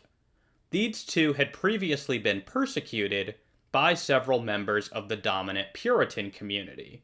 It is therefore not unfathomable that they should have been willing to falsely accuse their neighbors of witchcraft due to a lingering grudge. As Baker concludes, the story of the popes also reveals the complexities behind witch trials in Salem and elsewhere in New England, as well as some of the inaccuracies in how these events are often portrayed. Traditional textbooks and popular tales make the trials sound like a Puritan affair, yet the popes were Quakers. Indeed, Baker goes on for the entirety of Chapter 3 of his book, detailing the turbulent history of Salem, arguing that the village was ripe for something like this to break out.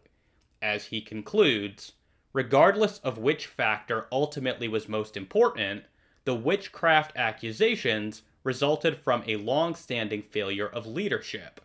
Not only did Salem Village's ministers fail to help resolve the divisions, but something about the ministry there brought out the worst in them. Overall, this was not a group to inspire confidence, let alone build a community of Christian believers in the face of adversity. Given its small size, poor pay, and frontier location, Salem Village was not able to attract the gifted divines who could have healed its wounds. The battle lines were drawn for a new kind of war, against sinners and worse. So McCormick simply doesn't know what he's talking about when he claims that the people of Salem would have been strongly motivated to avoid lying about one another. The evidence suggests just the opposite, namely that there were sufficiently vicious inner conflicts and divisions to lead to these sorts of false accusations. By contrast, when it comes to the apostles, they stood to lose their own livelihoods and even their own lives for proclaiming the resurrection of Jesus. We know that human beings are, as a general rule, strongly motivated to protect their own well-being, so the motivations to not deliberately lie are not even remotely similar for the respective witnesses in these cases. Third, McCormick overlooks contemporary counter-evidence. Notably, the governor of Massachusetts forbade any publication pertaining to the trials in recognition that things had gone horribly wrong. As Baker points out, one reason that witchcraft disappeared from the public record was that the governor of Massachusetts Bay insisted upon it. Engaging in one of the first cover-ups in American history, Governor Sir William Phips banned the publication of any account of the witch trials. Even before the trials ended, people realized that something had gone horribly wrong, and that some innocent people had died. This is a tacit acknowledgement that it was well known from very early on that the quality of the evidence was not anything like sufficient to condemn many of those who died at Salem on charges of witchcraft. McCormick simply doesn't mention any of this. But the situation for the resurrection is very different. No one close to the events leaves a trail of trying to cover something up. On the contrary, the early Christians readily invited people to check out the truth of their testimony for themselves. This is another significant difference between the evidence for witchcraft at Salem and the evidence for the resurrection. On a related note, some of the witnesses are just known to have been fakes. Baker points out that one of the principal early witnesses was Mary Warren, who was supposedly being afflicted by someone accused of being a witch, and yet had a remarkable recovery as soon as her master threatened to whip her. Margaret Jacobs famously recanted of her testimony, saying that it was all a lie. Baker rightly says, while it is possible that the erratic behavior of the girls sparked a mass psychological phenomenon, a considerable amount of deliberate fraud eventually took place, carried out for a range of reasons. Scholars have speculated that Abigail Williams might have accused people because of the attention she received. By contrast, none of the apostles are known to have recanted of their belief in the resurrection, despite facing persecution and death. Fourth, quantity of testimony is not the same thing as quality of testimony. McCormick makes much of the sheer amount of testimony we have for the presence of witchcraft at Salem, saying, "How much evidence do we have? Enough to fill a truck. Modern archives at the University of Virginia and elsewhere have thousands of documents, books, records, transcripts, affidavits, testimonials, and other works detailing the events." But there is this thing called the law of diminishing returns. At a certain point, simply piling on more witnesses gets one only a marginal degree of greater confirmation. Eventually, the quality of the testimony itself has to be assessed if significantly more evidential mileage is to be had out of it. And here is precisely where the defender of the resurrection claims to have the advantage, for the details of the testimony pertaining to witchcraft at Salem often do not justify the belief that witchcraft was present. Emerson Baker observes that in some cases, the testimony consisted of nothing more than vague references to being tormented by specters of the accused. As he says, like some of her neighbors, Bathsheba said that she was afflicted by witches, specifically claiming that the specters of John Proctor, Martha Corey, and Rebecca Nurse tormented her. But what exactly is it like to be tormented by a specter? And how would this indicate that someone is guilty of witchcraft? We have no idea. No details are present in this sort of testimony, which provides a significant symmetry breaker with the testimony about the resurrection appearances of Jesus. Furthermore, this affliction was not experienced by more than one person at a time. As Baker notes, Bathsheba and her cohorts suffered spectral attack. That is, they were assaulted by a spirit that was invisible to everyone except the afflicted. As the circle of accusation grew in Salem Village, the afflicted would even point the finger at people they had never seen in person. These are but a few of the contradictions behind what happened in 1692 during a witch hunt that, in many ways, was an aberration from earlier proceedings. So we can see that the element of corroborating testimony is also missing for most of these accusations. To be sure, many people might have claimed to suffer spectral attack from the same person, but the actual instances of it were thought to be private events, which were incapable of being shared even in principle. This too provides a significant difference between the supposed witchcraft at Salem and the resurrection appearances of Jesus, for Jesus is experienced in the Gospels by groups of people, and the Gospels serve to corroborate one another. In some cases, the testimony consisted of nothing more than descriptions of illness which people at the time simply didn't understand and interpreted as affliction by invisible demons, followed by delirious claims from those who were ill.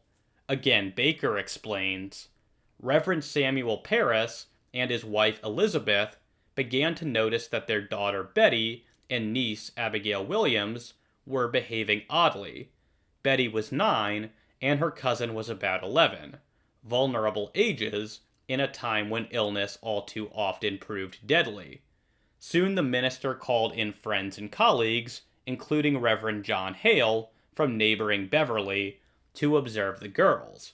Hale noted, these children were bitten and pinched by invisible agents. Their arms, necks, and backs turned this way and that way, and returned back again, so it was impossible for them to do of themselves, and beyond the power of any epileptic fits or natural disease to affect. Sometimes they were taken dumb, their mouths stopped, their throats choked, their limbs racked and tormented. They also suffered by pins invisibly stuck into their flesh, and pricking with irons.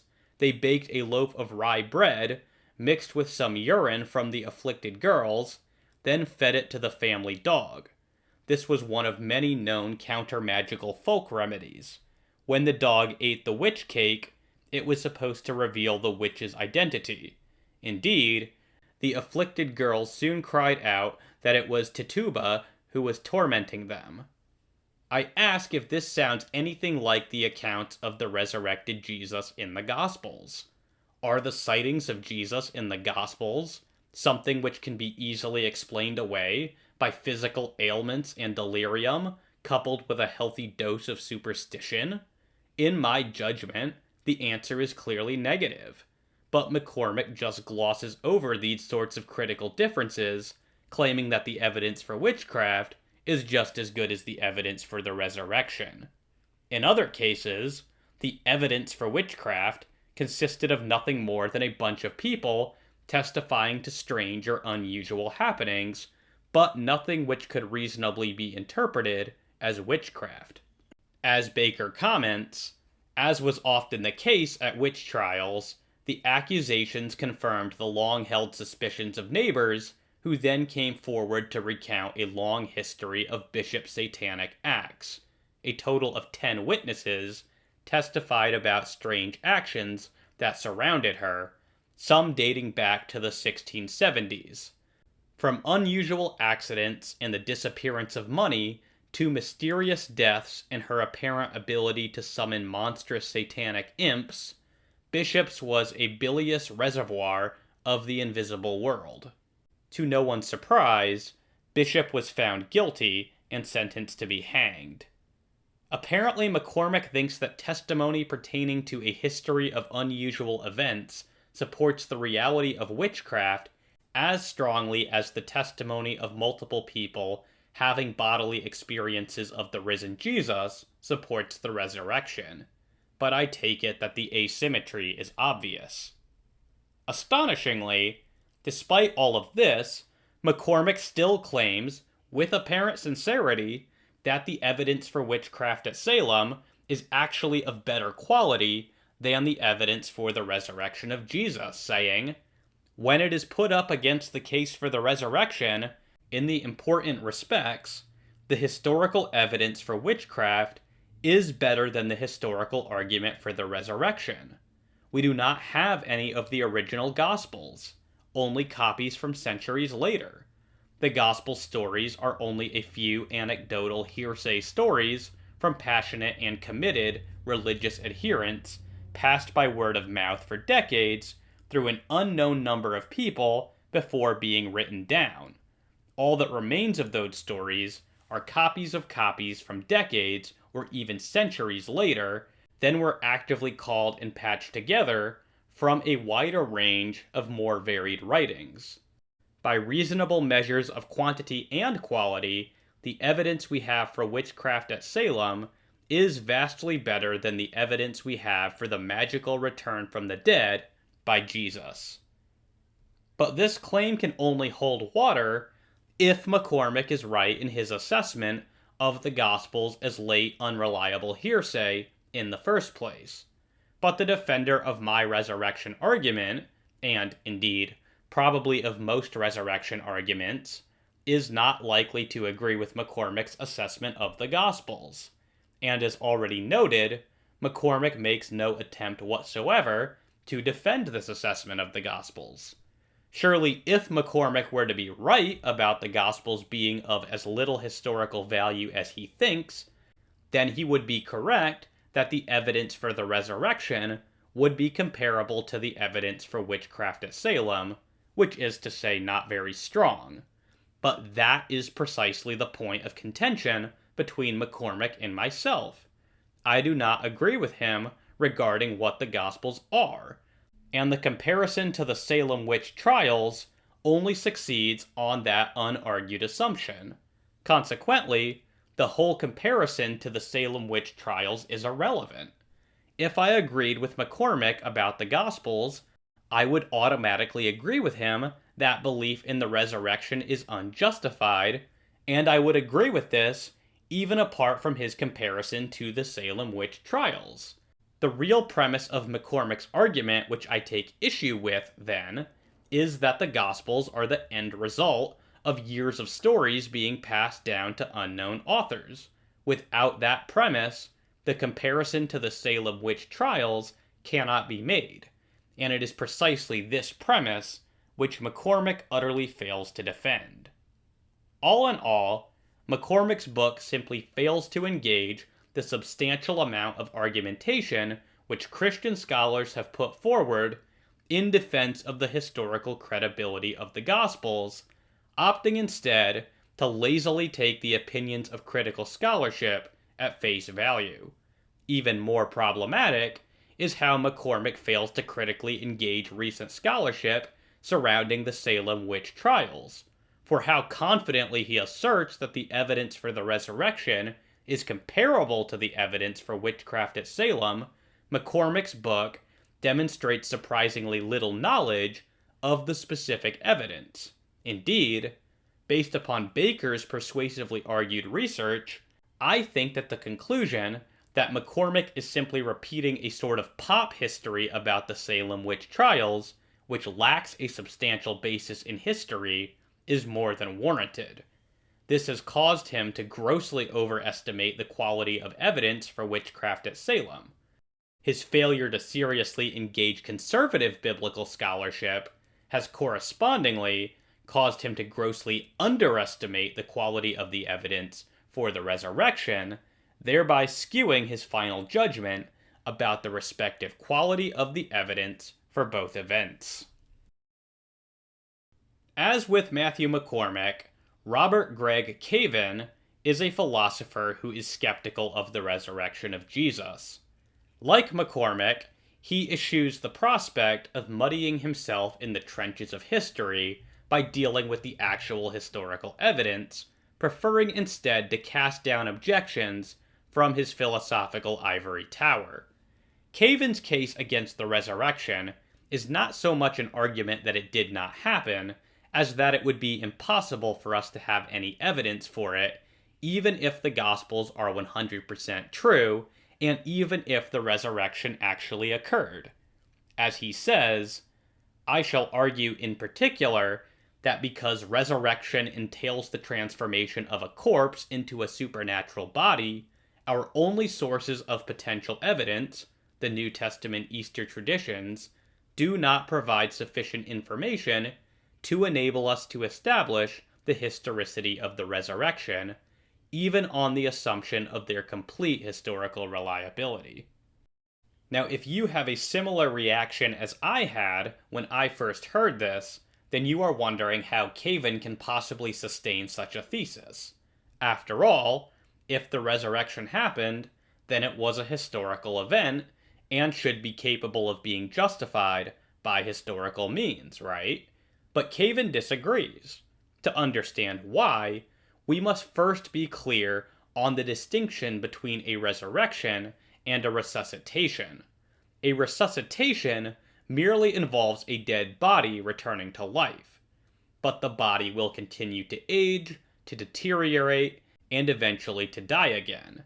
This is not what Christians believe happened to Jesus. As Stephen T. Davis puts it, when the Jewish disciples of Jesus spoke about his resurrection, they were not claiming that he had simply come back to ordinary earthly life. This is what we would call resuscitation. Think here of the prophet Elijah raising the widow's son from the dead, or of Jesus bringing Jairus' 12-year-old daughter back to life, or of Jesus raising his friend Lazarus from the dead after he had been 4 days in the tomb. In all of these cases, the person is miraculously brought back to life. Eventually, however, each of them would die again. By contrast, a resurrection involves being raised back to life in an incorruptible, glorified body which will never again see death. This is what Christians believe happened to Jesus. But just here, we must stare down Cavin's argument, for Cavin contends that all of the evidence that we do have, and, indeed, all of the evidence we could ever have, will not be able to distinguish between Jesus being resuscitated and Jesus being resurrected. As he explains, now from this brief review of the concept of resurrection, held by those who claim that there is sufficient historical evidence to establish the resurrection of Jesus, it is clear that the hypothesis of the resurrection is not to be identified with the comparatively weak claim of revivification. 1. Jesus died and afterward he became alive once again, which is strictly neutral between the hypotheses of Jesus' resurrection and resuscitation. Rather, the resurrection hypothesis is logically equivalent to the much bolder claim. 2. Jesus died, and afterward he was transformed into a living supernatural body. Correlatively, it is clear that those who claim that the New Testament Easter traditions are sufficient to establish the resurrection hypothesis are claiming not merely that there is sufficient evidence to establish one, but, quite significantly, that this evidence is sufficient to establish a much stronger hypothesis too, and, in consequence, the specific dispositional propositions it logically implies. But now, while one may be established through sense perception, this is quite impossible in the case of two. Now we might respond to Cavin in broadly two ways. In the first place, we might suggest that we are, for the moment, merely arguing for the thesis that Jesus was raised by God from the dead, and simply leave open the question of whether or not this was a resuscitation or a resurrection.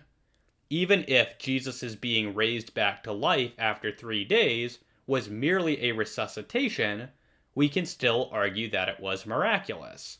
After all, when people are resuscitated after being pronounced clinically dead, this typically happens as the result of CPR, defibrillation, advanced airway management, and within a few minutes of death. Even in the most extraordinary case of a medical resuscitation on record, Velma Thomas was revived 17 hours after being pronounced clinically dead. We simply have no reason whatsoever to believe that someone who was dead for 3 whole days, without any medical attention, could have been resuscitated naturalistically.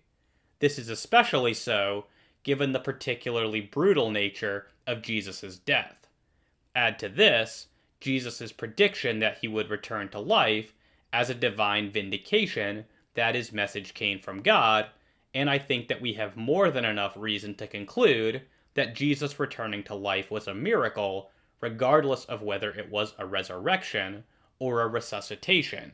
As Stephen T. Davis puts it in his review of Cavin's article, it seems to me that most Christian apologists for the resurrection, like me, are only trying to establish the rational credibility of belief in one, which, of course, describes a miracle that is big enough in itself. Cavin argues as follows: it is clear that those who claim that the New Testament Easter traditions are sufficient to establish the resurrection hypothesis are claiming not merely that there is sufficient evidence to establish one, but, quite significantly, that this evidence is sufficient to establish the much stronger hypothesis too. Well, the truth of this claim depends on what is meant by the resurrection hypothesis. If we mean the entire Christian doctrine of the resurrection, Cavin is right. But if it means something like God raised Jesus from the dead, it is not true. I think the New Testament Easter traditions are sufficient to establish that claim. And J.P. Holding adds, is Cavin's demand that we can't be sure Jesus really resurrected unless we're able to be sure he didn't die of old age in 1300 AD? The pose is a curious one, since a Jesus who comes back from the dead to die of gangrene hundreds of years later has already undergone some sort of miraculous recovery, which begs an explanation and is contrary to what is possible in Cavin's materialistic worldview. And this is all we really need to establish in making the case for Christianity. We have a miracle which confirms the truth of what Jesus taught. But once this has been appreciated, then we must also realize that one of the things which Jesus taught was that he was going to be resurrected. So, as long as we can establish that Jesus returning to life was a miracle, functioning as a divine confirmation of his teachings, we have evidence for Jesus' resurrection. To be sure, the historical evidence would be supporting nothing more than that Jesus was at least miraculously resuscitated. But coupling this fact with Jesus' teachings, which were confirmed by that miracle, we are more than warranted in concluding that Jesus was not just resuscitated, but was also resurrected. As William Lane Craig explains, given the religio-historical context of Jesus' own radical self-understanding and blasphemous personal claims, not to mention his activity as a miracle worker, exorcist, and herald of the inbreaking of God's kingdom, God's raising Jesus from the dead is most plausibly understood as God's ratification of those claims. Cavin does anticipate this move, but his response is difficult to take seriously. He objects that we cannot trust Jesus' testimony on this point because it's conceptually possible that other factors might explain this. As he says, it is conceptually possible that a very powerful evil spirit, or a group of technologically advanced but unscrupulous aliens, brought about the resuscitation, ascension, and glorious appearances of Jesus, either forcing him against his will to lie about the resurrection, or else tricking him into believing that it had actually occurred by enthroning him after his ascension in a fake heaven. I must admit that I am a little taken back at finding this level of argumentation from a qualified philosopher in the opening chapter, no less, of a book which is ostensibly supposed to provide a serious challenge to the resurrection of Jesus.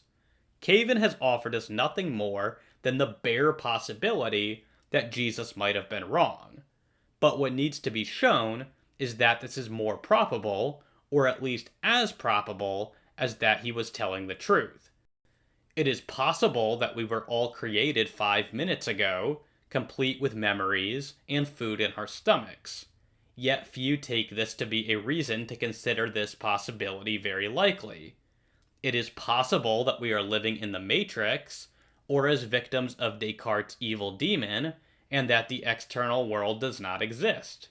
Yet few consider this possibility reasonable to believe. Possibility comes cheap. It is always possible to create a highly elaborate and ad hoc story to get around any body of evidence. But by doing so, one ratchets up the complexity of their hypothesis and correspondingly lowers the likelihood that it is true. The fact that Cavin can tell a highly complex alternative story about how Jesus might have been resuscitated and then falsely claimed that this was divine proof of his resurrection does not even begin to make that story a serious contender to the resurrection hypothesis. Again, Craig correctly points out, the objector seems to think that the Christian apologist needs to be able to deduce logically from the evidence that, for example, Jesus could have survived cholera or an automobile crash. But that's not the way an inductive argument works. For any data set, there will be an infinite number of hypotheses that are consistent with the data. In inferring that Jesus was raised from the dead in the full Jewish sense of that term, one is inferring to the best explanation of the data. As a second point, from the historical evidence alone, we are able to conclude that Jesus' body possessed different abilities after he was raised from the dead. He is able to simply vanish and reappear at will. He is able to walk through closed doors, and so on and so forth. While these special abilities may not supply evidence that Jesus' risen body was specifically incorruptible or immune from aging, they do supply evidence that it was not just a normal human body. And if we accept this, then this should increase our credence that Jesus' risen body possessed other special abilities, such as those of a resurrected body. As Richard Swinburne says, the resurrection of Jesus was a resurrection in which Jesus had supernatural powers to pass through doors, etc. I argued in the previous chapter that Jesus did claim a divine status, and coming to life again with supernatural powers, Jesus would at least be showing that he had a supernatural status, and that is some of the way towards showing his divinity. Holding adds, it is certainly true that we have no direct evidence that Jesus would not have been able to be destroyed by a hydrogen bomb and so on. However, the direct evidence Jesus provided functions as circumstantial evidence that he would have been able to survive such attempts. In any case, Cavin's whole discussion seems a bit hypothetical. I am fairly confident that he himself does not believe that Jesus was actually raised from the dead, but that this was a mere resuscitation. Indeed, I don't know of any skeptic who believes this. For this reason, my suspicion is that this whole line of argumentation from Cavin is one big smokescreen intended to distract us from the question of what he actually believes happened on that first Easter morning.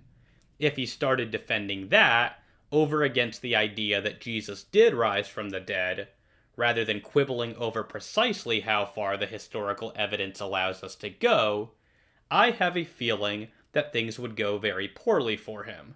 For the record, when Cavin has ventured to comment on what he actually believes happened, he suggests the ludicrous idea that Jesus had an identical twin brother who was mistaken for Jesus after his crucifixion. So it's a small wonder that he prefers to quibble over how far exactly the historical evidence will allow us to go, rather than defend the twin brother hypothesis. But even just taken on its own, Cavin's case against rationally believing in the resurrection strikes me as extraordinarily weak. It feels like a trivial semantic argument which leaves the substantive underlying issues completely unaddressed. To sum up, this section has considered Robert Gregg Cavin's case that historical evidence alone is indeterminate between the possibilities of a resurrection and a resuscitation. I have offered two general lines of response. First, I have suggested that even if Jesus was only resuscitated, this would still be miraculous, and would, therefore, still support the truth of Christianity. And from this, it follows that we would have reason to believe that what Jesus taught was true. Jesus taught that he was resurrected, therefore, even if the historical evidence alone only allows us to infer a miraculous resuscitation, we can pretty easily move from this to a miraculous resurrection. Second, Jesus' resurrected body demonstrated abilities far beyond those of a natural body. This renders the idea that Jesus' risen body possessed other special properties, including those of a resurrected body, fairly plausible. Together, I think that these points are sufficient to show that Cavin's case against believing in the resurrection of Jesus may be readily dismissed. Lastly, I want to discuss James Fodor's case against the resurrection of Jesus, which he details in his book, Unreasonable Faith. Now, in that book, Fodor is laser-focused upon William Lane Craig's case for the resurrection of Jesus. While Craig's case is not as minimal as, say, Gary Habermas's or Mike Licona's, I think it is fair to say that he still very much falls into the minimalist camp. Again, I recognize that Craig rejects being labeled as a minimalist, but as shown earlier, his resurrection argument falls within the boundaries which I have stipulated for a minimalist approach. And as I explained before, I reject a minimalist approach to defending the resurrection. As such, Fodor's objections are not specifically directed against the sort of resurrection argument which I am offering. With that being said, I still think it will be of value to survey his objections. This is because Fodor's contribution to this debate is somewhat unique, and by showing how the maximalist can overcome Fodor's objections, I will further cement the strength of the maximalist case for the resurrection. William Lane Craig's resurrection argument is based upon four allegedly widely accepted historical facts. These are 1. The burial of Jesus, 2. The empty tomb, 3. The post-mortem appearances of Jesus, and 4. The disciples' belief in the resurrection. Craig argues that the resurrection of Jesus is the best explanation of these four facts. Fodor's response grants Craig all of these four facts, but argues that the resurrection is not the best explanation of them. As he explains, I wish to pursue quite a different strategy, one that I believe has been largely neglected in the discourse thus far. Specifically, subject to only a few relatively minor qualifications, I will accept both of the first two premises of Craig's argument. I believe Craig has provided adequate evidence to attest to the 4 historical facts, even if I believe he does overstate his case at times. I also largely accept the criteria that he presents for judging explanations. Instead, I want to focus my attention on Craig's third premise, that the resurrection hypothesis is the best explanation for the 4 historical facts. I will present an alternate explanation for Craig's historical facts, defend it against various objections, and then argue that this alternate explanation better fulfills the criteria for a good explanation than does Craig's resurrection hypothesis. As such, I argue that Craig fails to show that the resurrection of Jesus is the best explanation for the historical facts, and therefore his argument for the truth of Christianity fails. Fodor's alternative hypothesis is a combination of 4 different theses which, according to him, better explain Craig's 4 facts than the resurrection when assessed by the criteria of a best explanation. He calls it the RHBS hypothesis, as he summarizes. I have termed this explanatory hypothesis the RHBS model, which stands for reburial, hallucination, biases, and socialization, corresponding to the key elements of the model. A summary of the model follows. Reburial. Between Jesus' burial on Friday afternoon and the discovery of the empty tomb on Sunday morning, Jesus' body was removed from the tomb and subsequently reburied. Exactly why is a secondary matter, but in my view, the most likely explanation is that Joseph of Arimathea himself wished to remove Jesus' corpse from his family tomb. Individual hallucinations. Following the discovery of the empty tomb, and exacerbated by grief and emotional excitement, one or more of Jesus' followers experienced individual hallucinations of the risen Jesus. The most likely candidates are Mary and Peter, though that is not essential to the argument. Group religious experiences. These followers then discussed their experiences with the disciples, generating an expectation that they might experience something similar. Partly as a result of this expectancy, and also mediated by social reinforcement, strong emotions, sensory distortions, and environmental influences, the early disciples had several collective religious experiences of the risen Jesus. These experiences were social in nature, and so not purely psychological hallucinations, but were delusory, in the sense that they did not involve the disciples actually seeing a physically resurrected Jesus. Memory and cognitive biases. In the process of discussing these experiences among themselves afterwards, the disciples' memories of what they experienced were reshaped through processes of reconstructive recall and social memory cogitation in the direction of increased coherence between individual accounts and also greater impressiveness of the experiences. In the process, a standard version of these experiences began to develop. Cognitive dissonance, confirmation bias, selective perception, and other similar biases combined to reduce any inconsistencies or discrepancies in the accounts or memories. Socialization and marginalization of doubt. Public expressions of doubt, disagreement, and skepticism were further muted because few disbelievers cared enough about Christianity to engage much with early Christians or disprove their claims, and most of those exposed to these claims had neither the inclination nor the ability to check for themselves. Fodor goes on to examine how his RHBS hypothesis compares to Craig's with respect to satisfying the criteria of a best explanation. He begins by considering the relative parsimony of his hypothesis versus Craig's. he identifies a more plausible explanation as one with fewer new assumptions and better justified new assumptions.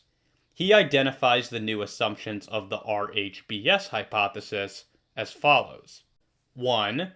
Jesus' body was removed from the tomb before its discovery by Jesus' women followers. 2. Some of Jesus' followers experienced individual hallucinations of Jesus appearing to them. 3. Reports of the empty tomb in these first appearances triggered a series of collective experiences of the risen Jesus among the disciples. 4. The memories and understanding of these experiences were reshaped over time by psychological and sociological forces towards being more consistent and impressive. Fodor goes on at considerable length, arguing that none of these new assumptions are terribly implausible, since he thinks that he can tell a plausible story to support the first, and that there is considerable psychological evidence to support the plausibility of the other three. Furthermore, he contends that, collectively, these new assumptions possess the explanatory power to adequately account for all of Craig's 4 facts. This makes it a real competitor against the resurrection hypothesis. As he concludes, overall, therefore, I conclude that each of the 4 postulates of the RHBS model is plausible, and that taken together, they have adequate explanatory scope and moderately high explanatory power in accounting for Craig's 4 historical facts. As such, I think that the RHBS model provides a reasonably good explanation for the historical facts. It is certainly not a perfect explanation, it does not account for every detail, nor does it do so with maximal degrees of plausibility or explanatory power. Nevertheless, I think it accounts for the facts in question in as good a manner as can reasonably be expected given the paucity of the evidence for such an ancient event.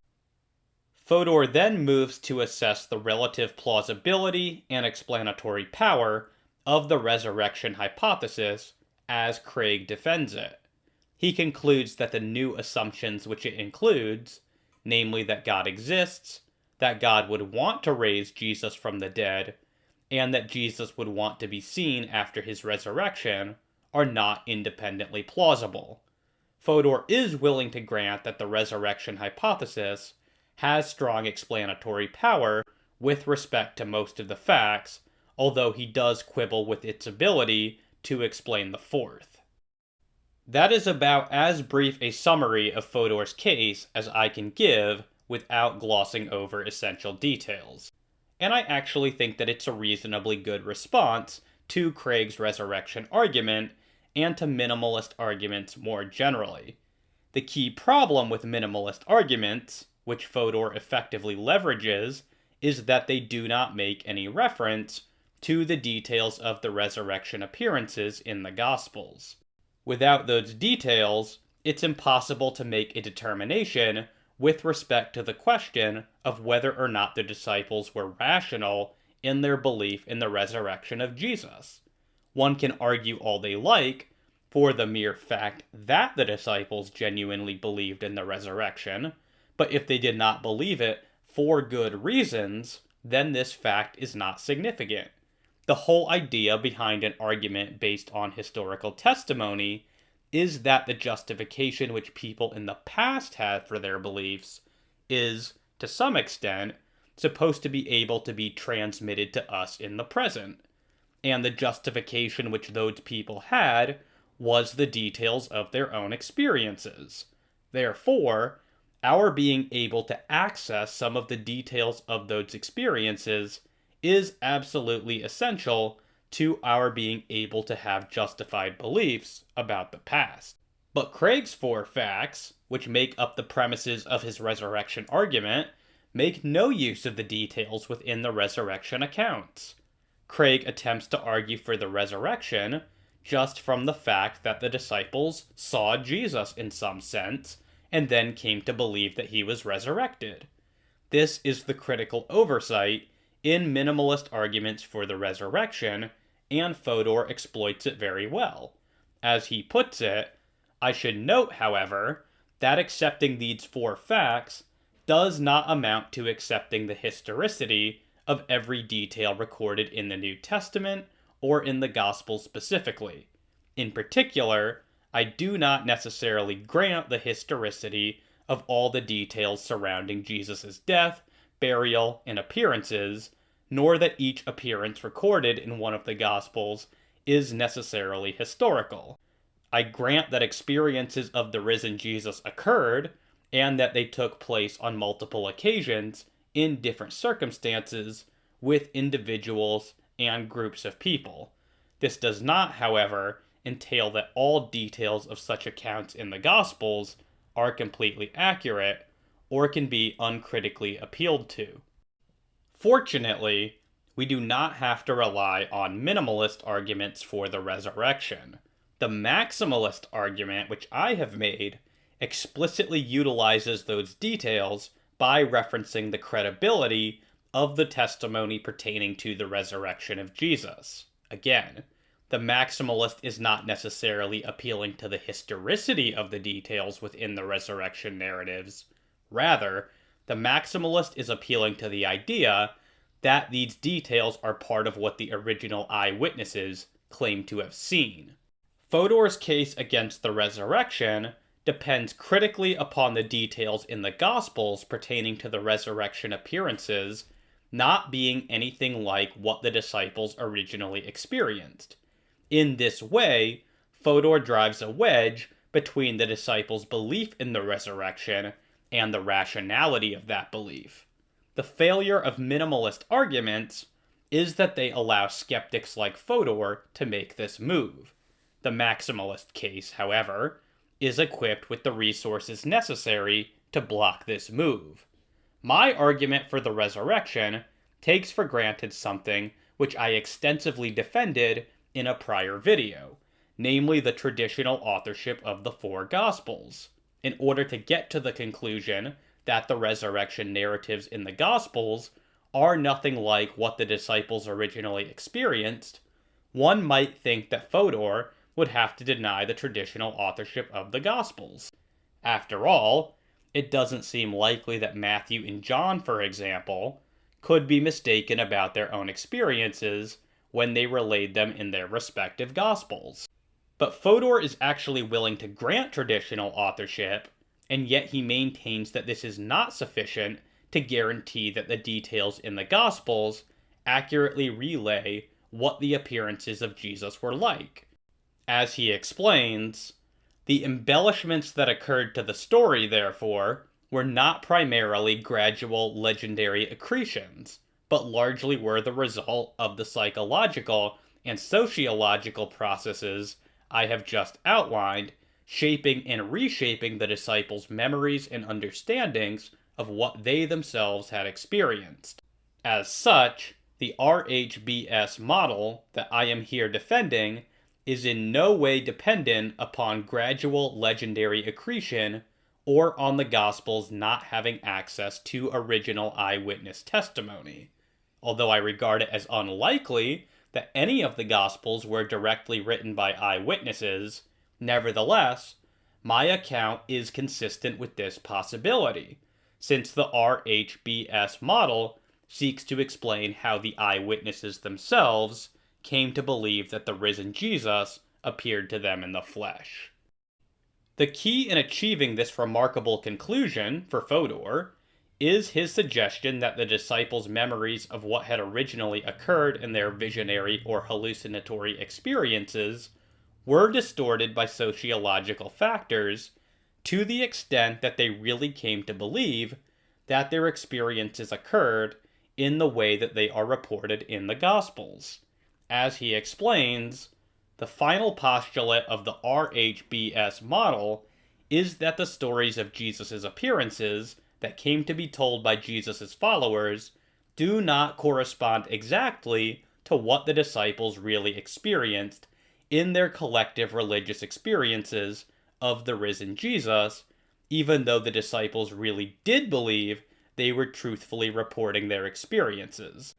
This is the result of the disciples' memories of what they experienced being altered over time, leading to a general increase in impressiveness of the accounts, incorporating new elements from the recollections of other different disciples, and also to enhance the overall coherence of the accounts of different disciples.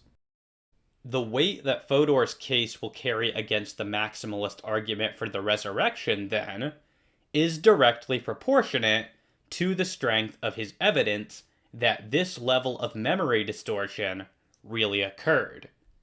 But before addressing Fodor's case for memory distortion, I just need to flag one thing about his appeal to hallucinations. For although he appeals to memory distortion to explain away the details of the Gospels, Fodor thinks that the disciples' belief in the resurrection was originally generated by hallucinatory experiences.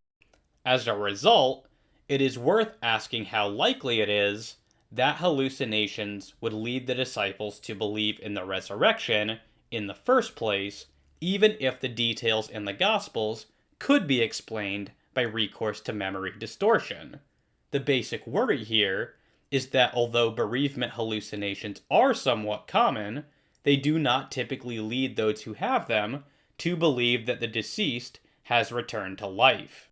More commonly, they are just interpreted as communications from the deceased from beyond the grave. As David Gregg observes, Fodor then turns to bereavement hallucinations, which are more relevant to the question of Jesus' resurrection. One crucial question that Fodor does not consider is, if hallucinations are common, why are such experiences not regularly understood as resurrections? Fodor then cites studies on individuals involved in new religious movements, indicating that such people are more prone to fantasize. While I can agree with Fodor that hallucinations are relatively commonplace realities, they are consistently interpreted by reasonable people to be, at most, communications of comfort about the departed from beyond the grave, which is to say, even if the disciples had experienced hallucinations, it is improbable, given their first century memory schematics of the afterlife, that they would have remembered this as a resurrection. Instead, it is more probable that the disciples would have interpreted this as evidence that Jesus was dead and destined to arise at the end of the age or assumed into heaven. If bereavement hallucinations are not a good explanation for the disciples' belief in the resurrection in the first place, then Fodor's hypothesis has plausibility difficulties right from the start, even aside from the viability of his claims about the likelihood of memory distortion. But let us put this point aside. Even granting Fodor that bereavement hallucinations could account for the disciples' initial belief in the resurrection, I argue that memory distortion is not a good explanation for how those hallucinatory experiences got transmuted into the reports we find in the Gospels. Now, a preliminary point to make in response to any objection to the historicity of the details within the Gospels on the basis of potential distortions of memory is that one must always be very careful about arguing against the reliability of memory. For one thing, it becomes far too easy to reject almost any historical event one likes on the basis of the possibility of memory distortion.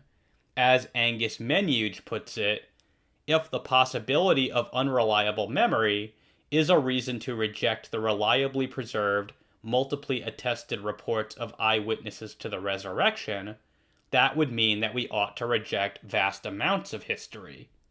Even more seriously, arguments against the reliability of memory are prone to having much more wide-ranging skeptical consequences than is typically appreciated. Furthermore, such arguments are prone to being self-defeating.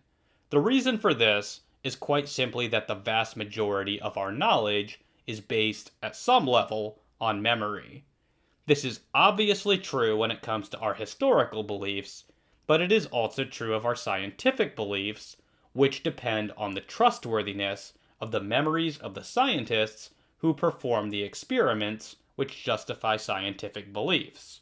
It is even true of our everyday beliefs, for we rely upon memory to justifiably believe that we did perform such and such an action last week, yesterday, or even 5 minutes ago. In fact, any belief about some event which we are not directly perceiving in the present will depend upon memory. Hence, casting widespread doubt upon the reliability of memory will have disastrous epistemic consequences for almost all of our beliefs. And such skepticism is likely to end up being self-defeating because, inevitably, whatever studies one wishes to cite in support of the thesis that memory is unreliable will have depended upon memory in various ways in order to acquire the evidence that memory is unreliable. The point here is not to ignore the evidence which Fodor cites in support of the idea that memory can sometimes be unreliable. Rather, the point is to caution against being too quick to jump to the conclusion that unreliable memories are very common without being careful to specify the conditions under which they occur and can be identified. For otherwise, one risks the argument being generalized to invalidate nearly everything which we believe. The upshot here is that if we wish to avoid making it far too easy for people to reject absolutely any historical event that they please, or, more seriously, if we wish to avoid global skepticism about the past, we should have a high degree of credence in the general reliability of memory. We should be slow to adopt the unreliability of memory as a basis for rejecting the historicity of a reported event, unless we have very good reasons for doing so in that particular instance. In other words, we should want far more than just general indicators that memory is sometimes unreliable or susceptible to distortion. We should want reasons for thinking that memory distortion is actually at play in a particular case. With all that being said, what are we to make of the evidence Fodor cites in support of the thesis that false memories can occur rather easily? Fodor gives us 5 examples which are supposed to render credible the thesis that what we have in the Gospels are sincere but misremembered recollections of hallucinations. I should highlight from the start that none of his examples of memory distortion or of false memories are particularly similar to what he is proposing. That is to say, none of them involve memory distortion of hallucinations at all. Indeed, it's somewhat difficult to assess the relevance of any of Fodor's examples, since Fodor leaves it quite vague to what extent he believes that the content within the Gospels results from hallucinations, and to what extent it involves memory distortion. As David Gregg points out, while there is some good humility in Fodor stating that the details of precisely what occurred can never be known, and that his model does not pretend to explain exactly how these collective experiences occurred, this is also a weakness of his view, as it is too broad to move from mere possibility to plausibility. Most of all, as explained above, it would be inconsistent with the disciples' worldview and expectations to conclude that Jesus had risen, as the historical texts record. Consequently, Fodor's view lacks explanatory power. According to all of the accounts, the appearances of Jesus began 3 days after the crucifixion, and then ended abruptly around 40 days later. Is it Fodor's belief that the group hallucinations actually began precisely at this time, and then sharply ended 40 days later? Or is this idea to be attributed to memory distortion? It's really impossible to say, because Fodor doesn't tell us. It is difficult to take seriously the suggestion that the disciples really had collective hallucinations only for this precise time frame. As Timothy and Lydia McGrew observe, these detailed parallel integrated hallucinations must be invoked repeatedly across a period of more than a month, during which the disciples were persuaded that they repeatedly interacted with their Lord and Master here on earth. And then, abruptly, they stopped. Christ no longer appeared on earth. From the standpoint of calculating a Bayes factor, the problem with the hallucination theory is that it has a vanishingly small probability. Given that this is radically implausible, I presume that Fodor would opt for the idea that the appearances lasting precisely 40 days owes to memory distortion. But what this implies is that, for Fodor, memory distortion, rather than hallucination, is really doing the heavy lifting in explaining the content of the resurrection narratives in the Gospels. So from this, it follows that the examples of false memories which he cites need to demonstrate this level of memory distortion if they are to make his thesis plausible. In this next section, I shall argue that his examples do not do this. Fodor's first example comes from a 2006 paper by Chrissy Wilson and Christopher French, and it regards a questionnaire in which participants were asked to recall memories about dramatic news footage of 5 different events. 4 of the events were actually documented with video footage, whereas one of them, the bombing of a nightclub in Bali, was not. And yet 36% of participants reported false memories about seeing footage of this bombing. While this example does demonstrate the fairly uncontroversial thesis that humans sometimes form false memories, it's not clear why it does much of anything to support Fodor's thesis that the resurrection appearances of Jesus, as described in the Gospels, can be understood as distorted memories. In the first place, it's relatively easy to see why participants might claim to remember footage of the Bali bombing. It was suggested by the questionnaire itself. For all we know, the participants were genuinely remembering footage of a bombing on TV, and they simply carelessly connected it to the Bali bombing when this was suggested by the questionnaire. Furthermore, there had actually been bombings in Bali just 4 years earlier, which were probably doing some work in generating false memories. Given that participants were being asked about several different dramatic events as they were seen on television, it's fairly easy to see how some confusion might arise. In addition, we don't really know much about how deeply the participants were affected by these news stories. While such stories can surely impact people, there is almost inevitably a greater level of detachment when one sees something on television than when one experiences it for oneself. As David Pillamer points out, similarities and differences between direct and indirect exposure to a shocking occurrence have yet to be studied fully. Comparisons of experienced and reported events suggest that memories of these two types of occurrences do in fact differ in some respects. For example, flashbulb memories of how one heard the news of a public tragedy appear to be factually less consistent over time than memories of tragedies experienced personally. People who directly experienced the 1989 California earthquake had highly consistent memories of this event a year and a half later, whereas people who only heard the news of the earthquake showed more evidence of memory distortion or loss.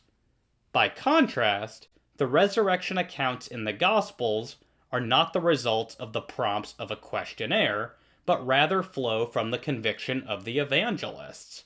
As such, they are not open to the power of suggestion in the same way in which random participants who answer a questionnaire might be.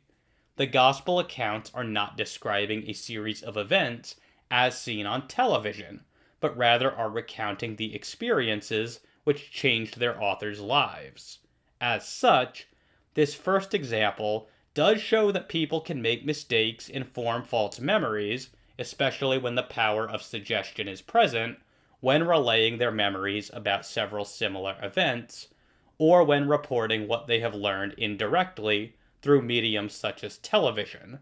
But this doesn't do much to render plausible the idea that this is what was going on in the case of the resurrection narratives in the Gospels. As Robert McIver observes, while the DRM false memory procedure might be interesting in its own right, and while the ability to induce false memories by social contagion is fascinating, it might fairly be asked, what do these and other experimental procedures described have to do with the study of the nature of the gospel traditions? What have doctored photos, misleading questions, and memorizing lists of words, and all other diverse ways that have been shown to generate false memories, have in common? The answer is that they are all able to induce false memories because they share the same characteristic of plausibility. The memory frailties of transience, suggestibility, and hindsight bias investigated in earlier chapters were discovered to have more impact on the details of memories rather than on the general gist of what is remembered. If this is true of eyewitness testimony in general, it is therefore true of the contributions that the individual eyewitnesses would have made to the formation of the traditions found in the Synoptic Gospels. Their memories would have been accurate more often than not. They would have been most reliable in reporting the gist of the event and what happened, and least reliable about matters relating to time. Their contribution would have had a first-order faithfulness to the events in Jesus' life that they had witnessed. Fodor's second example involves an experiment discussed in a 2004 paper by Carrie Pickle, where test subjects viewed a videotaped robbery and then were interviewed about it a week later. The experiment showed that some witnesses reported certain details not present within the video. Once again, the relevance of this case to Fodor's thesis seems minimal. Unfortunately, the research he cites within the book doesn't tell us what percentage of the witnesses added false details. Was it a sizable number of witnesses, or was it just a handful? The section cited by Fodor doesn't say what sorts of details were added. Were these added details incidental, or were they added details on the level of Thomas demanding to touch Jesus' wounds, as Fodor's thesis would require? And the paper explicitly leaves open the possibility that the witnesses who did add these details not present in the video were simply lying. This is a possibility that is not open to Fodor, given that he has granted the sincerity of the disciples. In short, it's simply unclear how much memory experiments in a laboratory setting can tell us about human memory of real-life experiences. As Andrew Loke and Nick Meter observe, many of the studies cited in favor of a skeptical view are conducted in the laboratory. For example, the simple idea that memory decays with time is sometimes put forward without acknowledgement that most studies involved meaningless experimental materials and that there are numerous counterexamples. Distortion and deterioration begins within a very short time after the event. Yet in memory of real-world events of greater importance to individuals, initial decay in the total amount recalled typically plateaus, resulting in stable and largely accurate long-term recall of the remainder.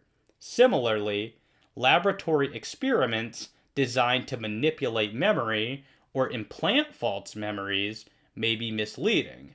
The fact that memory can be manipulated in the laboratory is important, but does not by itself allow of any conclusion about how reliable memory is under normal, real-life circumstances.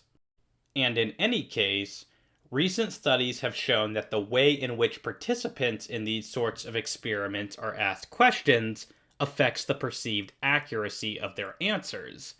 In general, where there is greater opportunity for participants to clarify and add nuance, the level of accuracy increases, casting doubt on the significance of these findings. As John Wixt and his co-authors explain, Laboratory studies typically have participants view a mock crime, after which different interviewing strategies are compared, e.g., the cognitive interview versus a standard police interview protocol. Although most studies are concerned with the ability of a structured interview, such as the cognitive interview, to elicit more information than alternative techniques, many studies also report the accuracy of the obtained information. In an early meta-analysis of the literature, it was determined that the cognitive interview elicited significantly more information than alternative interviews. More importantly for our present purposes, they also found that accuracy was as high or slightly higher in the cognitive interviews than in the comparison interviews. Comparable accuracy scores were recently reported by Rivard, Fisher, Robertson, and Hearn-Mueller in a more realistic study. Critically, of the recalled information that could be corroborated, the accuracy rates were 88% correct and 87% correct for the cognitive interview and a standard interview protocol, respectively. Accuracy rates that fall in the range of 85% to 90% correct indicate that eyewitness recall for details is not perfect, but such results are hard to reconcile with the prevailing notion that eyewitness memory is simply unreliable. Another factor overlooked by Fodor and the individuals he is citing is that oftentimes the surveys of these individuals do not allow participants to give an indeterminate answer.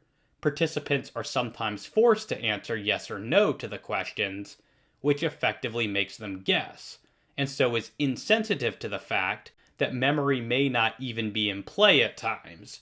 Yet if the participants guess incorrectly, then this is taken to be a strike against the reliability of their memory. Obviously, this skews the final results of many studies on memory, giving an unfairly negative perception of the reliability of memory. Again, Wixt and his co-authors suggest witness confidence may be assessed unobtrusively by allowing witnesses to withhold uncertain responses or to say, "I don't know." Presumably, if given the opportunity to withhold a response, witnesses will withhold the low confidence responses. In a test of this hypothesis, Evans and Fisher showed experimental witnesses a brief crime video and then tested them with either free recall, cued recall, or yes and no questions. Moreover, witnesses were either permitted to withhold responses, say "I don't know," or they were forced to answer all questions.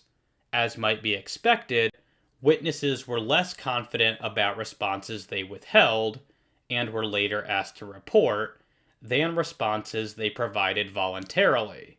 In agreement with the results summarized in Figures 3 and 4, witnesses were very accurate for the high confident answers they provided voluntarily, but accuracy declined considerably when they were forced to also provide low confidence responses. Fodor's third example draws from a 1994 paper by Roger Buehler and Dale Griffin, which showed that an individual's interpretation of an event can shift after they either conform to or dissent from the viewpoint of a group. I confess that this seems rather unremarkable to me. I don't really need a scientific study to tell me that one's affiliation with a particular group can color how they see the world, since common experience bears this out. Fodor neglects to explain how this is supposed to support his thesis. I suppose the idea is that once a group of Christians was established, the group perspective colored the way in which the disciples viewed their hallucinatory experiences, thereby giving us the gospel narratives. But this, then, seems to assume that these experiences of the risen Jesus, as they are reported, were not the basis for Christianity in the first place. This again raises the question of how belief in the resurrection originated. And in any case, the types of examples canvassed in Buehler and Griffin's paper don't really encompass flashbulb memories or personal event memories, which are the two most likely classes of memories under which the resurrection appearances of Jesus would have been formed. And there is good evidence that these sorts of memories are less susceptible to the sorts of distortion that Fodor is bringing up here. More on this in a moment. Fodor's fourth example comes from a 2002 paper by Agnieszka Niedzwiecka, though he accidentally cites it as a 2012 paper, and it regards an experiment wherein students were asked to recall two significant autobiographical events, then were shown a videotape of a young woman recounting her own experiences of those events. After this, they were asked to recall those autobiographical events again, and it was found that most of the students ended up incorporating elements from the young woman's account into their second account. Yet again, I really struggle to see the relevance of this experiment to Fodor's thesis. Obviously, if one has recently heard someone else recounting an event which they lived through, then they are more likely to incorporate some of those elements within their own account.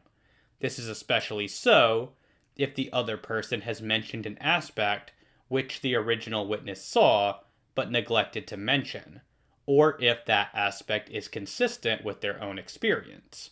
It's really not even clear that this is a case of memory distortion. It seems to be more akin to the results of DRM experiments, showing that similar ideas tend to be remembered alongside others simply because of the close association between the concepts. As McIver puts it, Rodinger and McDermott discovered that if experimental participants were asked to recall the following list of words: bed, rest, awake, tired, dream, wake, snooze, blanket, doze, slumber, snore, nap, peace, yawn, drowsy, that the word sleep would be remembered as frequently as any of the words in the middle of the list. This should not be surprising, given that the word sleep has strong associations with all the other words in the list. One must note what kind of an error it is to include sleep in a list comprised of bed, rest, dream, etc. It is true that sleep is not a part of the list, but it is consistent with the list. One could question whether sleep is a false memory or just memory working in its usual way, as it endeavors to bring out the underlying meaning of experiences. But even if Fodor's example does present us with a case of genuine memory distortion, it involves melding similar memories together. Fodor has got to explain how the entire story of Thomas touching Jesus' wounds, for example, developed as the result of memory distortion, when this wasn't anything like anyone's actual hallucinatory experience. And it seems pretty clear that this example does little to further this goal. Fodor's final example is a study which revealed that witnesses tend to modify their description of suspects based upon their audience's evaluation of the suspect. But again, I really fail to see how this relatively common sense observation is supposed to support the idea that memory distortion can account for the resurrection narratives representing honest but misremembered descriptions of hallucinations. As Gregg concludes, Fodor lists an article arguing that flashbulb memories only have perceived accuracy based on North Carolina students' memories of an event in other states. However, he does not engage studies that found that the greater the connection that one has to an event, the more likely one is to form an accurate flashbulb memory. Admittedly, Fodor does proceed to cite studies indicating that false memories are not limited to disinterested individuals. These results do not actually support Fodor's argument because in the cases Fodor references, it is not that the individuals misremembered that the event took place, but that they misremember who did it. Further, Fodor mentions the cases of identifying a rape victim, one of which was sadly misremembered, as an individual who was seen on television during the terrible violation, and, consequently, it is not clear that such cases are analogous. So far, I have objected to Fodor's thesis on the grounds that we should be very reluctant to appeal to the fallibility of memory to explain away testimonial evidence on pain of global skepticism about memory. As a result of this, we should have case-specific evidence for memory distortion before being too enthusiastic about settling on memory distortion as a significant explanation for how some testimony came to be. And I have further objected that the specific examples he cites of memory distortion don't seem particularly analogous to what he is proposing for the descriptions of the resurrected Jesus in the Gospels. But we should also consider the positive case for the general reliability of memory and the reliability of memories of significant moments in particular. It will be instructive to consider Robert McIver's excellent work on memory here, since he directly connects it to the testimony contained within the Gospels. After surveying much of the contemporary psychological literature, McIver finds that memory regularly deteriorates by up to 20% within the first 5 years of an event's having happened. If the event is remembered at all after this time, McIver's findings suggest that memory is stable after this point for at least 20 years. As he says, each of the experiments on human memory reported so far has underlined the fact that human memories are indeed transient. Moreover, most reveal that the macro effects of this transience are largely predictable. But of the different kinds of memory that have been shown to exhibit a similar pattern of retention and loss, episodic memory that survives for the first 5 years after an event is likely to be very stable for the next 20 years or more, after which time a further slow decline takes place. It may even be estimated that between 30 and 50% of significant material is likely to survive long enough to become a near-permanent part of long-term memory. McIver's findings are not only supported by the psychological data which he examines, but they also more or less comport with common sense. We don't need to perform exotic experiments to know that we have a harder time remembering things as time goes on up until a certain point. The upshot here is simply that human memory, while certainly not infallible, is generally fairly reliable. It deteriorates more quickly within the first 5 years after an event, but even here it tends to remain up to 80% accurate. And after 5 years, memory tends to remain stable for another 20. As David Pillamer puts it, despite these qualifications, research supports a conclusion that fits nicely with commonly held conceptions of human memory. Memories of personal life episodes are generally true to the original experiences, although specific details may be omitted or misremembered, and substantial distortions occasionally do occur.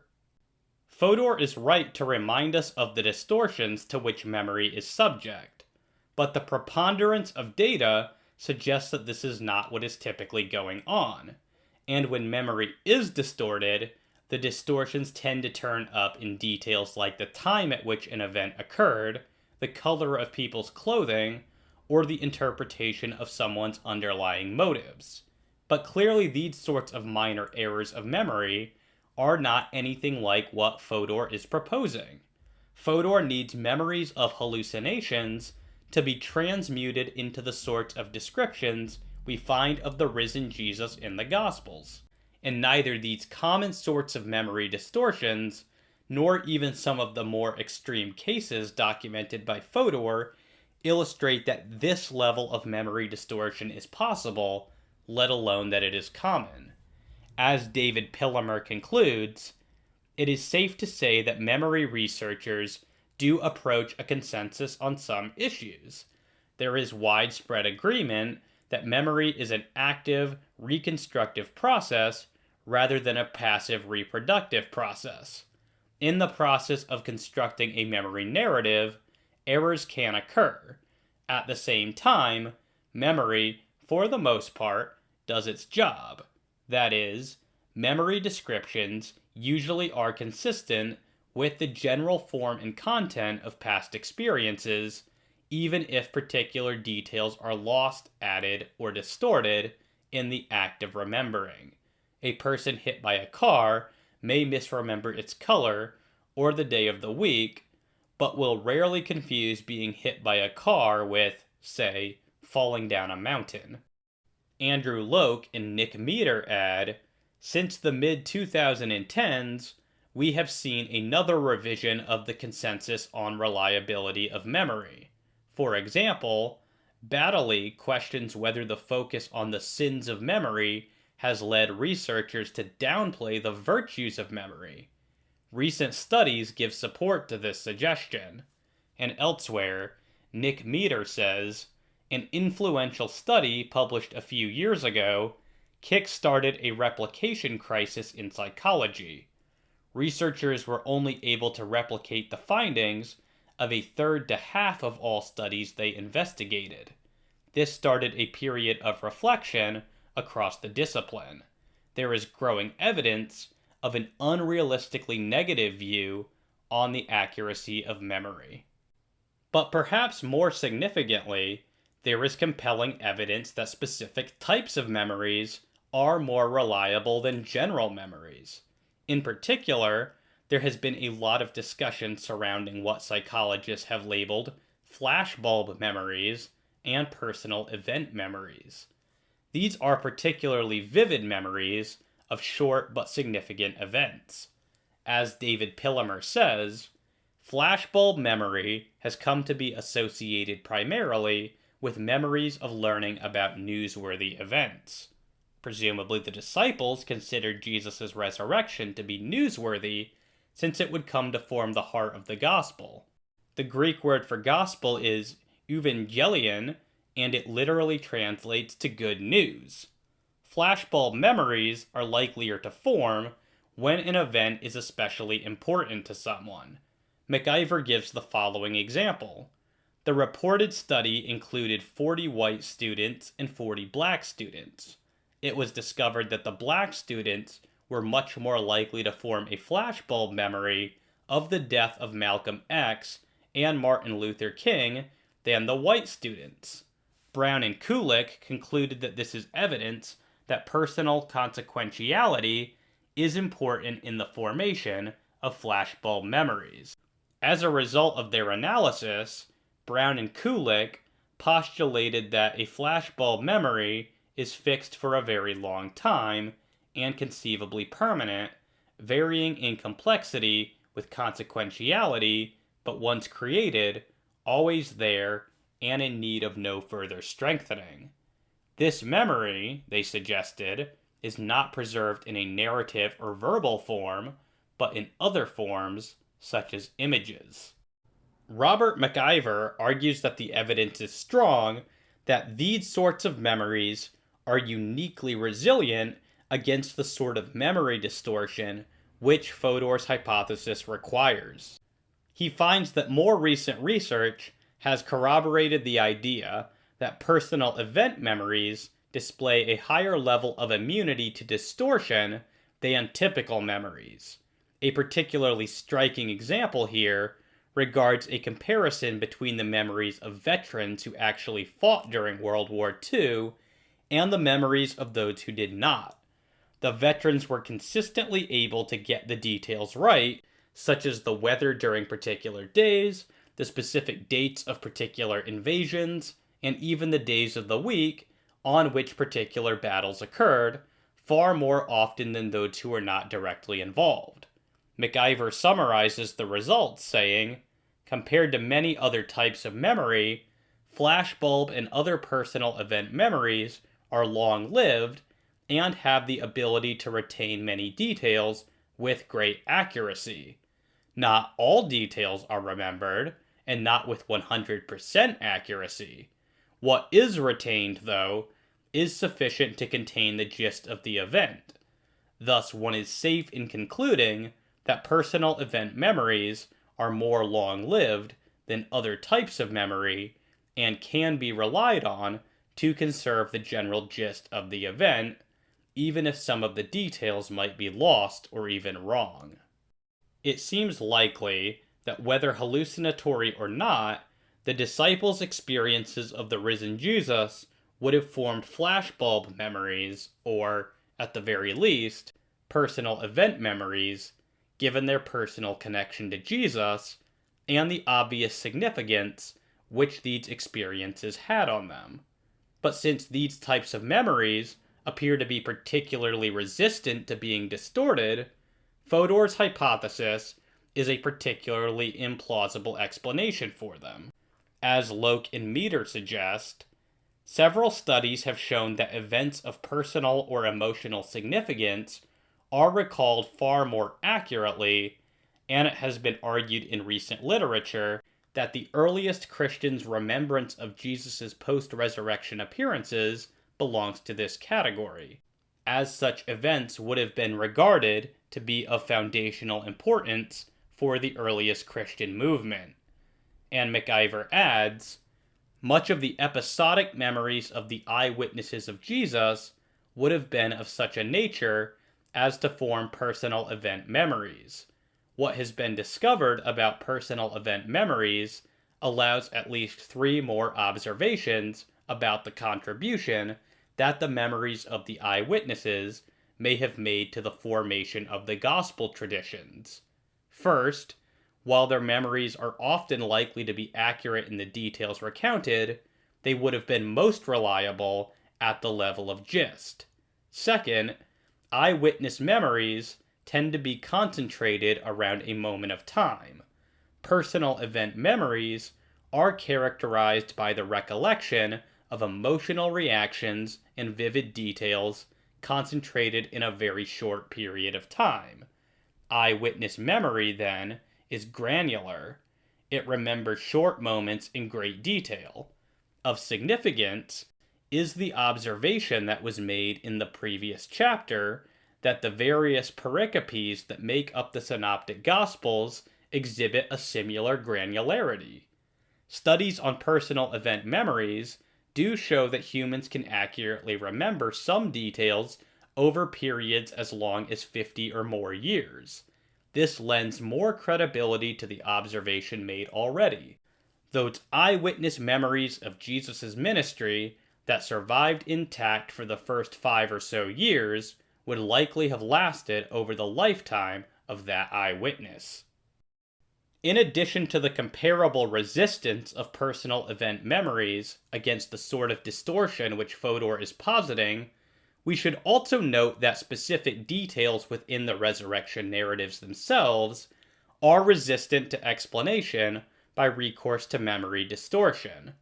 Of particular interest here is the example of doubting Thomas in the Gospel of John. Thomas is said to have demonstrated remarkable skepticism towards the idea that Jesus rose from the dead until he was permitted to touch Jesus' wounds. It's difficult to see how this episode fits within Fodor's hypothesis. If this event is admitted to be part of the apostles' original testimony, then it seems that Fodor could see the appearance to Thomas either as being a hallucination which Thomas experienced, or as a distortion of John's memory. But both alternatives face difficulties. As a skeptic in denial about the resurrection, Thomas does not appear to be in a frame of mind which would have made him susceptible to a bereavement hallucination. Plus, the group setting, accompanied by an invitation by Jesus for Thomas to touch him, further mitigate against the plausibility of this episode having been entirely hallucinatory. As David Gregg puts it, in theory, others might be able to convince someone that Jesus appeared to them. However, this would depend on the individual's personality. For example, in the case of a doubting Thomas, one might require more evidence. Consequently, while such studies on memory might support the notion that some of the 500 came to believe as outlined earlier, it would not, however, support the idea that all experiences of the risen Jesus could have arisen in that way. However, there were also problems with trying to explain the Doubting Thomas episode as a distortion of memory, because the evidence that distortion due to factors such as suggestibility and social contagion indicates that such distortion must at least broadly be consistent with the original memory or event. As Gregg observes, is it plausible that such a statement might have implanted the notion that the tomb was empty and Jesus was raised?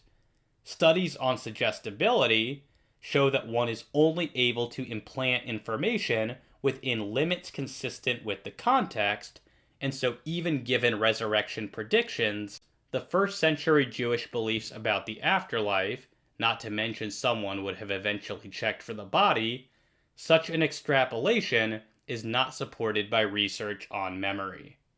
Yet there appears to be no way for the episode with Thomas to be consistent with the original memory if this episode is purely or primarily the result of distortion. Either Thomas originally demonstrated skepticism towards the resurrection, or he did not. If he did, then as we have already noted, hallucinations are not a plausible explanation for how he came to believe in it. If he did not demonstrate initial skepticism, then the memory distortion which Fodor is hypothesizing is not a plausible explanation for how this episode came to be written down, since it is no longer even remotely consistent with the original event. Thomas's skepticism makes him resistant to Fodor's explanation for how his belief in the resurrection might have arisen. And for an independent reason, Thomas's skepticism makes him resistant to Fodor's explanation for how this story might have arisen as the result of memory distortion. There is, therefore, a genuine dilemma for Fodor's hypothesis here, if the account about Thomas is an authentic part of what the apostles originally claimed. It is worth highlighting that when he specifically addresses the story of Doubting Thomas, Fodor simply rejects its authenticity.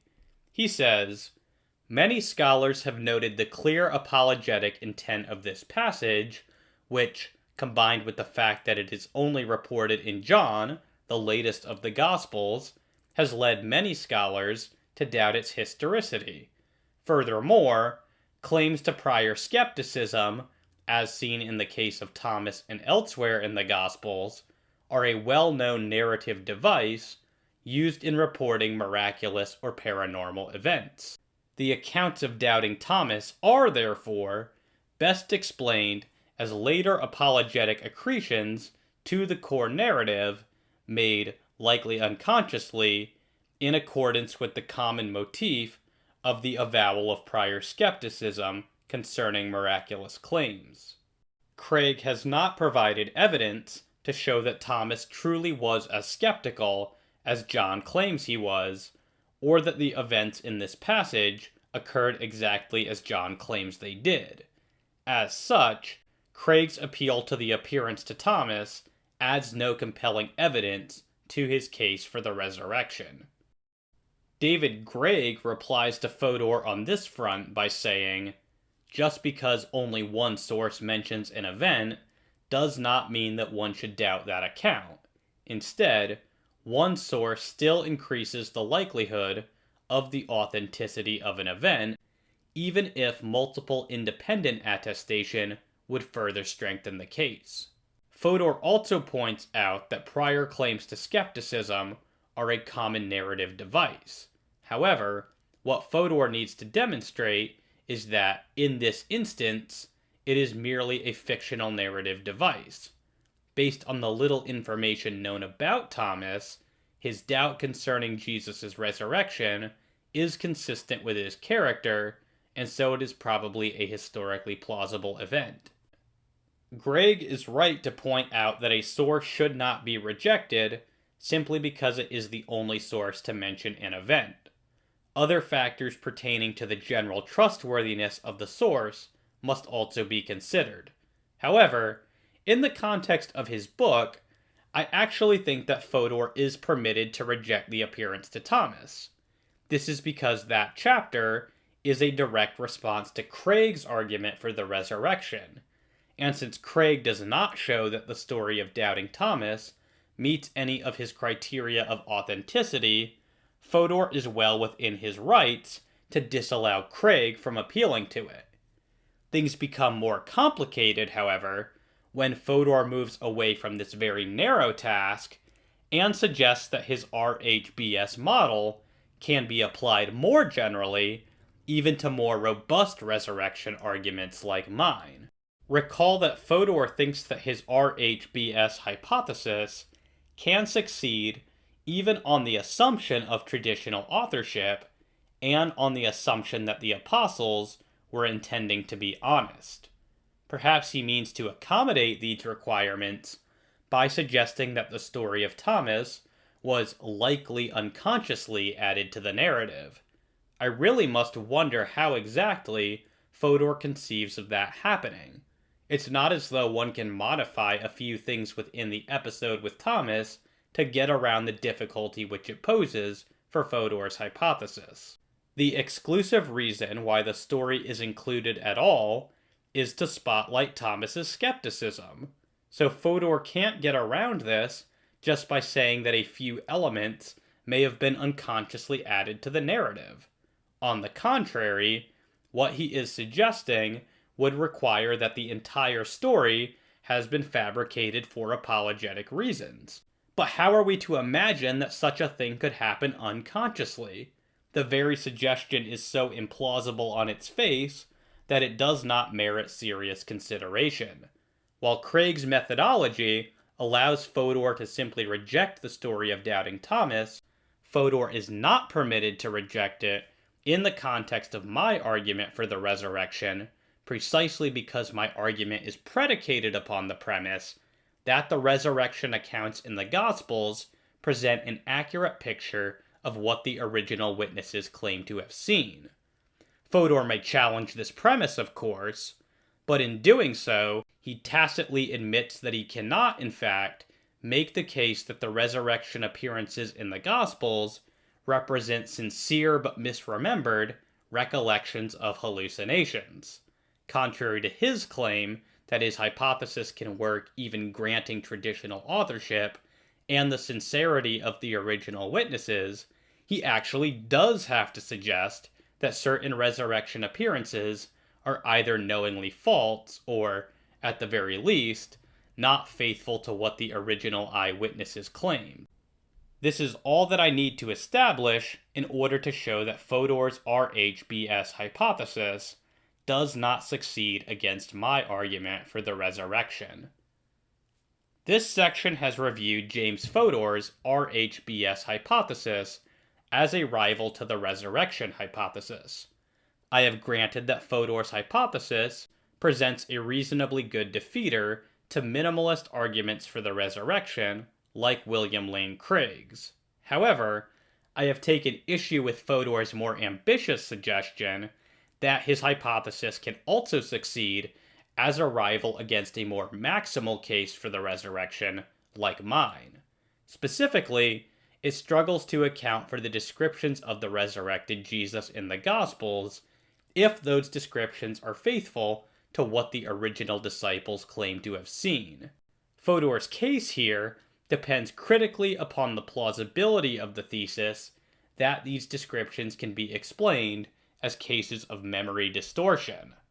I have argued in response that we should be very slow to accept explanations which depend upon memory distortion due to the radically skeptical consequences to which this sort of reasoning opens the door. I have also argued that Fodor's specific examples of memory distortion are importantly disanalogous to the sort of memory distortion that his hypothesis would require. I have further argued that there is a good positive case for the reliability of memory in general, and for personal event memories in particular. Lastly, I have argued that the story of Doubting Thomas provides a unique hurdle for Fodor's hypothesis as deployed against a maximalist argument for the resurrection.